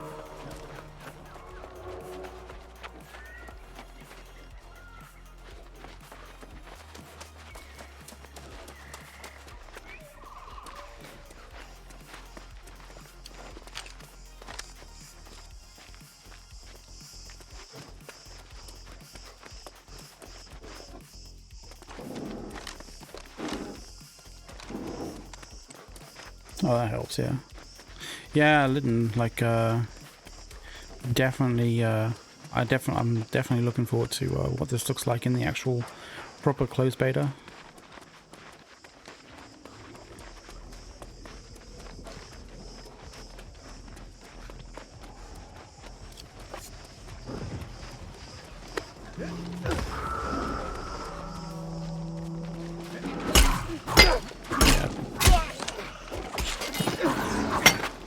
Yeah, I think someone was definitely running something because it did some weird ass shit again.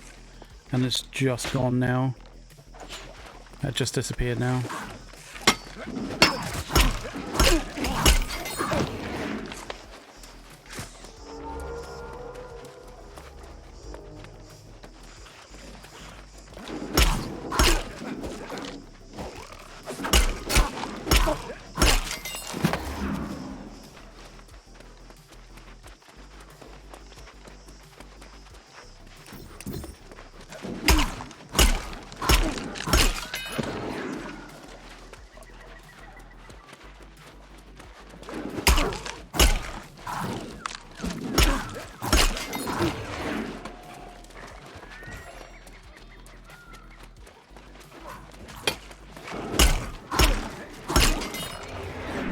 You get Azoth, you can do, yeah, it's not...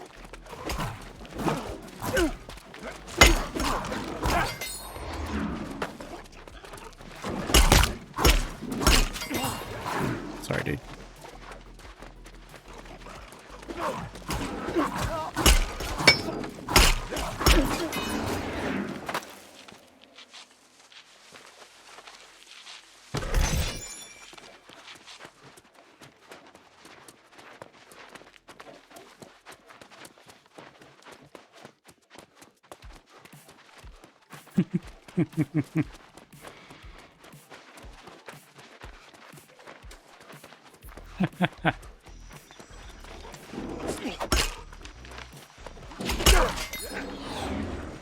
You get on that.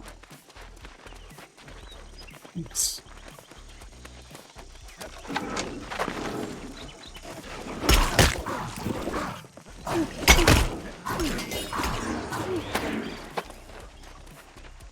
Yeah, I was looking for like, sort of like a quieter area to do some PvP without like being ganged on by like fucking 20 dudes.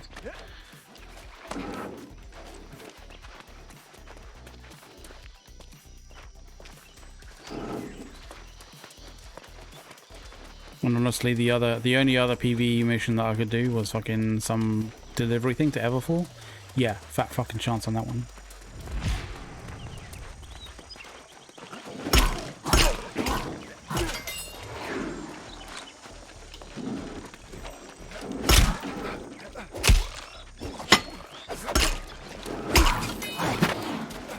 Let's go around the outside first.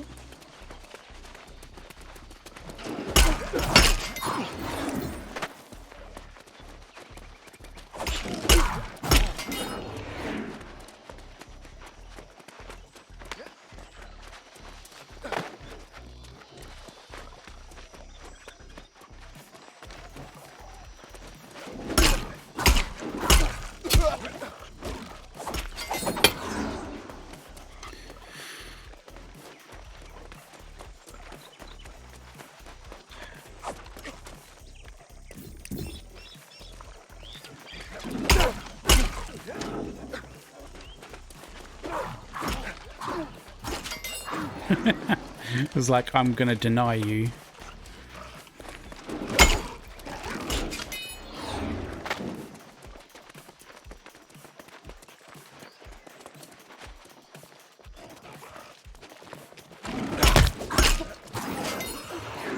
Sorry about that. Sorry about that, dude. I just need to find 5 chests. That's all I really need to do.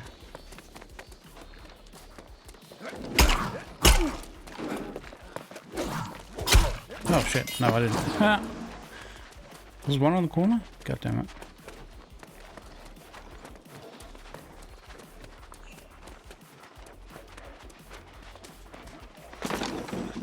Okay, I'll be back.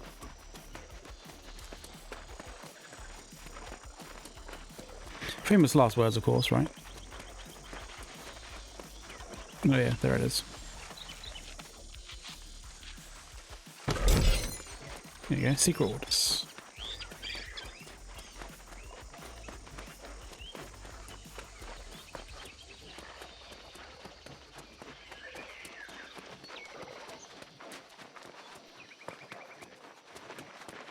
Yeah, there's definitely an iris kind of sort of feature to the Lumberyard engine for sure.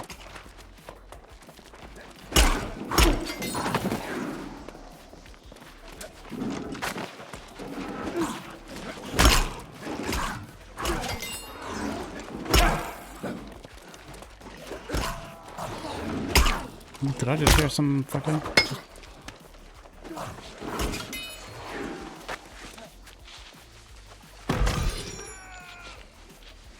What the fuck is that?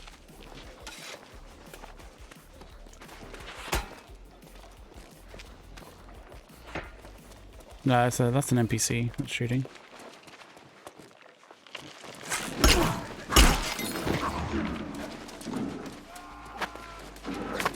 He's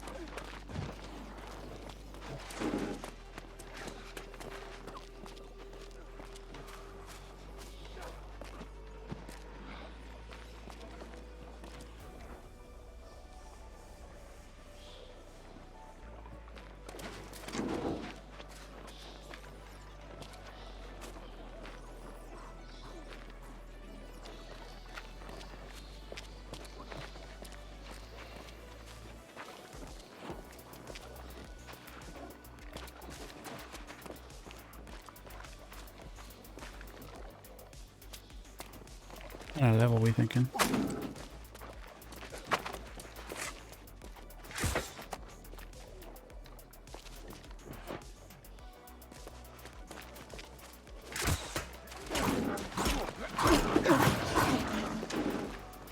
Oh yeah.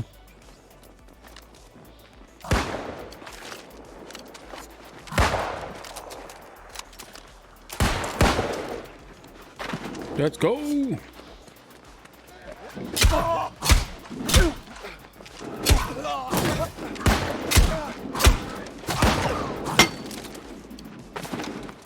You can play that game, dude. Where is he at? There he is.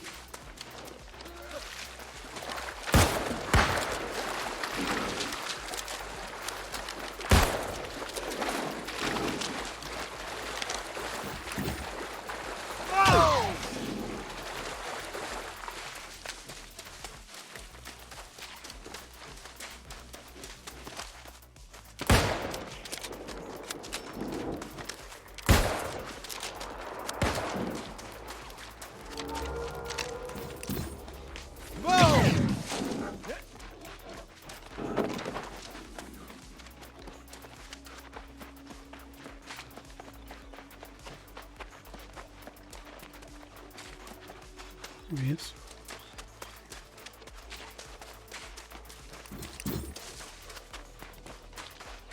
No.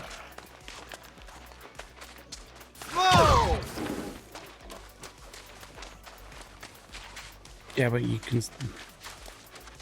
have to realize that the ancients are leading the way for us.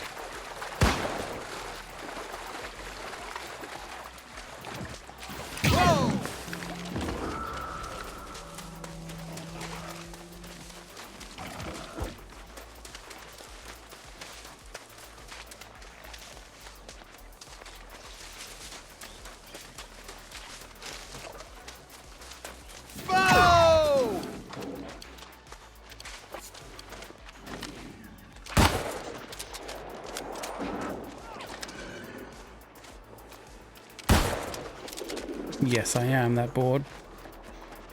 Fuck it, I'm not gonna. Let's go back. Oh, Jesus.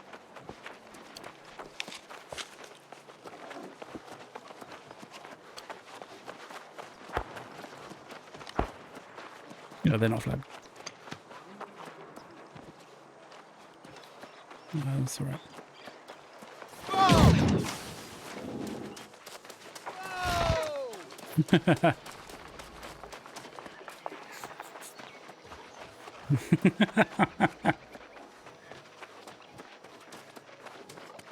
I need to get back up the cliff. Fuck.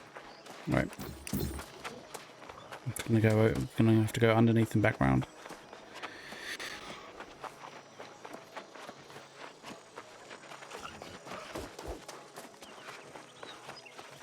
Nah.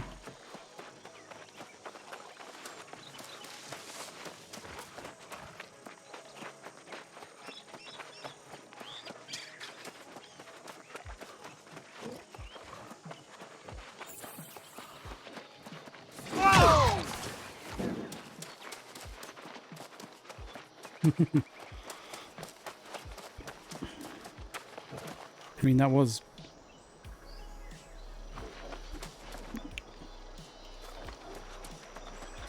Yeah.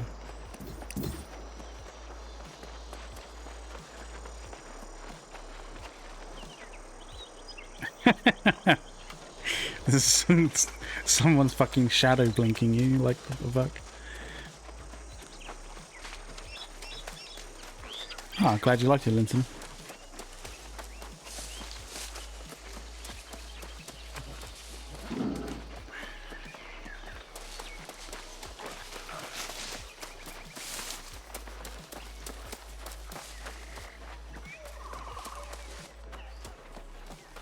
Yeah.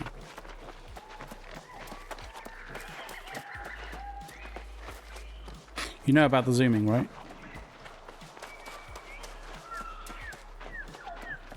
The player zooming, like zooming out of your, like from your character.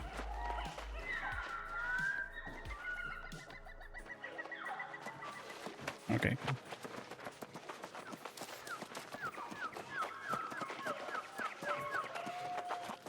Yeah. Mine's at like furthest at the moment because I want to be fucking like aware of my surroundings, let's put it that way. It does make it a little bit more difficult.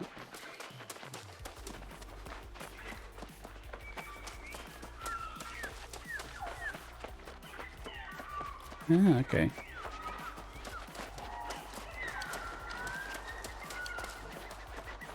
Yeah, that's actually pretty handy.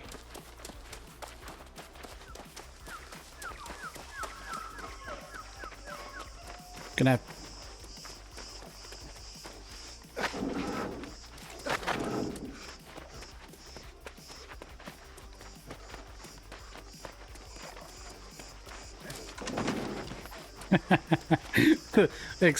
yeah.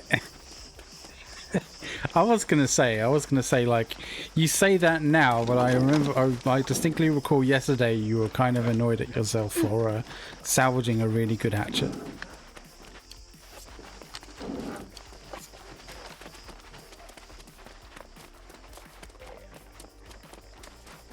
Yeah, good.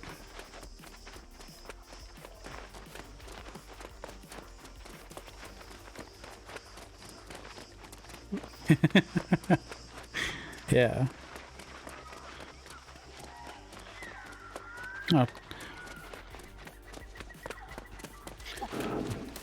Yeah, very true. Cheers for the follow, Zizu.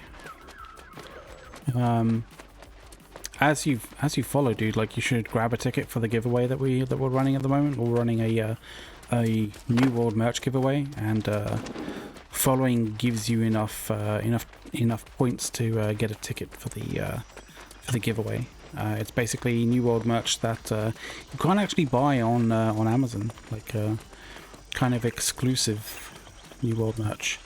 In terms of entering for the merch, you can basically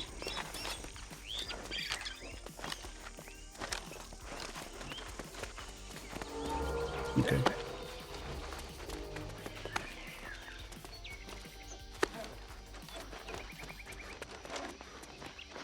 You can enter the giveaway by it's just the merch, by the way, Linton. But like you can enter by buying tickets, and buying tickets you do exclamation point ticket space and the number of tickets that you want. So yeah, each ticket costs approximately, I think it's 200 points.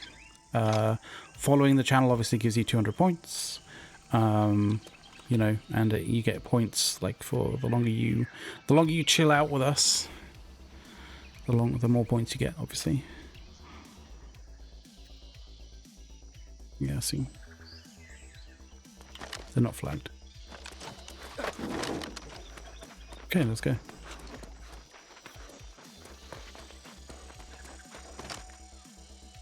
Yeah, they're not flagged.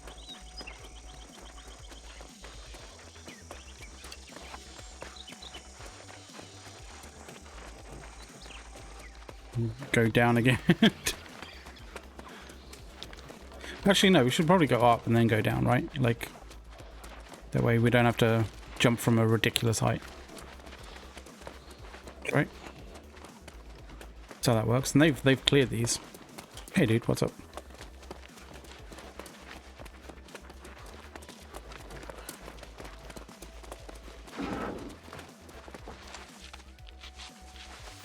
That'd be 3 of 5. Yep.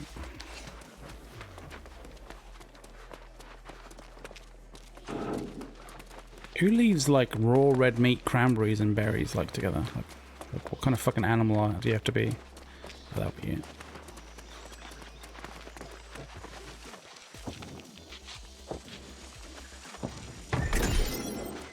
It's the 4th.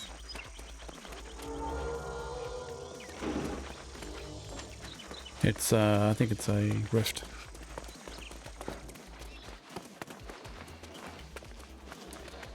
There's still a I think there's still a yeah, there's still. I can see some.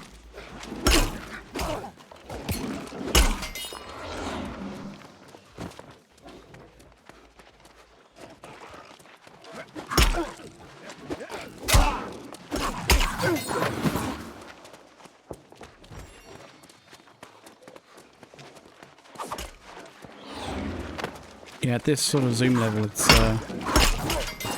things get a little bit fugly. Oh, it's a big provision stockpile. That's like your favorite thing.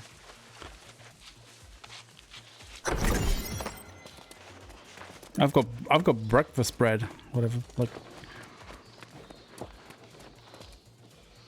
let's fuck this guy up.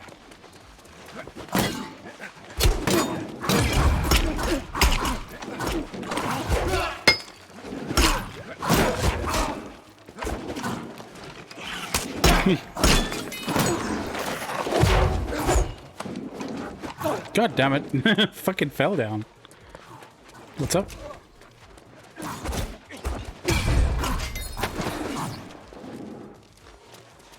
Oh. Oh, I didn't realize that there was a drop there.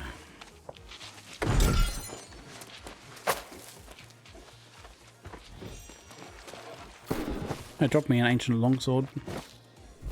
That's not bad. Rare though. It's kind of cool.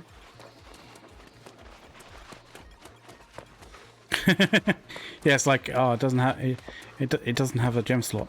Trash. Yeah. So yeah, I mean the steelbook looks pretty cool. It also oh sorry mate, talking to fucking chat and like keying up.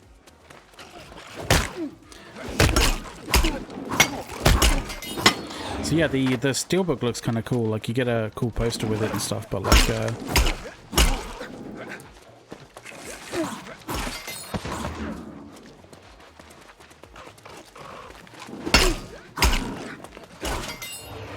but it's one of those premium items, right? That you know, it's okay. It's a bit of a fanboy item, the steelbook thing, but like, you know, You don't have to buy one if you don't want one. You're right.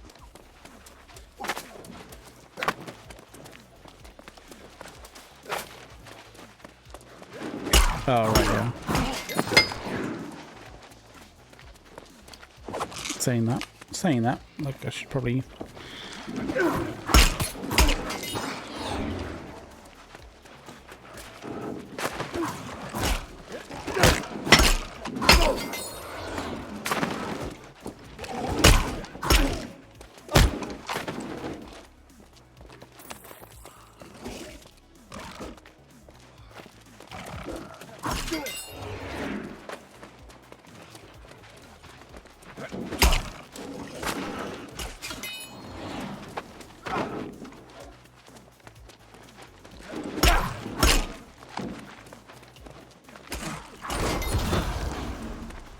Yeah.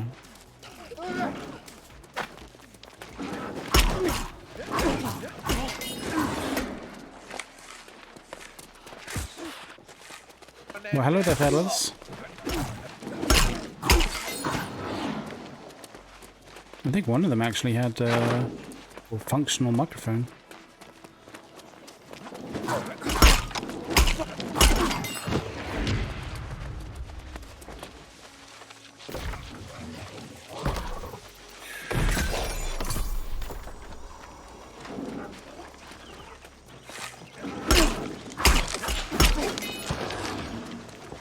Oh, it's so bright outside.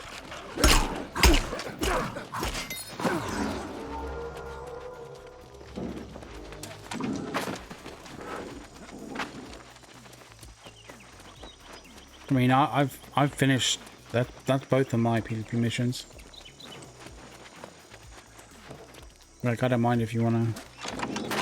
Fuck it, why not?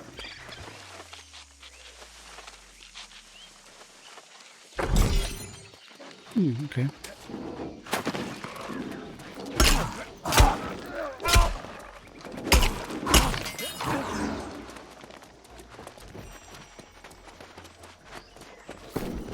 I've gotten tier 4 out of this. Well, 1.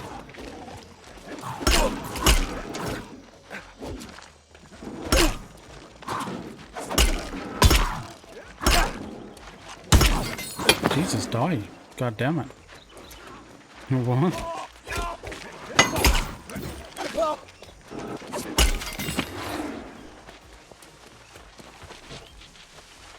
Yep, we got it.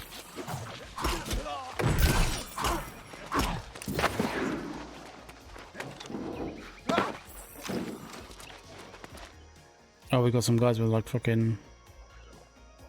Yeah, around the back. Some guys with fucking spears, proper spears.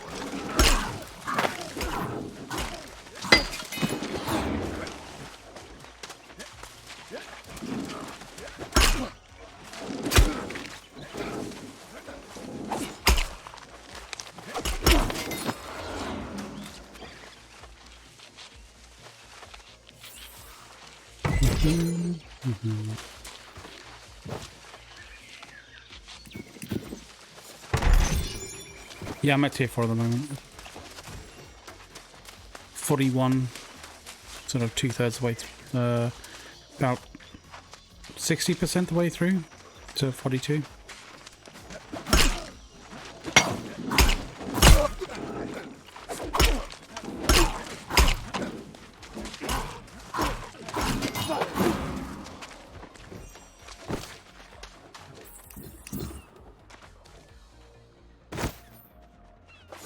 Is that possible? I don't think that's possible. No, I don't think it is.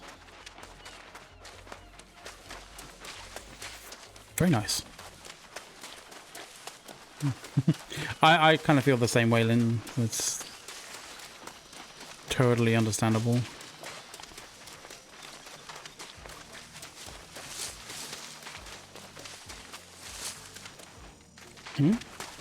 What's that?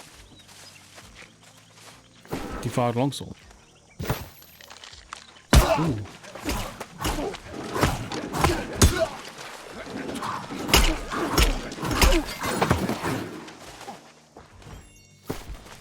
I mean, it'll do.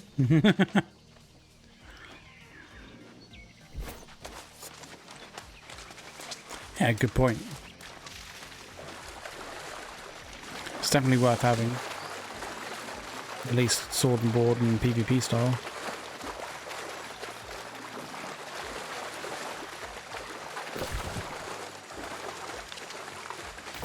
We just need to get back without getting murdered by a massive bunch of fucking marauders, that's all. No big deal.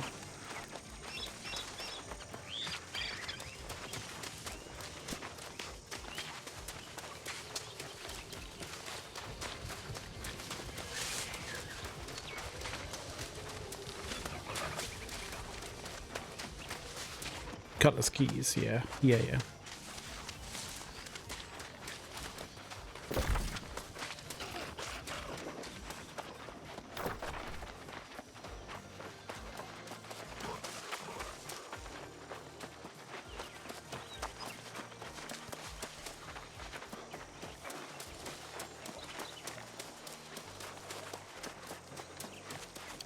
There's some guy out here.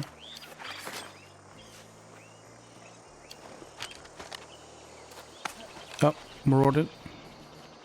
He's PvP flagged. 32.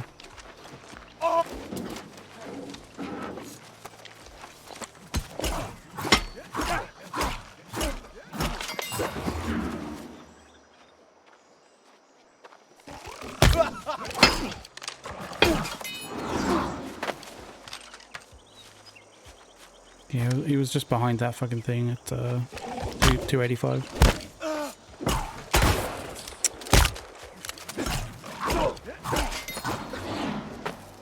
It's such a fail by me, sorry about that.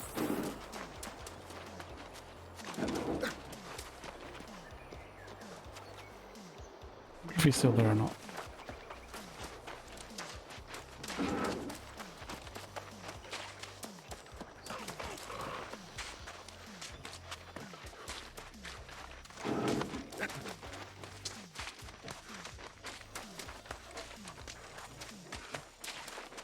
I think he's up the top. Nope, that's not, he's not PvP flagged.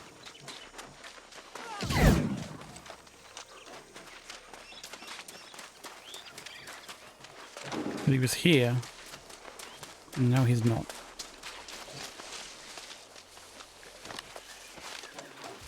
Yeah, someone blinked like that way, that direction.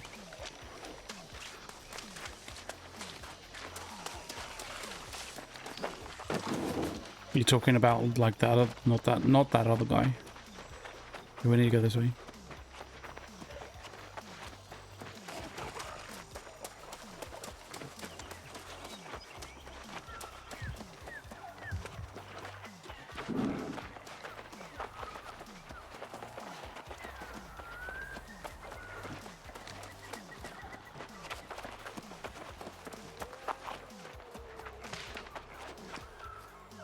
You hear that, right?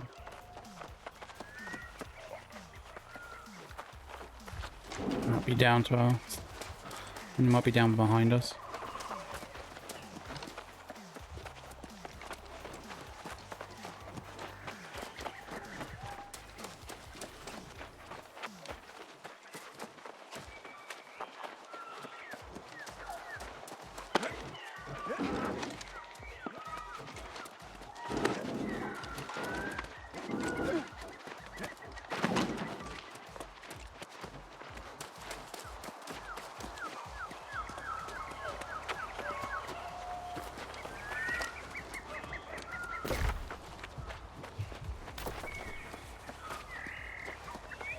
Good cat.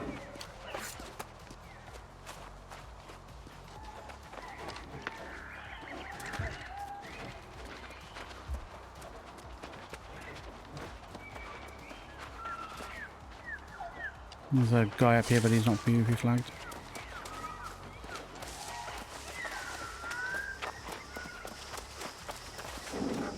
Yeah. Let's go left. Go west, northwest.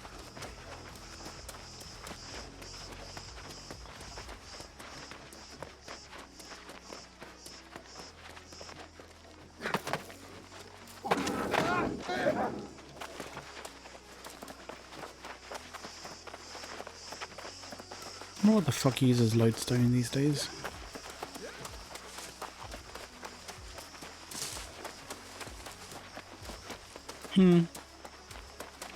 Lydon, yeah, we're Covenant.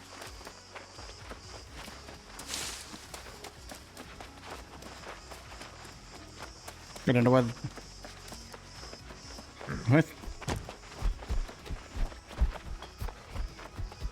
I'm totally not in with the joke, clearly. Oh, shit.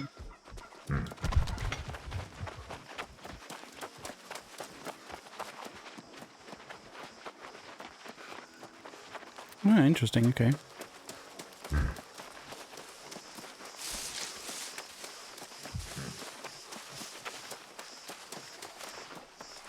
Oh, okay. Interesting.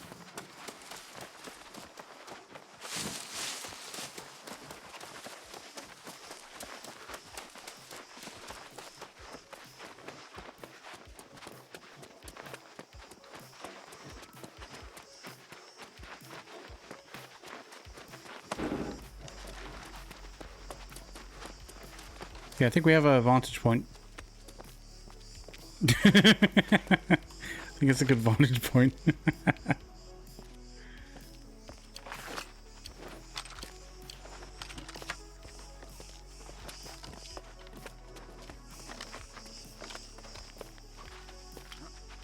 Excuse me while I just almost disappear. There you go.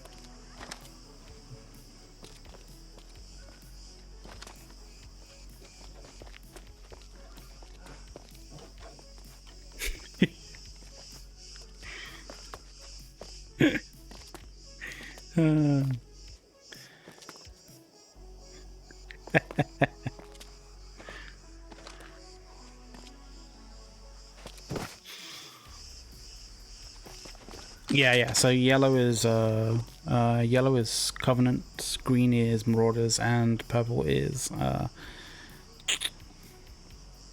Syndicate. Yeah, they need to sort the player-to-player trading out in this game.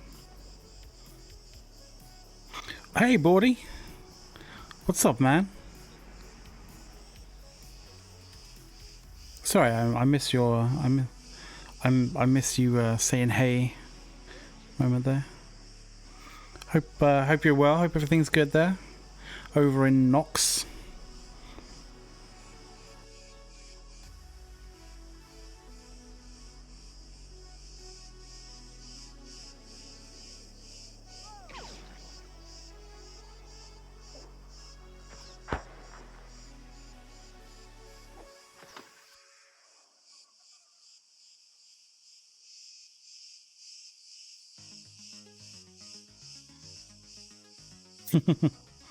Oh yeah, buddy. The addiction is real.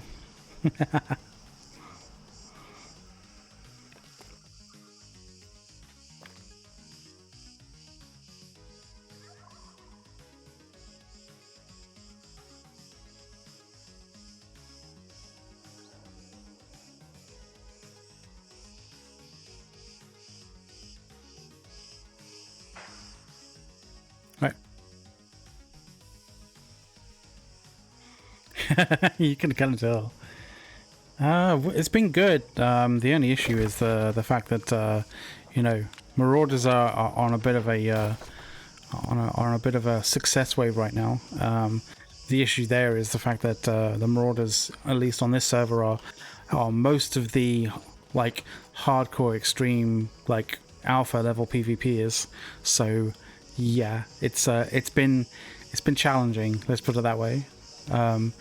Trying to deal with the 50 guys that are like max level already. Like it's been a challenge.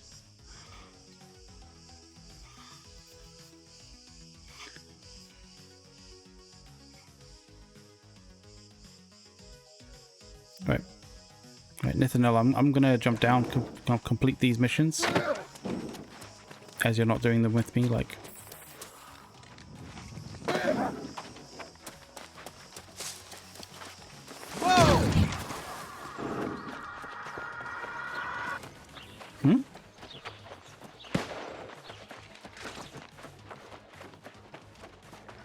There's a bunch of higher levels actually in here.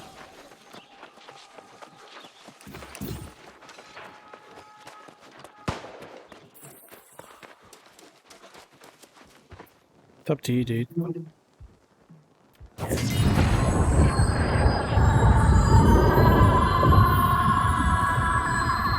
Jesus.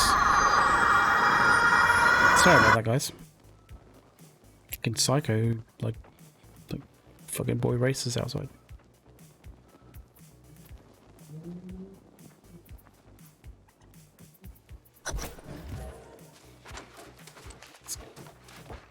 It's giving me some more points and tokens. See, my issue with the like faction points for PvP missions is like, I mean, yeah, PvP missions, etc., yeah, whatever. It is pretty loud, but the like, you're not doing PvP missions for tokens, for sure, because you can just run rifts and not have to worry about like being PvP flagged.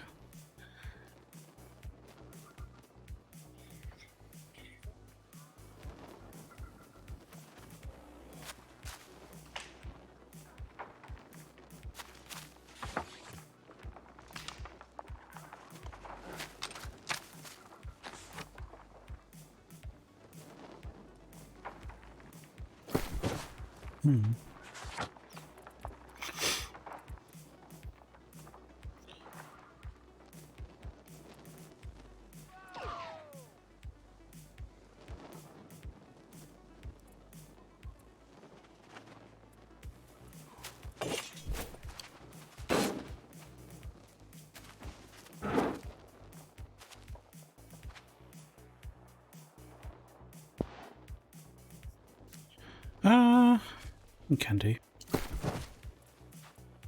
Fuck it, why not? It's not like it's not like I don't have enough money and enough repair points to do it. Where do you want to go? Oh, I got a patrol and an explore find. Yeah. Which patrol is it? Like patrol Cutlass Keys.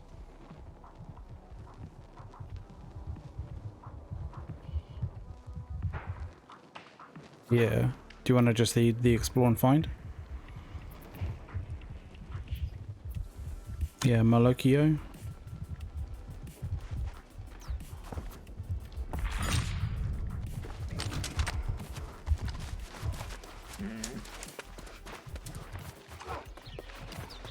Let's go this way.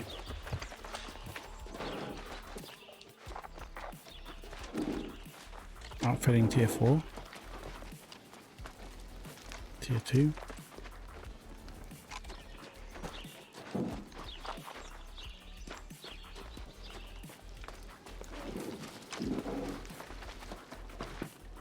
Yeah, this loop's tier 3 though, like here. Just interesting. It's like, oh crap, we can't do anything in this tier because like we fucked ourselves. Actually, I'll literally tell you exactly what they have on all of this.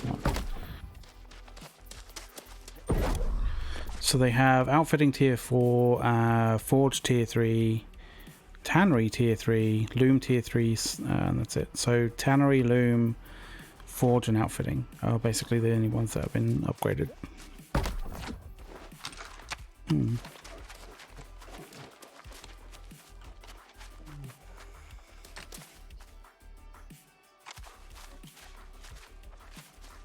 Oh, okay. Yeah, it's pretty good.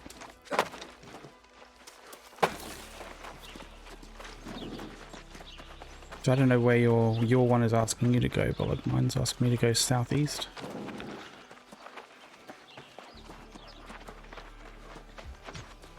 Oh, yeah, sorry, no, that's completely wrong. Yeah, south. My bad.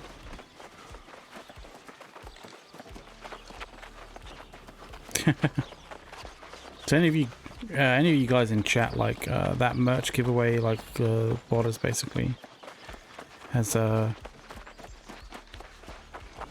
Auto salvage when you hold Control and S and then click on things, and it'll salvage without the dialog box, confirmation dialog box.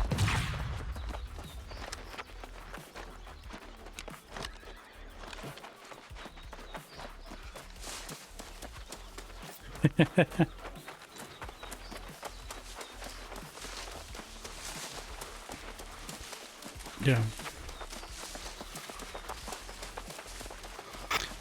So yeah, guys, check those two links that the Streamlabs bot has put in chat, because that basically shows the giveaway like information, and it also shows like what you actually get.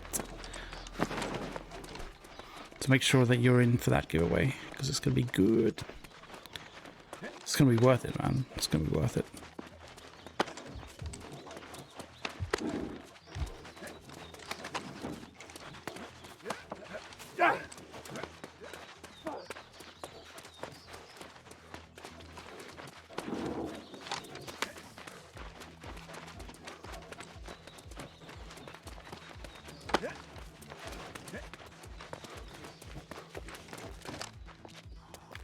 Did you see that blink? I thought I saw a blink.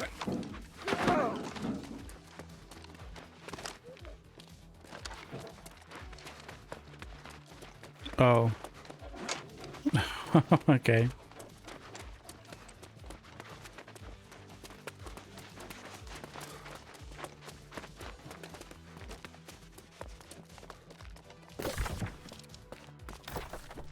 We have to kind of actually go that way though.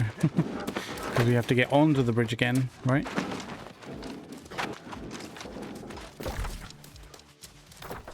Good fucking point. Well played. Yeah, I think that's probably a good idea. Yeah, well, we know we can because we got out from there. Oh god. I'm randomly falling into random places. Oh, hello.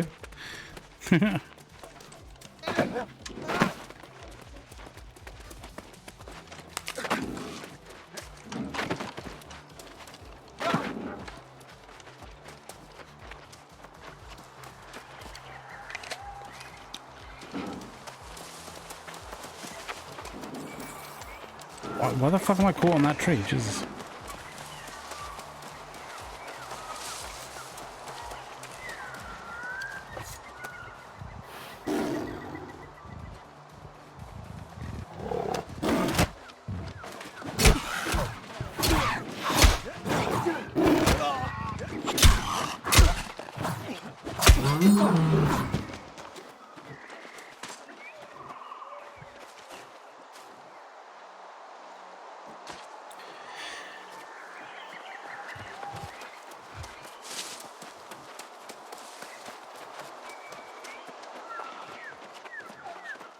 It's a good escapism game as well, like, because you're in this kind of like random place, and the sound, like the sound design in this game is fantastic as well. Like, it really kind of gives you that kind of feeling of like a true feeling of an environment, I guess, is the like kind of way to describe it, I guess. Like, I don't know. I think you guys know what I mean. Like, I think you guys know what I mean. Can't fucking talk today. Just a bit sucky for a streamer.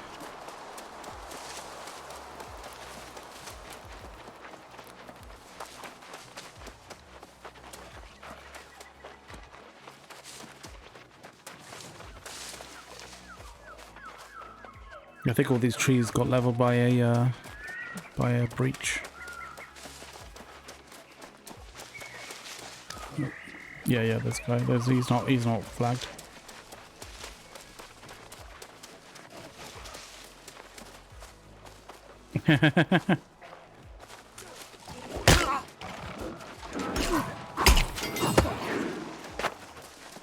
Shit, he fucked me something.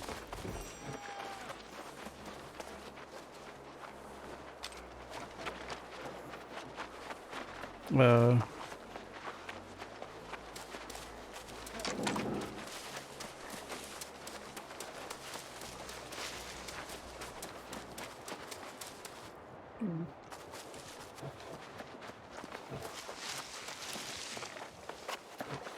I think you need...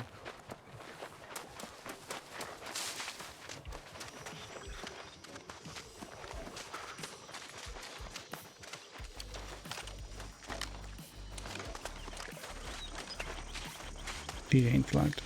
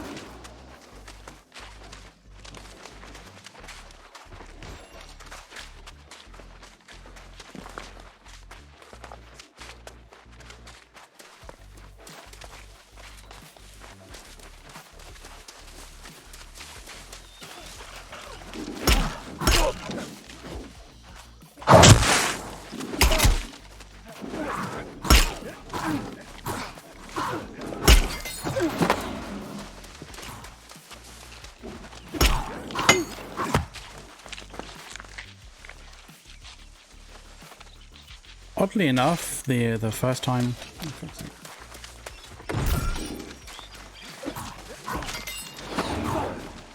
Oddly enough, the first time I ever used the Immortal Berserk, I read that as, you know, you won't get damaged, not you won't die. So when I took damage from it, I was like, what the fuck, it's broken.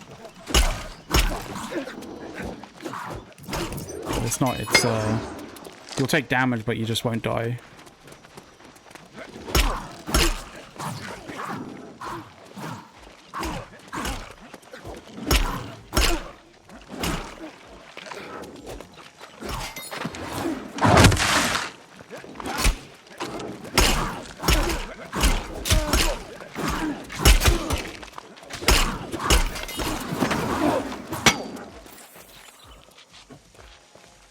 Hello. Would you like a free upgrade?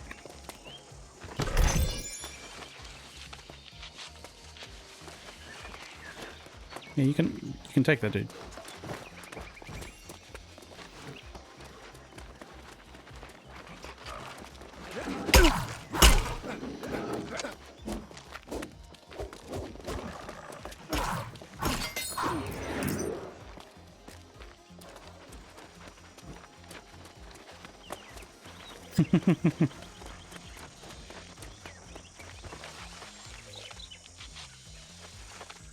I'm gonna hit 5 before even getting in there.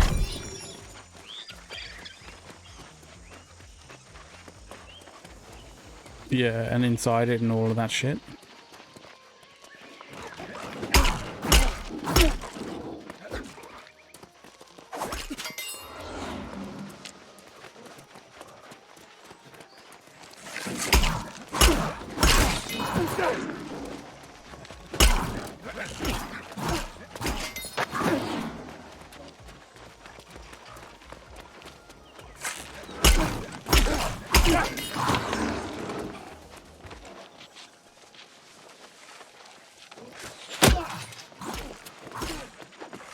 You.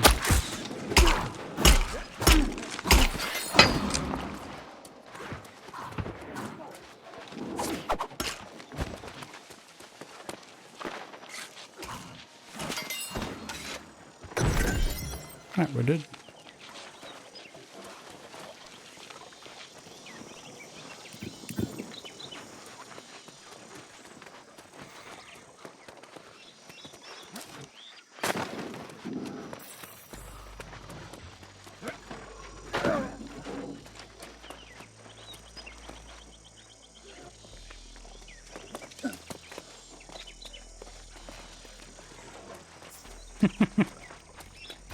I don't know why that guy acted some kind of weird to me. Like he just ran up to us and then was like, and then ran away. It's like, what?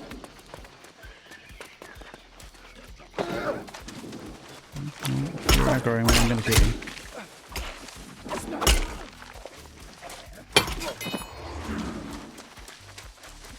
Yeah, exactly.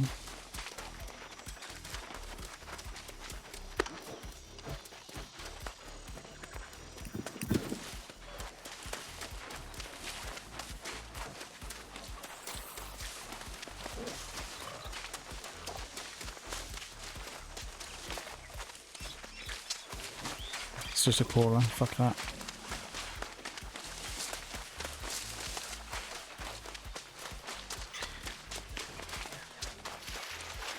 Yeah, Shim, I guess if you haven't, if you ever gotten into the giveaway yet, you really should.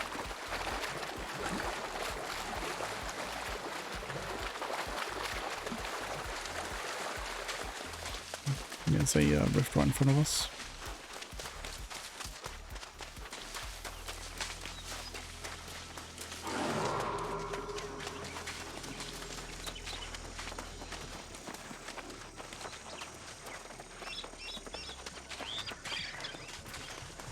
Just burn through it. I think that one up top is being done. Is it being done or not? What are these? I think these are level 35s. I don't know. I think so. But like if you get downed, like it's very easy for someone to kill you. Yeah, that's being run. That's being run.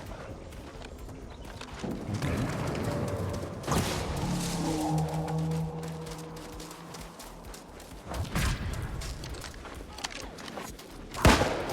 You can do.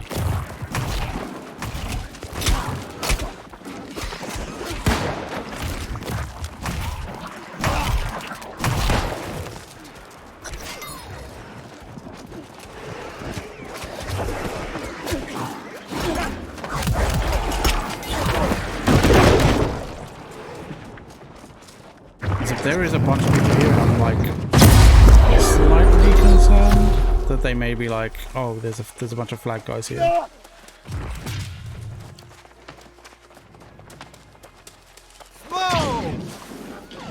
Yeah.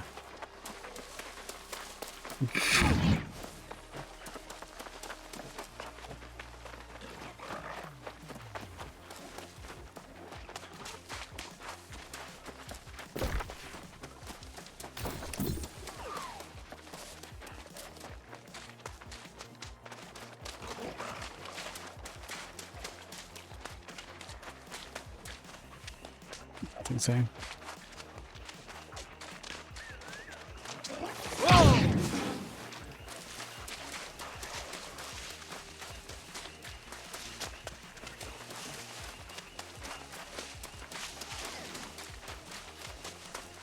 Yeah, exactly. Oh, just a couple. Fuck yeah, let's go and fuck them up.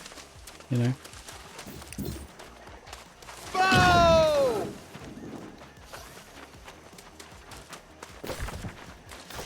Take the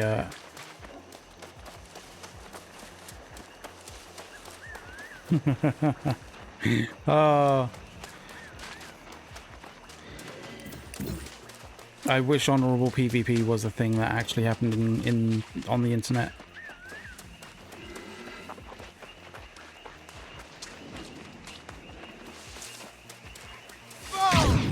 there's a fucking alligator there. Watch out. Oh, nope, he's not flagged. Oh, beautiful. Wow. Why is he fighting someone who isn't flagged?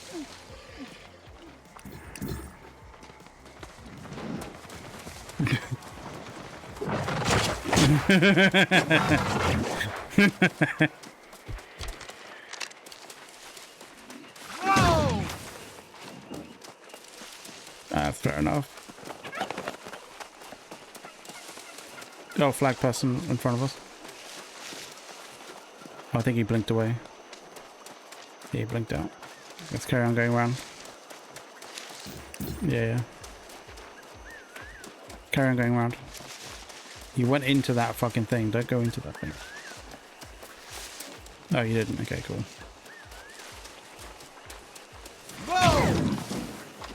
Oh, there's a bear. Fucking Jesus Christ.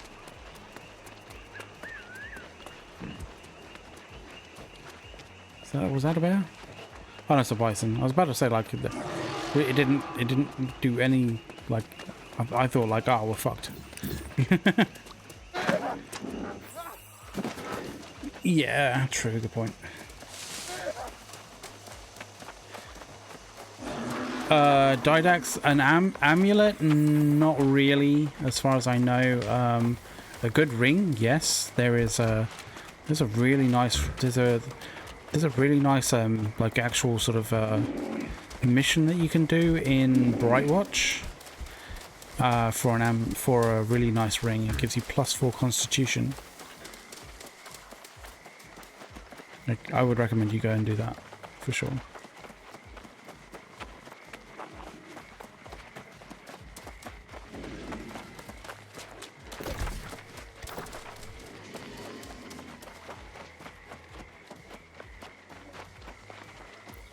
Well, you trade that for more mobility, dude.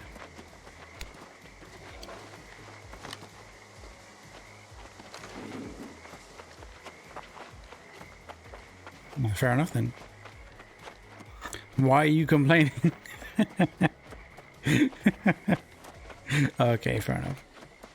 All right.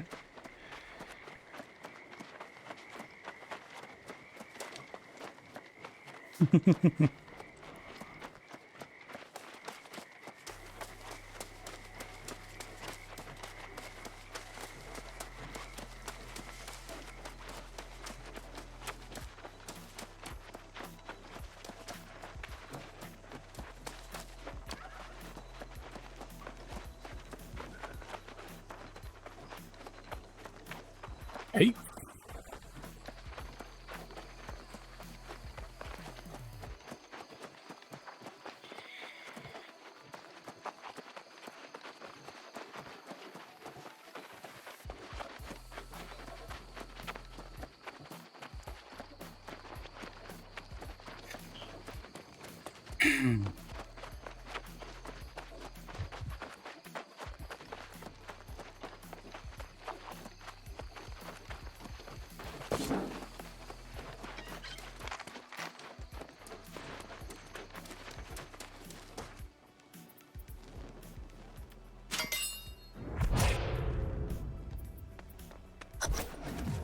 Say what?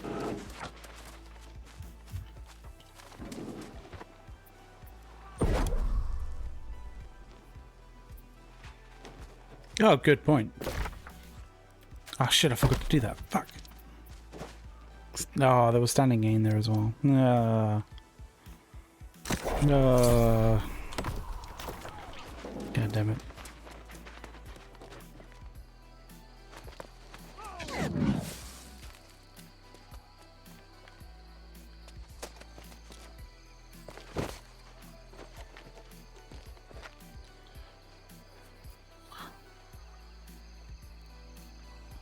It's getting late here again.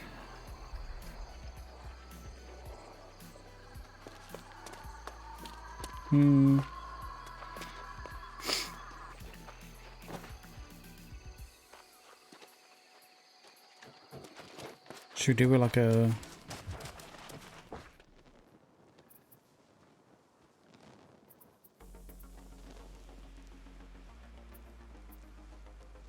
Shelter Weaver's Fen.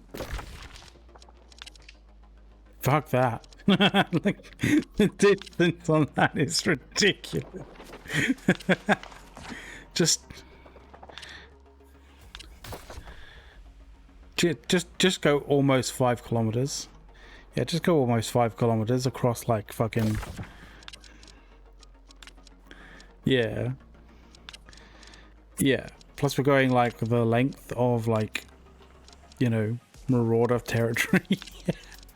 Fucking Jesus. And I imagine...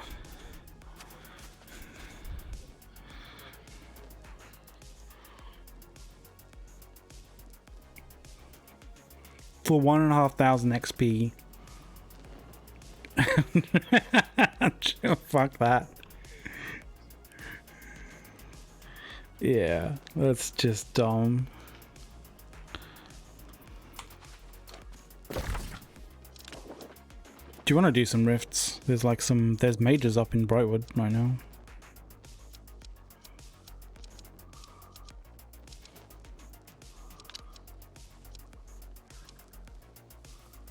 I'm sure there's people doing them. Like last time I was in Brightwood, like there was people doing those rifts. In actual fact, a major just disappeared off the map. There's definitely people up there doing them. Yeah. Okay. Should we unflag? I mean, we are literally running all the way up. Yeah, alright.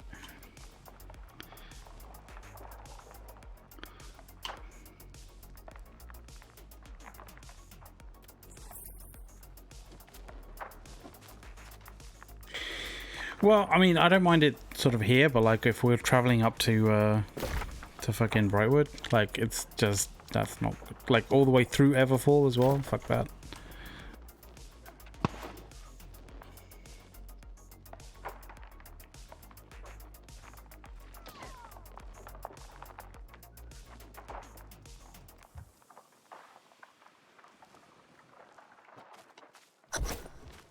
I don't think so. Yeah. Alright, well, fuck it, let's go.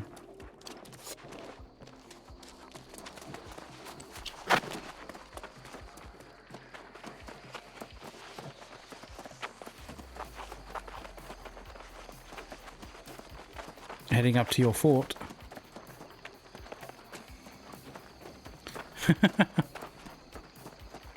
Yeah, I don't mind.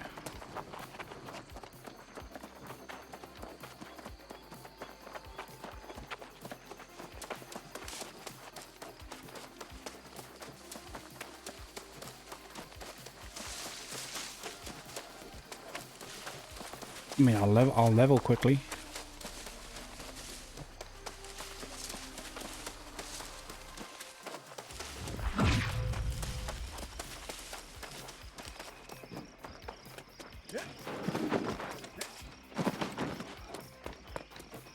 Yeah.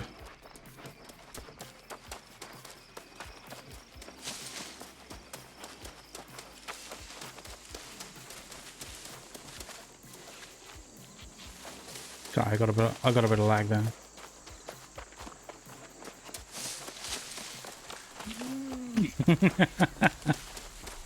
Fucking dev hacks. Dev hacks.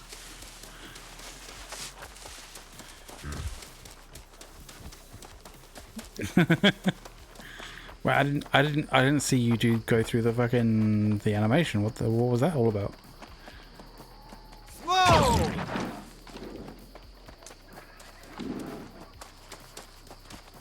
Cranberries.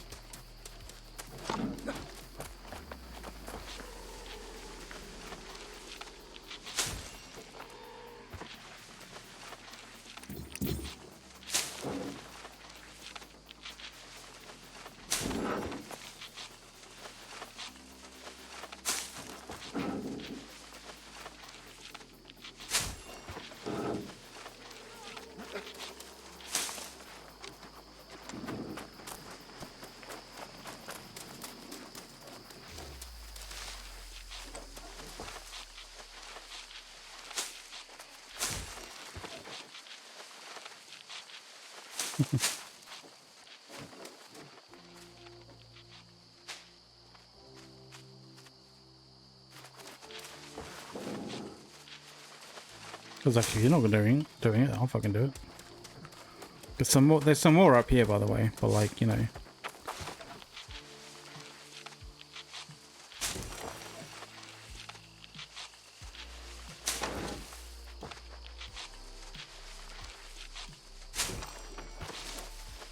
Hey, they're fucking antioxidants, dude.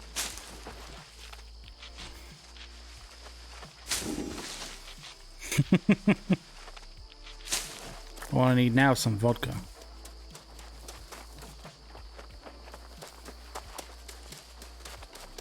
Well, yeah, obviously.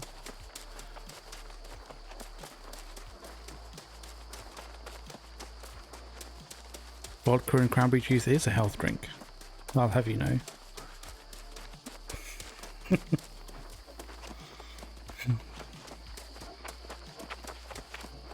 Well, gin and tonic's basically like, you know, it's a anti-inflammatory.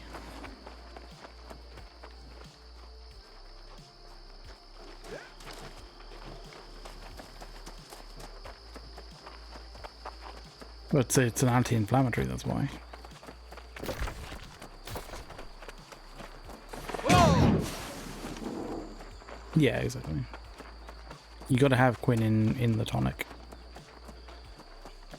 Yeah.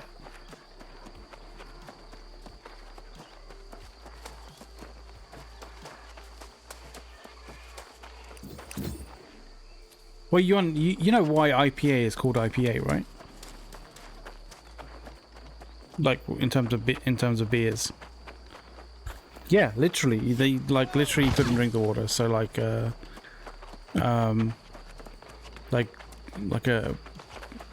British military literally made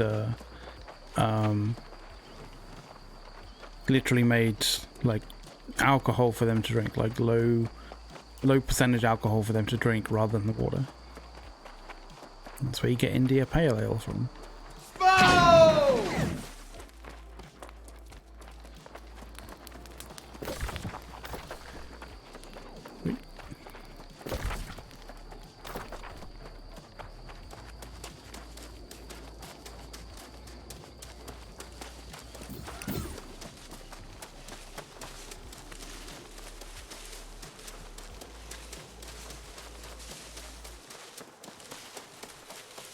Yeah, we should probably get some steel tools.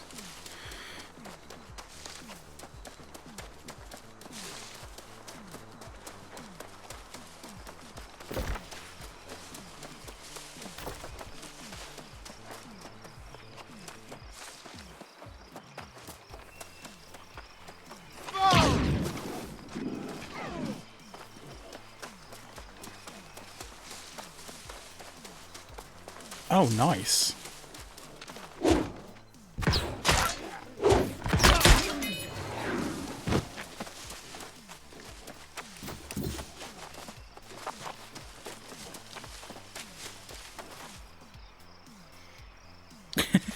Really?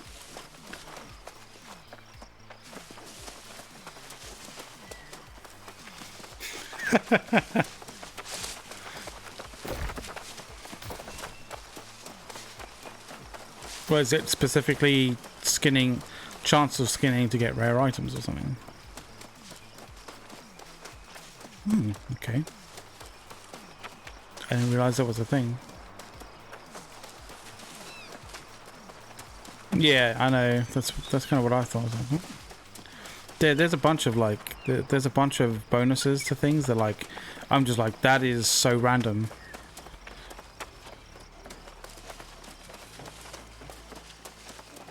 Yeah, like I mean, I'm literally gonna fucking. I mean,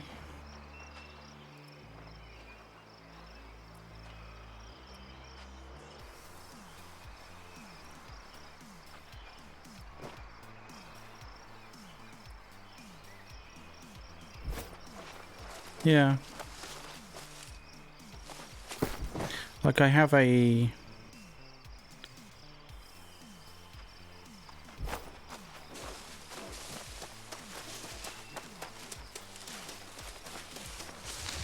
Hey, Broad Ninja. We are not on Hyde Nora. No, we are on Haven. AKA the fucking hype up server that has the ridiculous, like, you know, alpha players. Yeah, that one.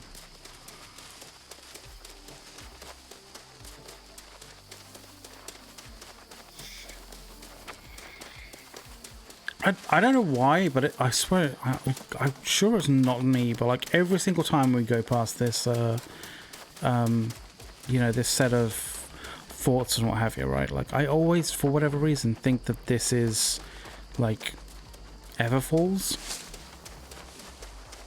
I don't know why.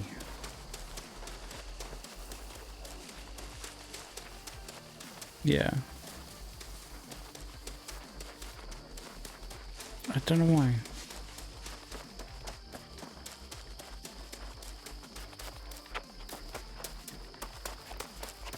You definitely need some kind of like some degree of battlements or like something.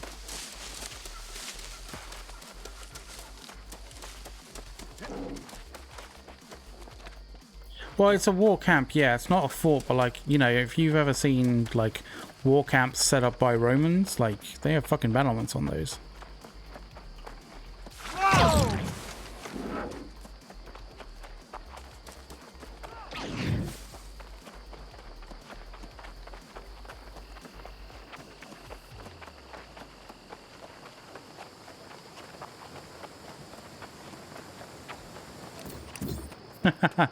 All right, man. Take care, Broad Ninja.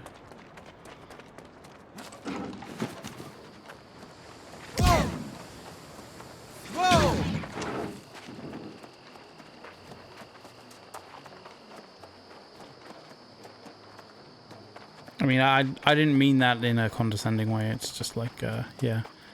There's a bunch of alpha players on Haven that are.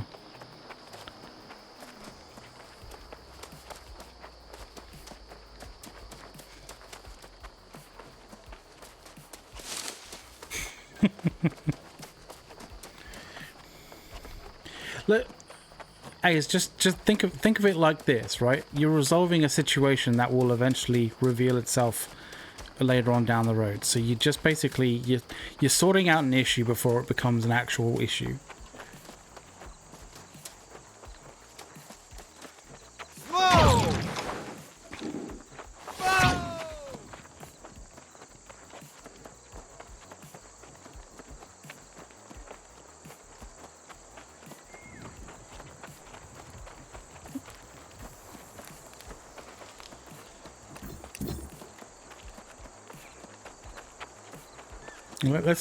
Let's keep them around and see what kind of damage they can cause. Like now, like.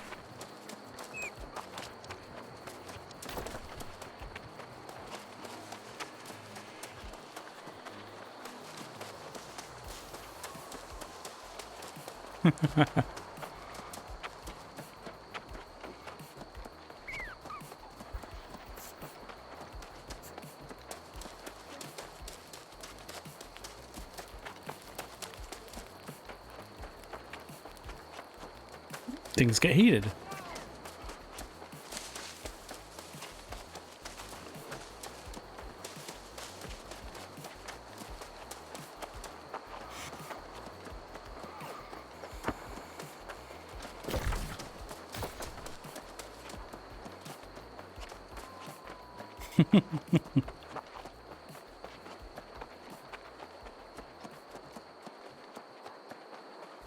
Well, that's not the issue.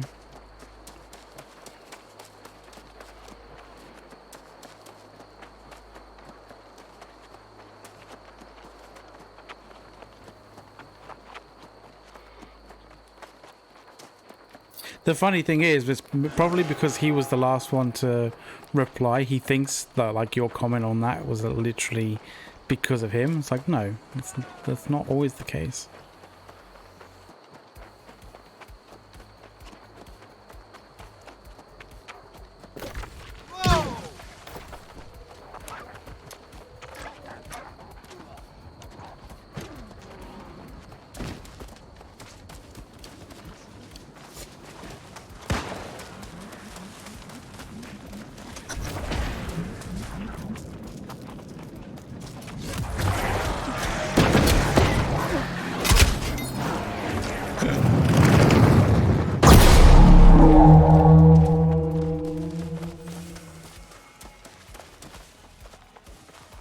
Oh, that's always helpful to the conversation.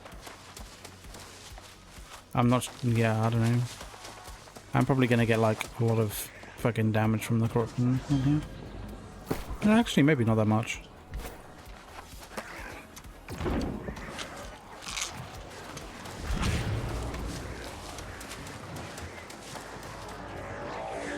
The other one eventually will.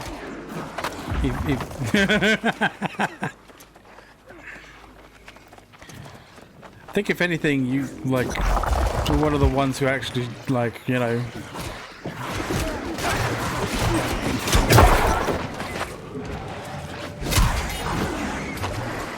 Oh, moderator, like, fucking sub wars, Jesus.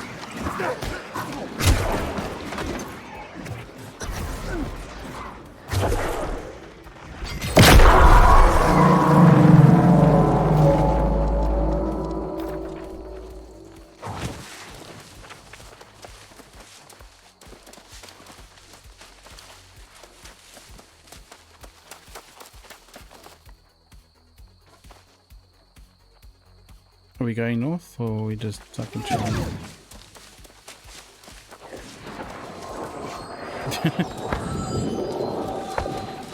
No, not yet. I actually need to get to Brightwood to get some anti-corruption stuff for it. Oh Jesus!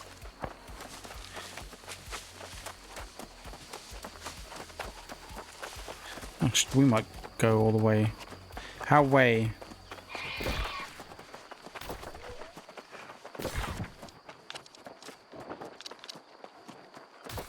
Not Mountain Rise?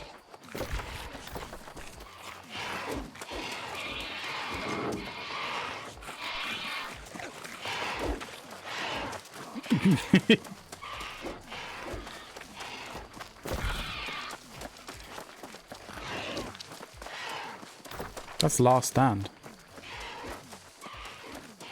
Oh, okay.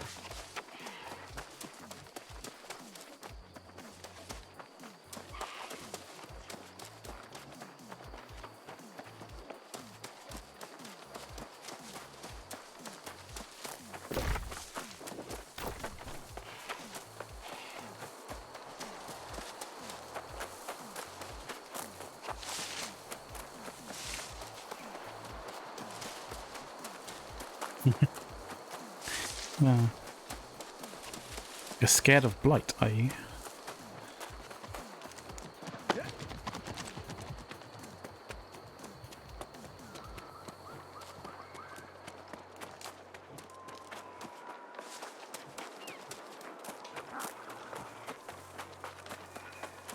Yeah, me too.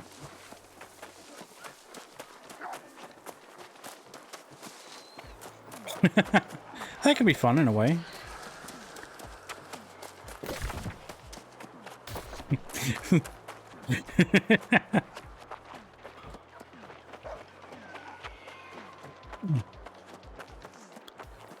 What the fuck? Angry Earth Bear? Oh, Jesus.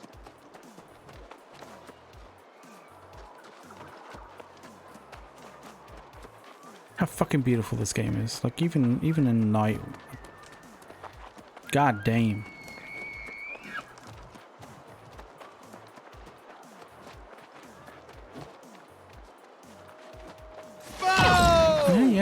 Yeah. Like, not using them at all.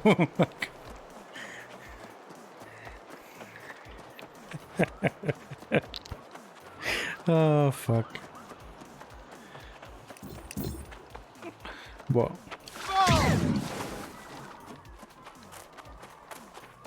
By the way, I am going to Brightwood Town because, like, I need to get some anti-corruption stuff.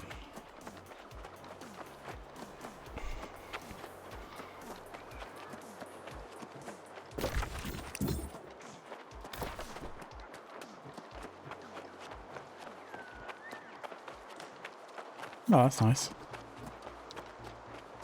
Ace, what was the food that you were using? Like, was it like filling meal or whatever it was? It was giving you like a ridiculous boost to your EHP.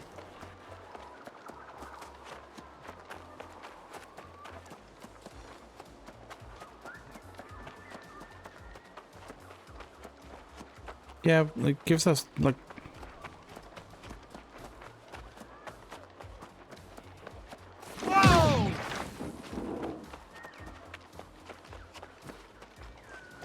Gave you a lot because it's bugged?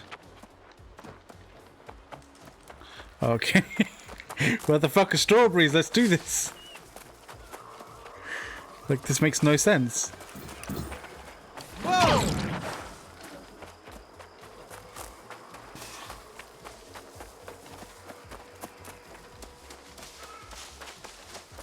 Yeah, the amount the number of constitution is denoted by the level, so you know, level 1 gives you 1, level 2 gives you 2, etc, etc. Whoa!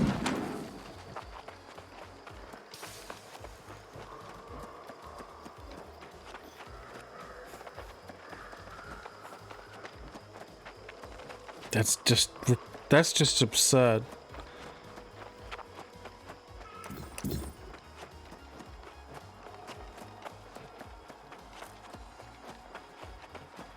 $11,000.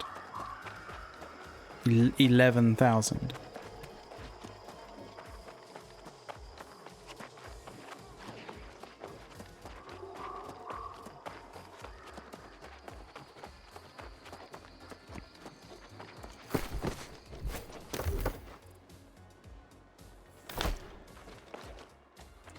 Like, okay, so I have 8k right now, right? Batty, tier 3 cranberry compote, right? That pushes me by 3 constitution.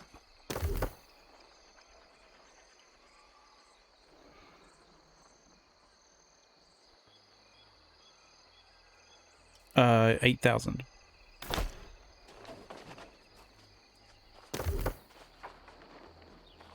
Hmm? Yeah, that's because you're on. That's because you're tier 5, dude. Like, I'm tier 4.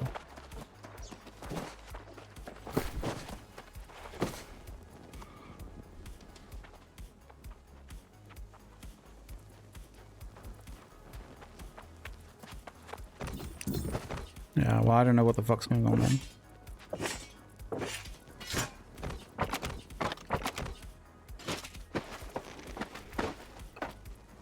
Oh, fucking just a bit.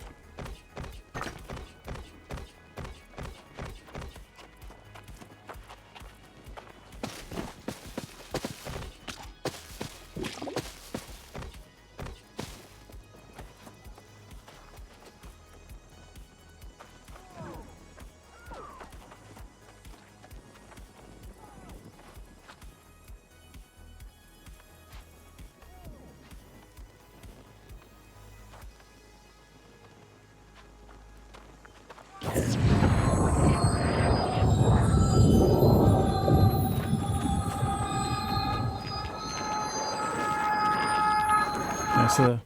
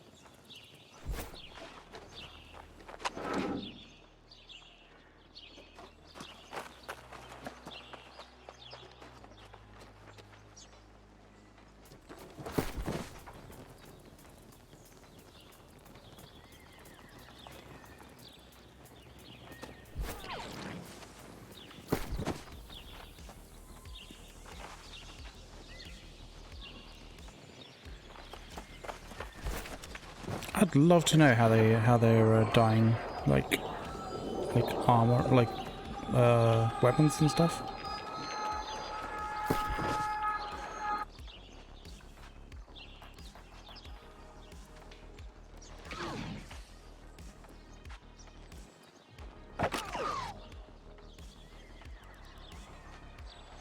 Yeah, but not shields. And there's a guy literally in front of me that has like a dyed shield.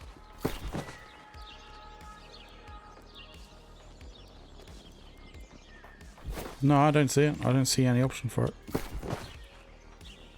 I know you can dye shields because I'm looking exactly like it.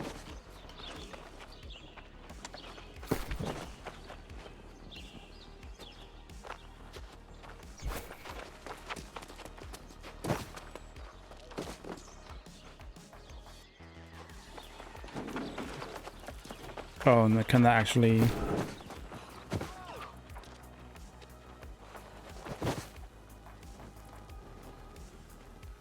I'm good. I've got all steel at the moment.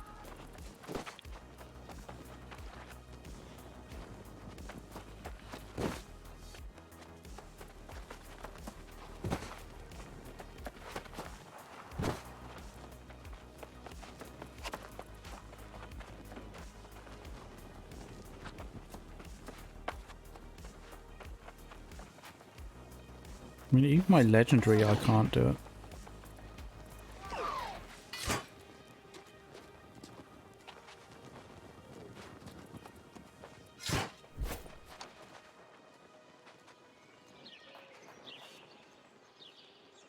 It's just fucking pure gold looking skin. Okay. Oh, okay. Okay.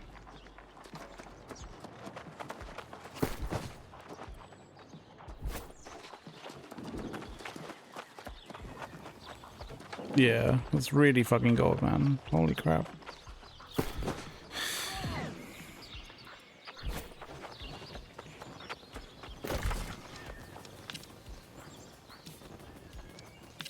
So where are you at the moment?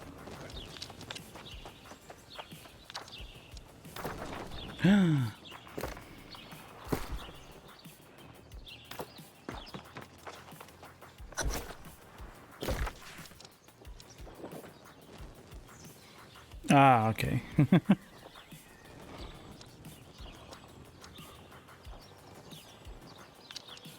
I haven't hit that place. We should probably go up there and tag in.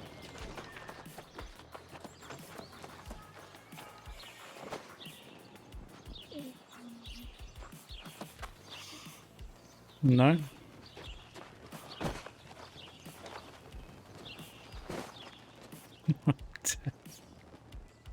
All right.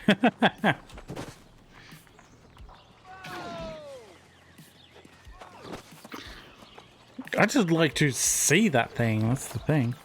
As you said previously, we should document everything.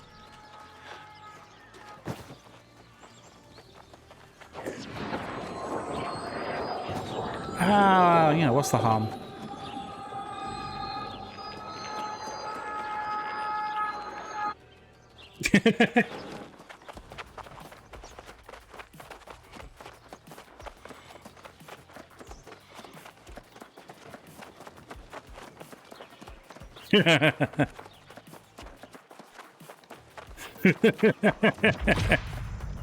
Oh shit.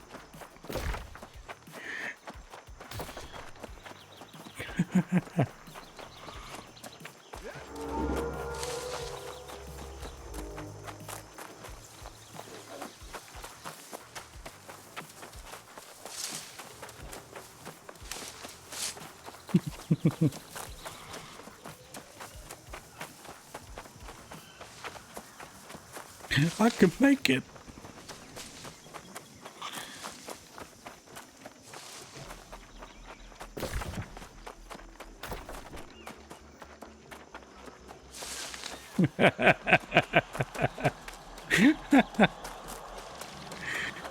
It's like, ah, you're not wrong. Fuck.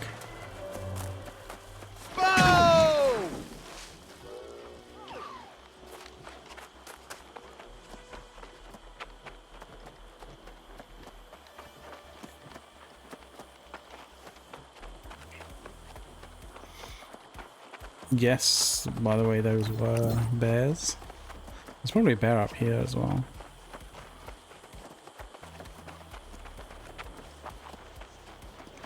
You got a bear to your left-hand side.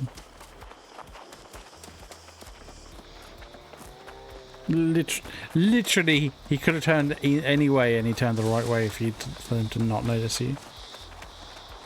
You're just there going like, ah, I knew that anyway. Like fuck did you? Like fuck did you? I hope you noticed that one there, because it's fucking hard not to. It's just, you know, just up on these rocks, bro. Safety rock. You don't need the rock of safety.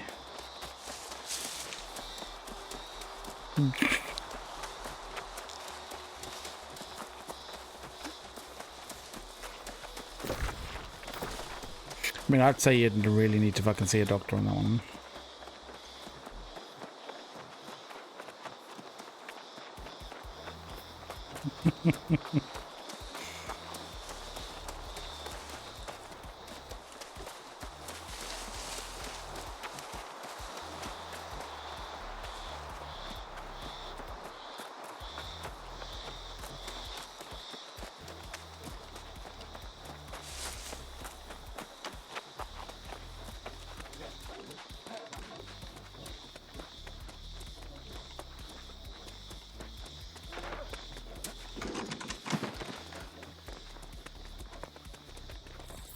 No, I don't think that's going to be a thing.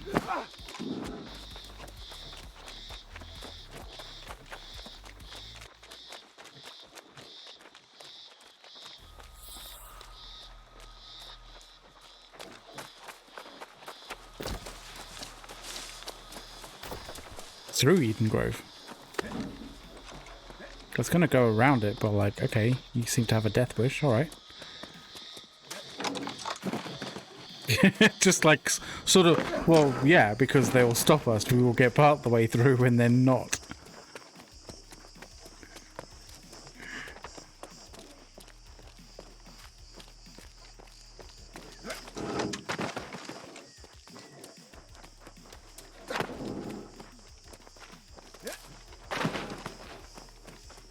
Fucking parkour.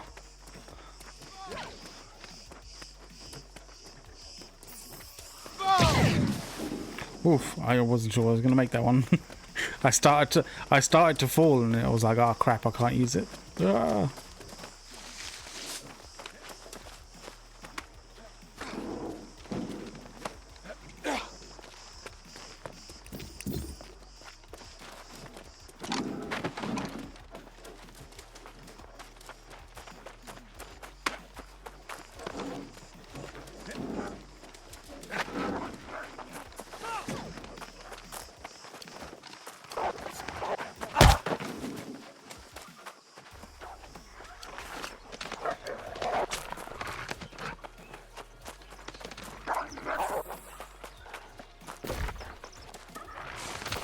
Okay.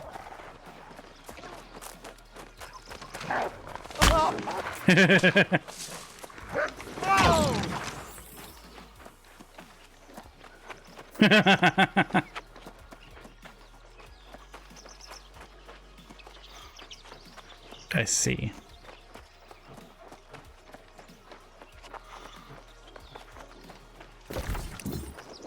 Without dying.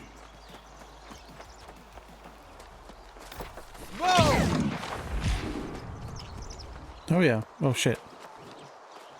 Fuck, I didn't even realize I was like fucking like 6 foot from him. What the fuck?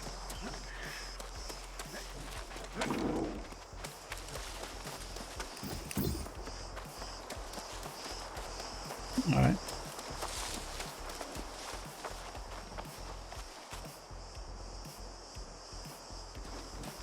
Yikes.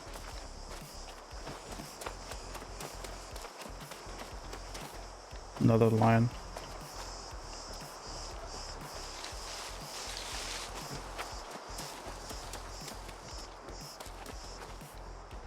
He just turned around.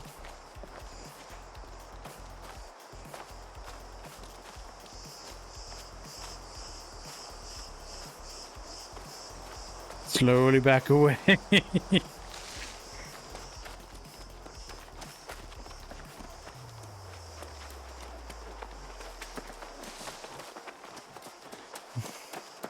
Really don't want to. Yeah.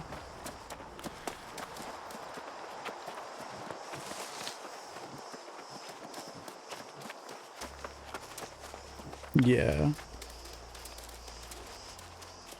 It's a fucking colourful bit of the map for sure.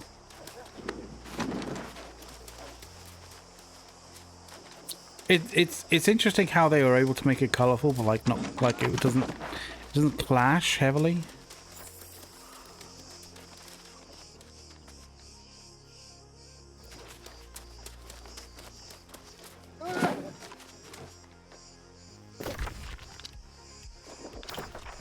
No, I haven't. So yeah, ideally.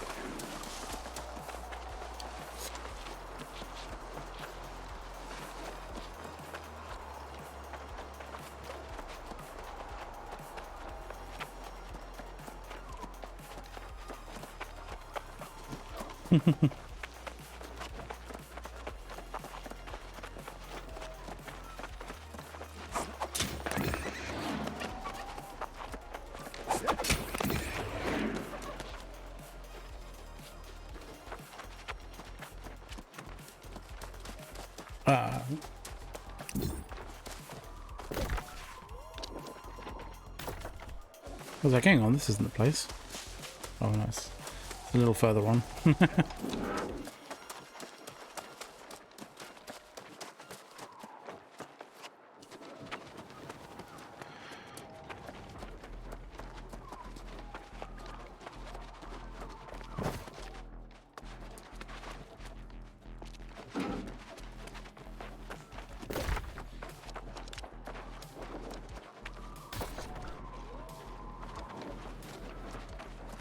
Yeah, how do you fucking get a recall point?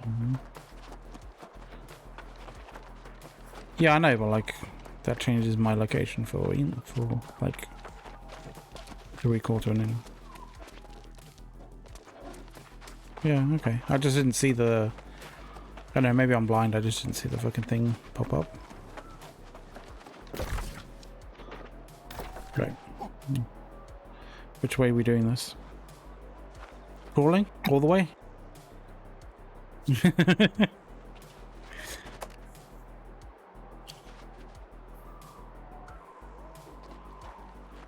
you like my pink handle? Oh, you got one too.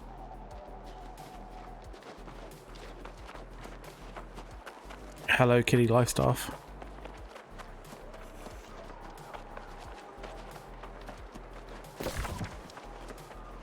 I mean, I kind of feel like going this way, we're literally like going through the fucking town center of fucking... I feel like going the other way might be a good idea, but like... AIDS is going... a bit of a pain. Alright, whatever.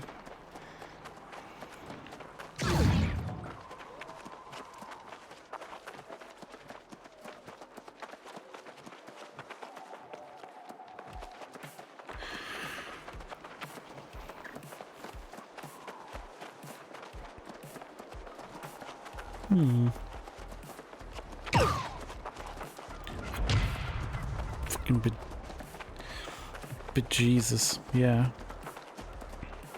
Nope. Was that guy 57 or? Yeah.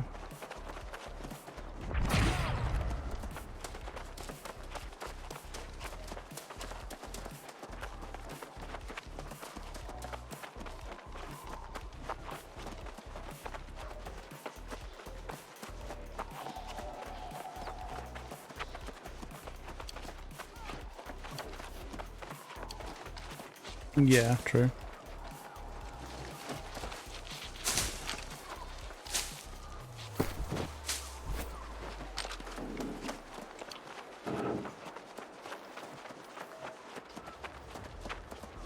Yeah, I get you.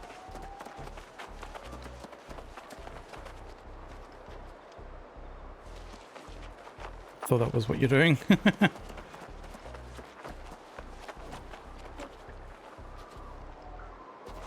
Links.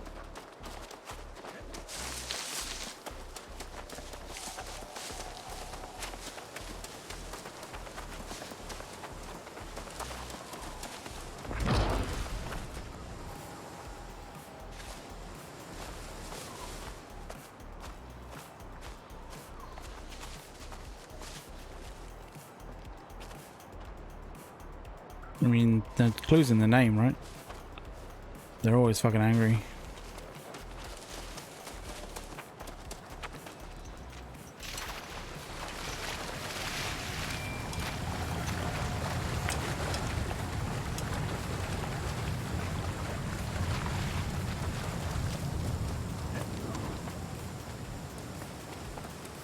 For the amount of weed that they have up here, I'm amazed how angry they are.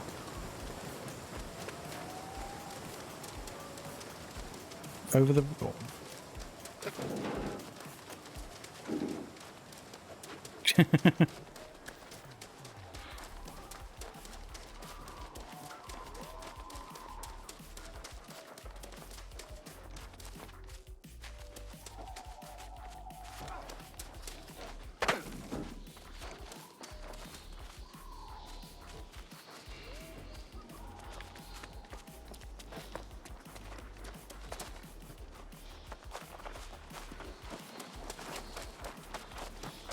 I immediately regret this decision.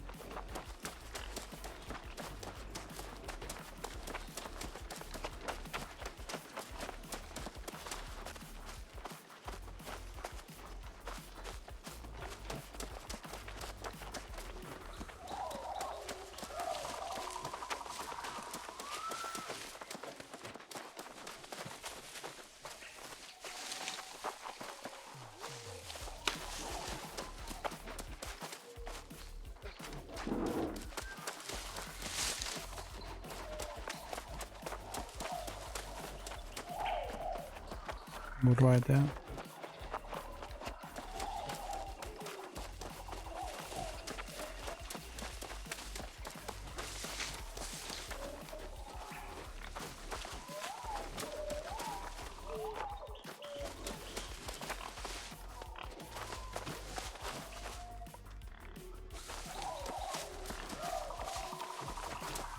Ooh.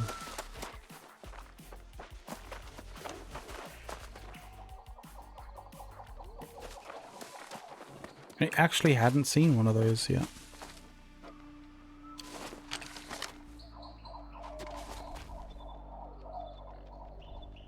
It looks gorgeous.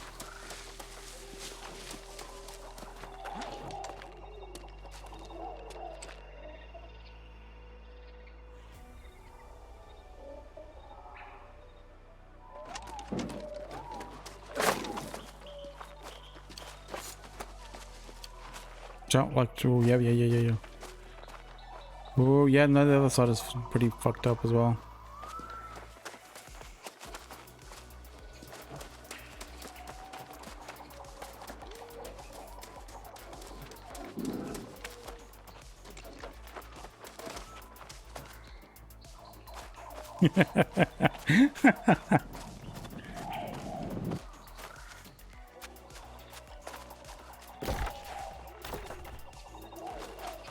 So we're kind of close. We're actually pretty close to A's right now.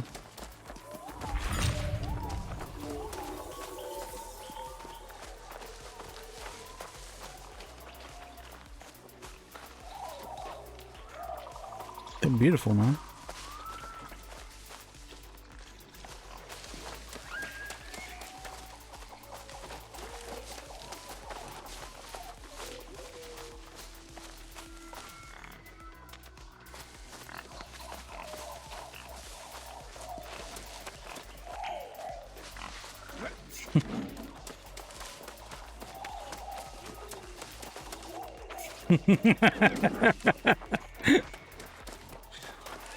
That almost sounds like a Steve Irwin thing.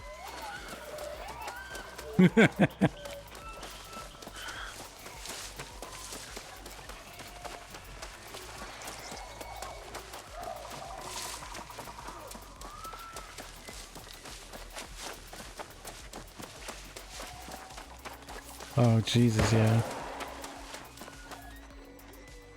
Oh god, my game's just gone up. Fuck. Oh god, it's aggro on us now. Oh, there's more. There's two. There's two of them. You've aggroed two.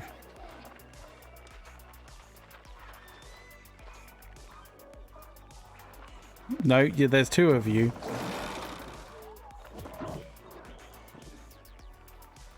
And they're pissed and just like flailing at nothing.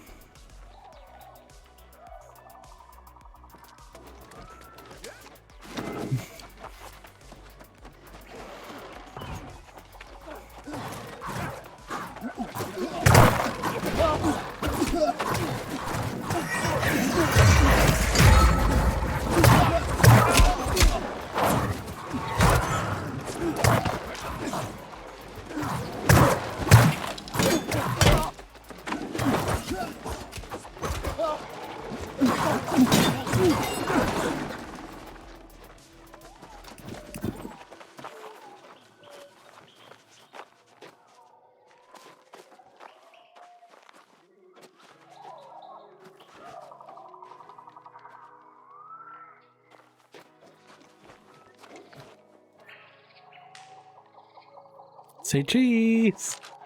Oh wait, hang on.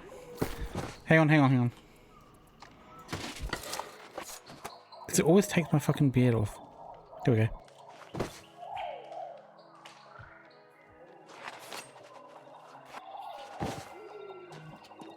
Your hat is nice. It's fucking creepy.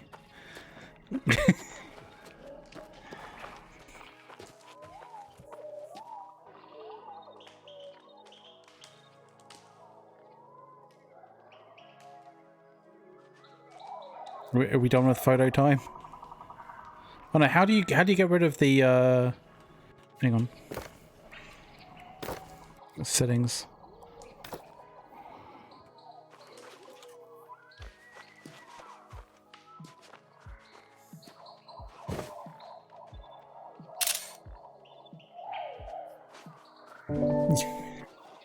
This is ridiculous.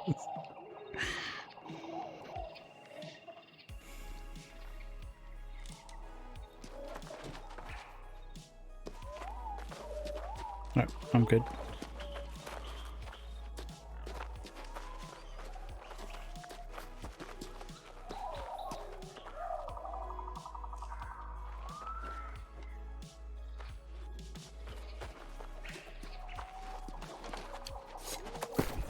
Good point.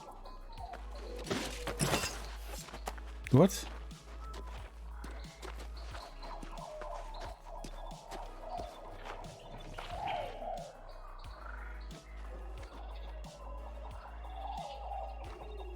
I'd like to see that too.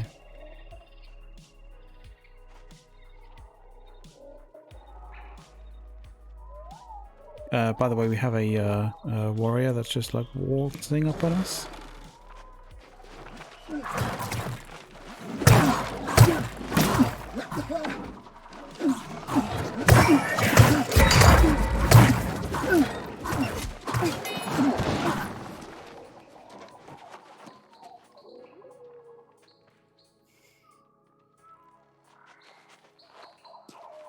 Interesting. The fuck is that all about?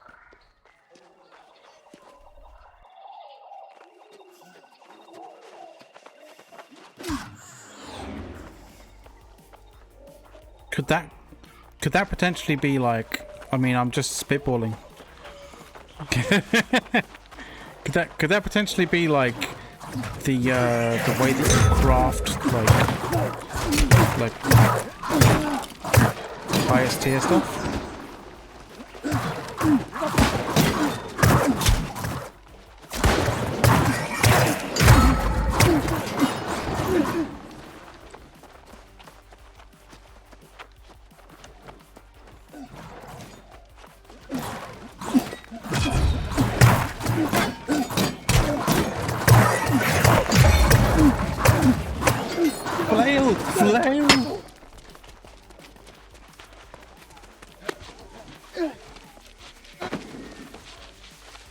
missing. Yeah.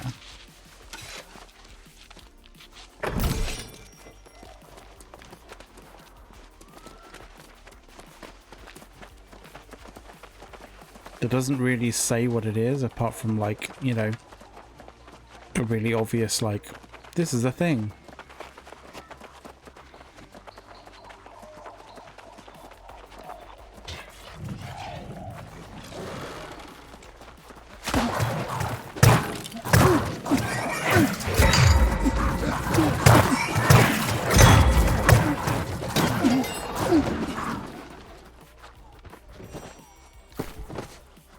Reveler's shoes.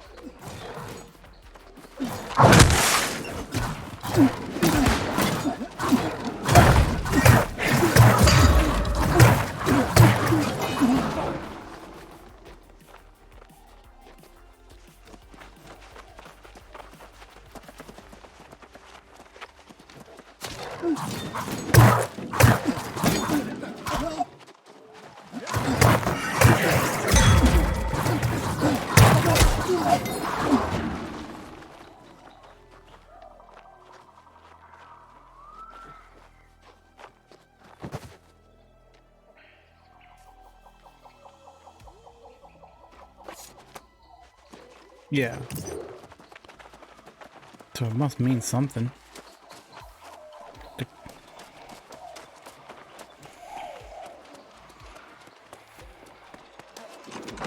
We're off on a mini adventure. Oh, for fuck's sake.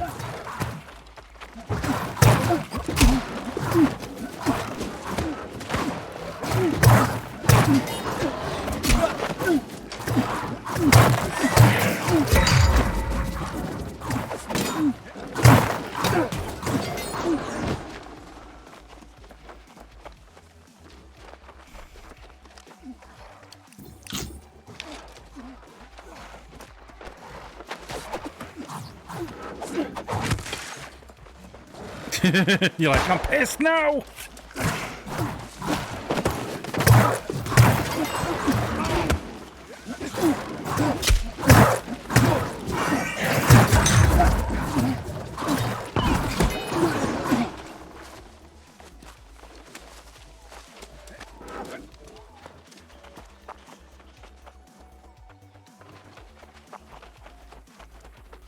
What?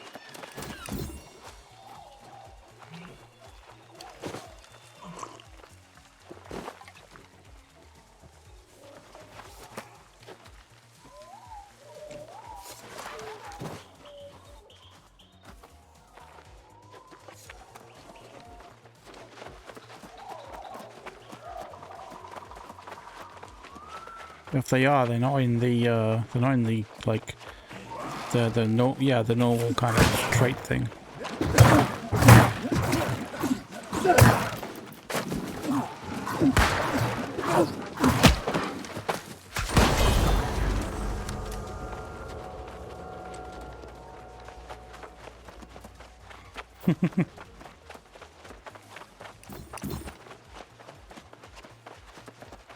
You know, I'm thinking the debuff kind of like perk might actually be really, really useful in this place.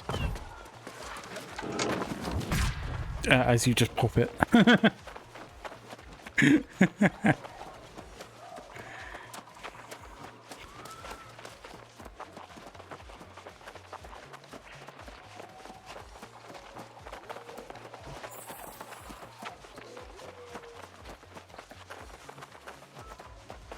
What? Oh, right, yeah.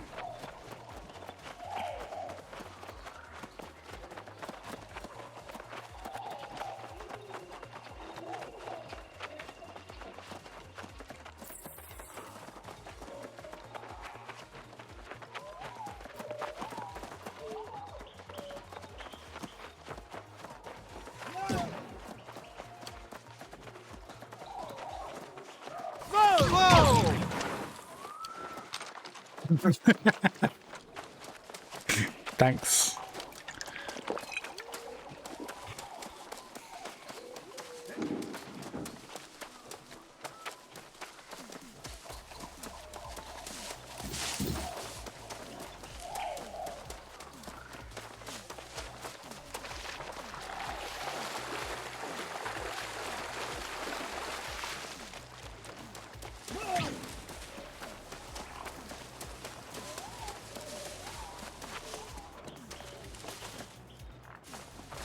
You're always hoping for that.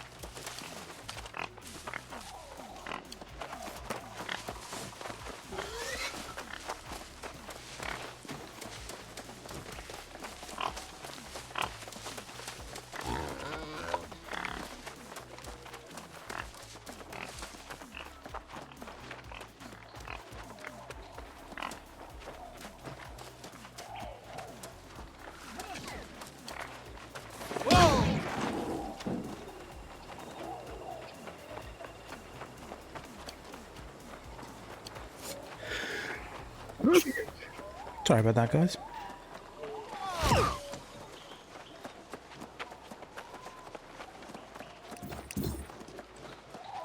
Yeah, at the moment we're in the Angry Earth kind of area of the map. It is pretty as fuck. It's a beautiful place. We're kind of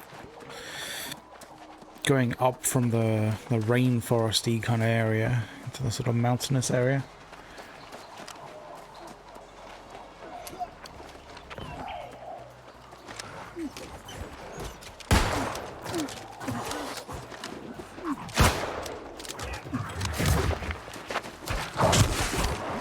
Was that? Damn. They almost fucked you up, Ace.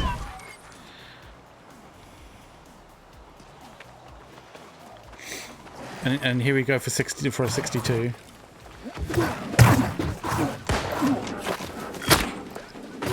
Ooh.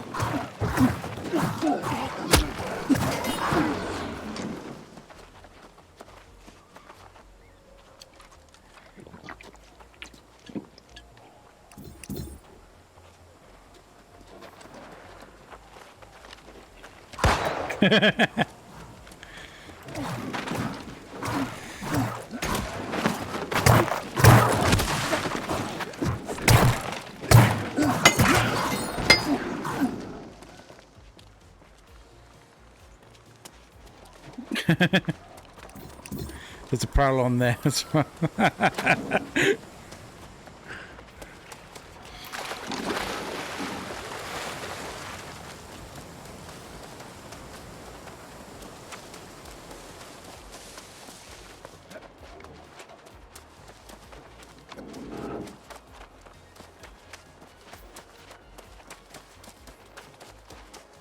I think Sam and Frodo decided to fuck up a deer. I clearly missed that part of the fucking book.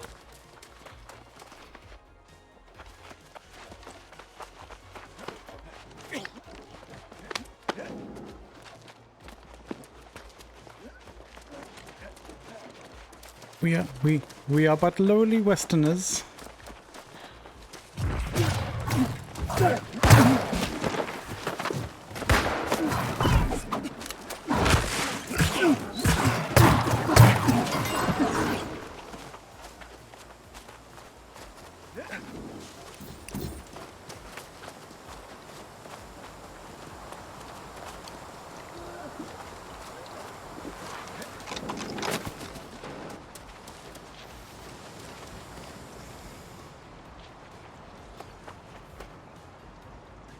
You're always looking for that elusive, you know, that one waterfall that has like some kind of secret passageway behind it.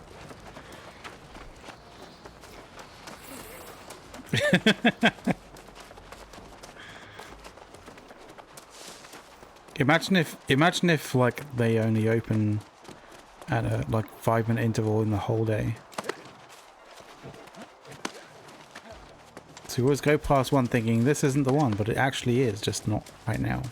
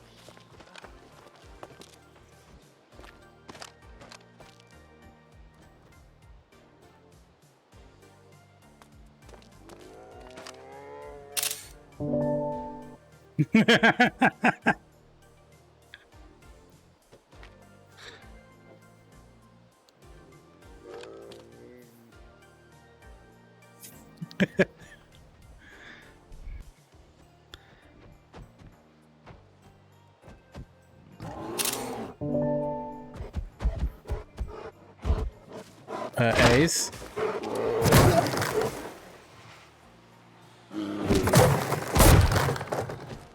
Oh god, I'm so dead. I'm almost 3 dead.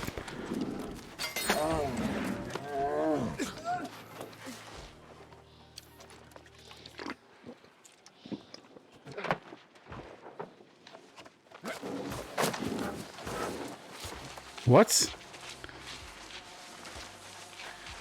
What the fuck? What's going on?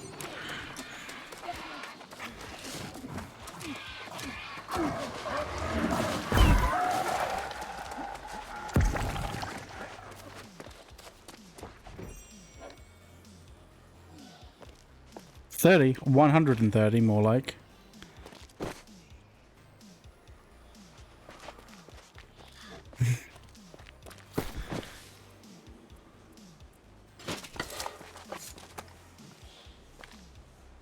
Let's all crowd round, take a picture of what we killed.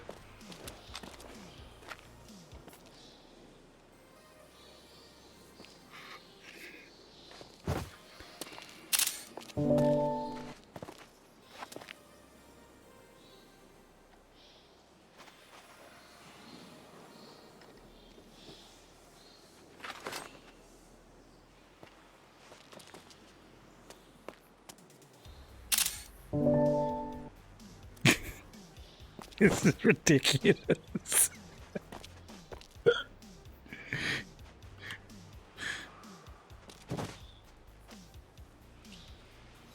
It died apparently of blight in place that didn't have blight, which is fucking strange.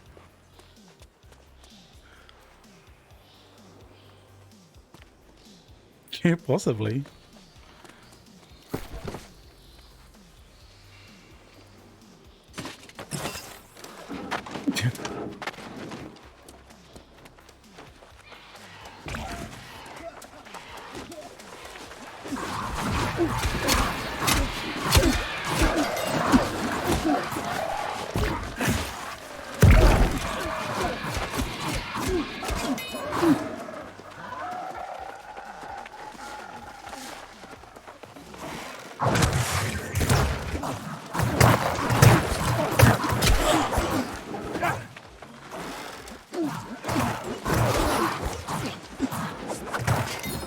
Yeah, get fucked.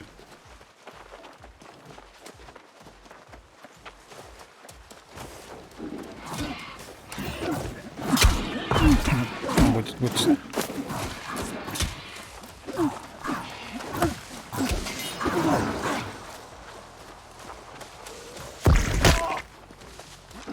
oh.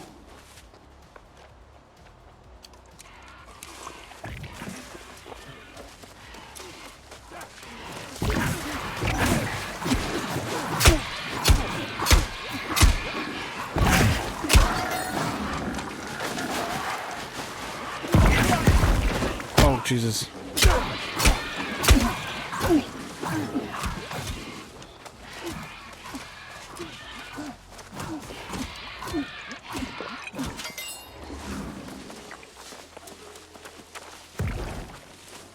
Yeah, I'm pretty fucked up.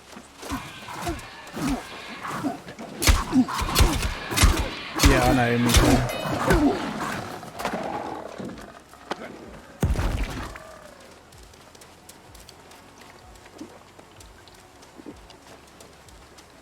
Oh, Jesus, yeah, you can't.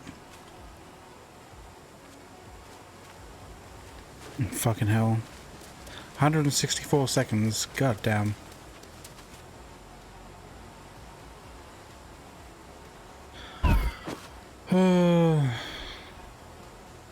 I got like 3 minutes, 152 seconds to go.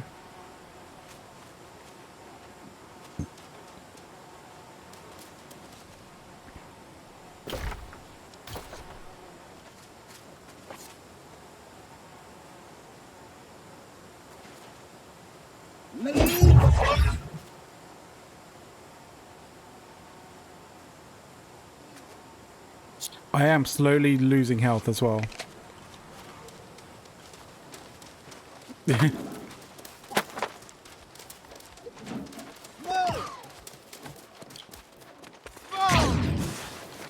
Maybe falling off a cliff was a bad idea. Oh. Oh god, oh god, oh god.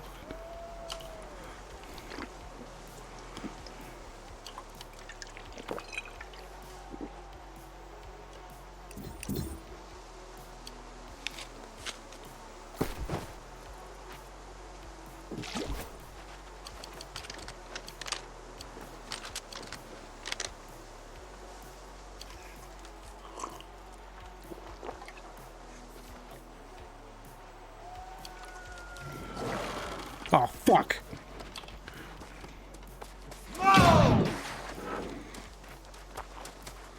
Where are you?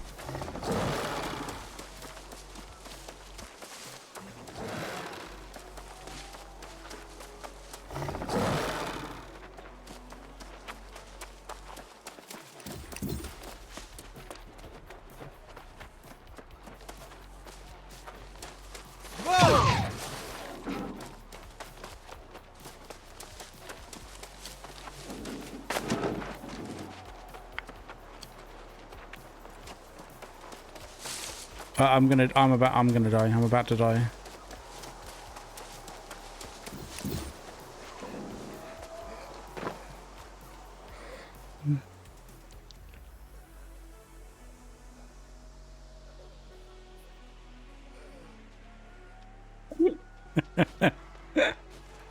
uh...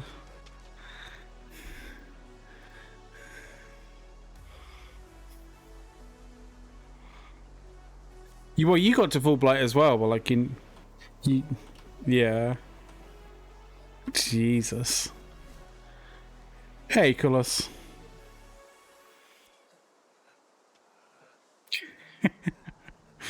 Oh.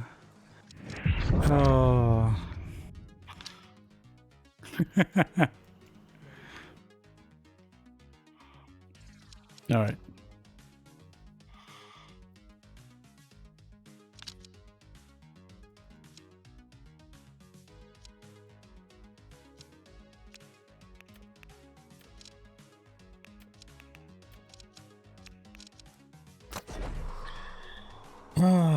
The keys to the arenas, the kind of like the Spriggan arenas and stuff like that. I imagine that's what you're talking about, Kulos.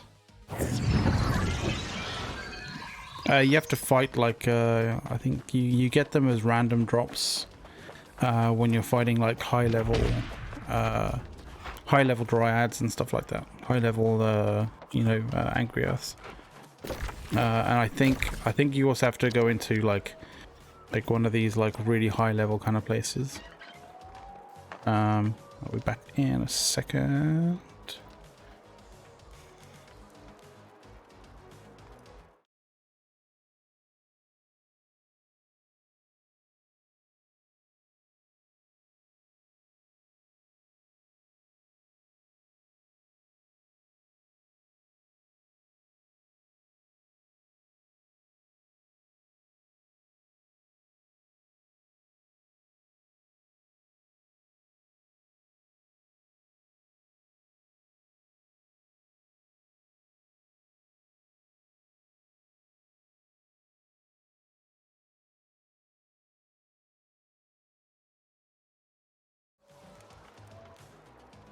Hey guys. I think we're probably going to call it a night tonight. That was really cool. Definitely up for doing it again, but like it's getting late tonight, so I'm gonna chill out and hope you guys have a good night. A's might be on in a little bit. I'm not entirely certain. I haven't asked him about it, but he might be on in a little bit. We'll see. Anyway, guys, take care. Have a good one.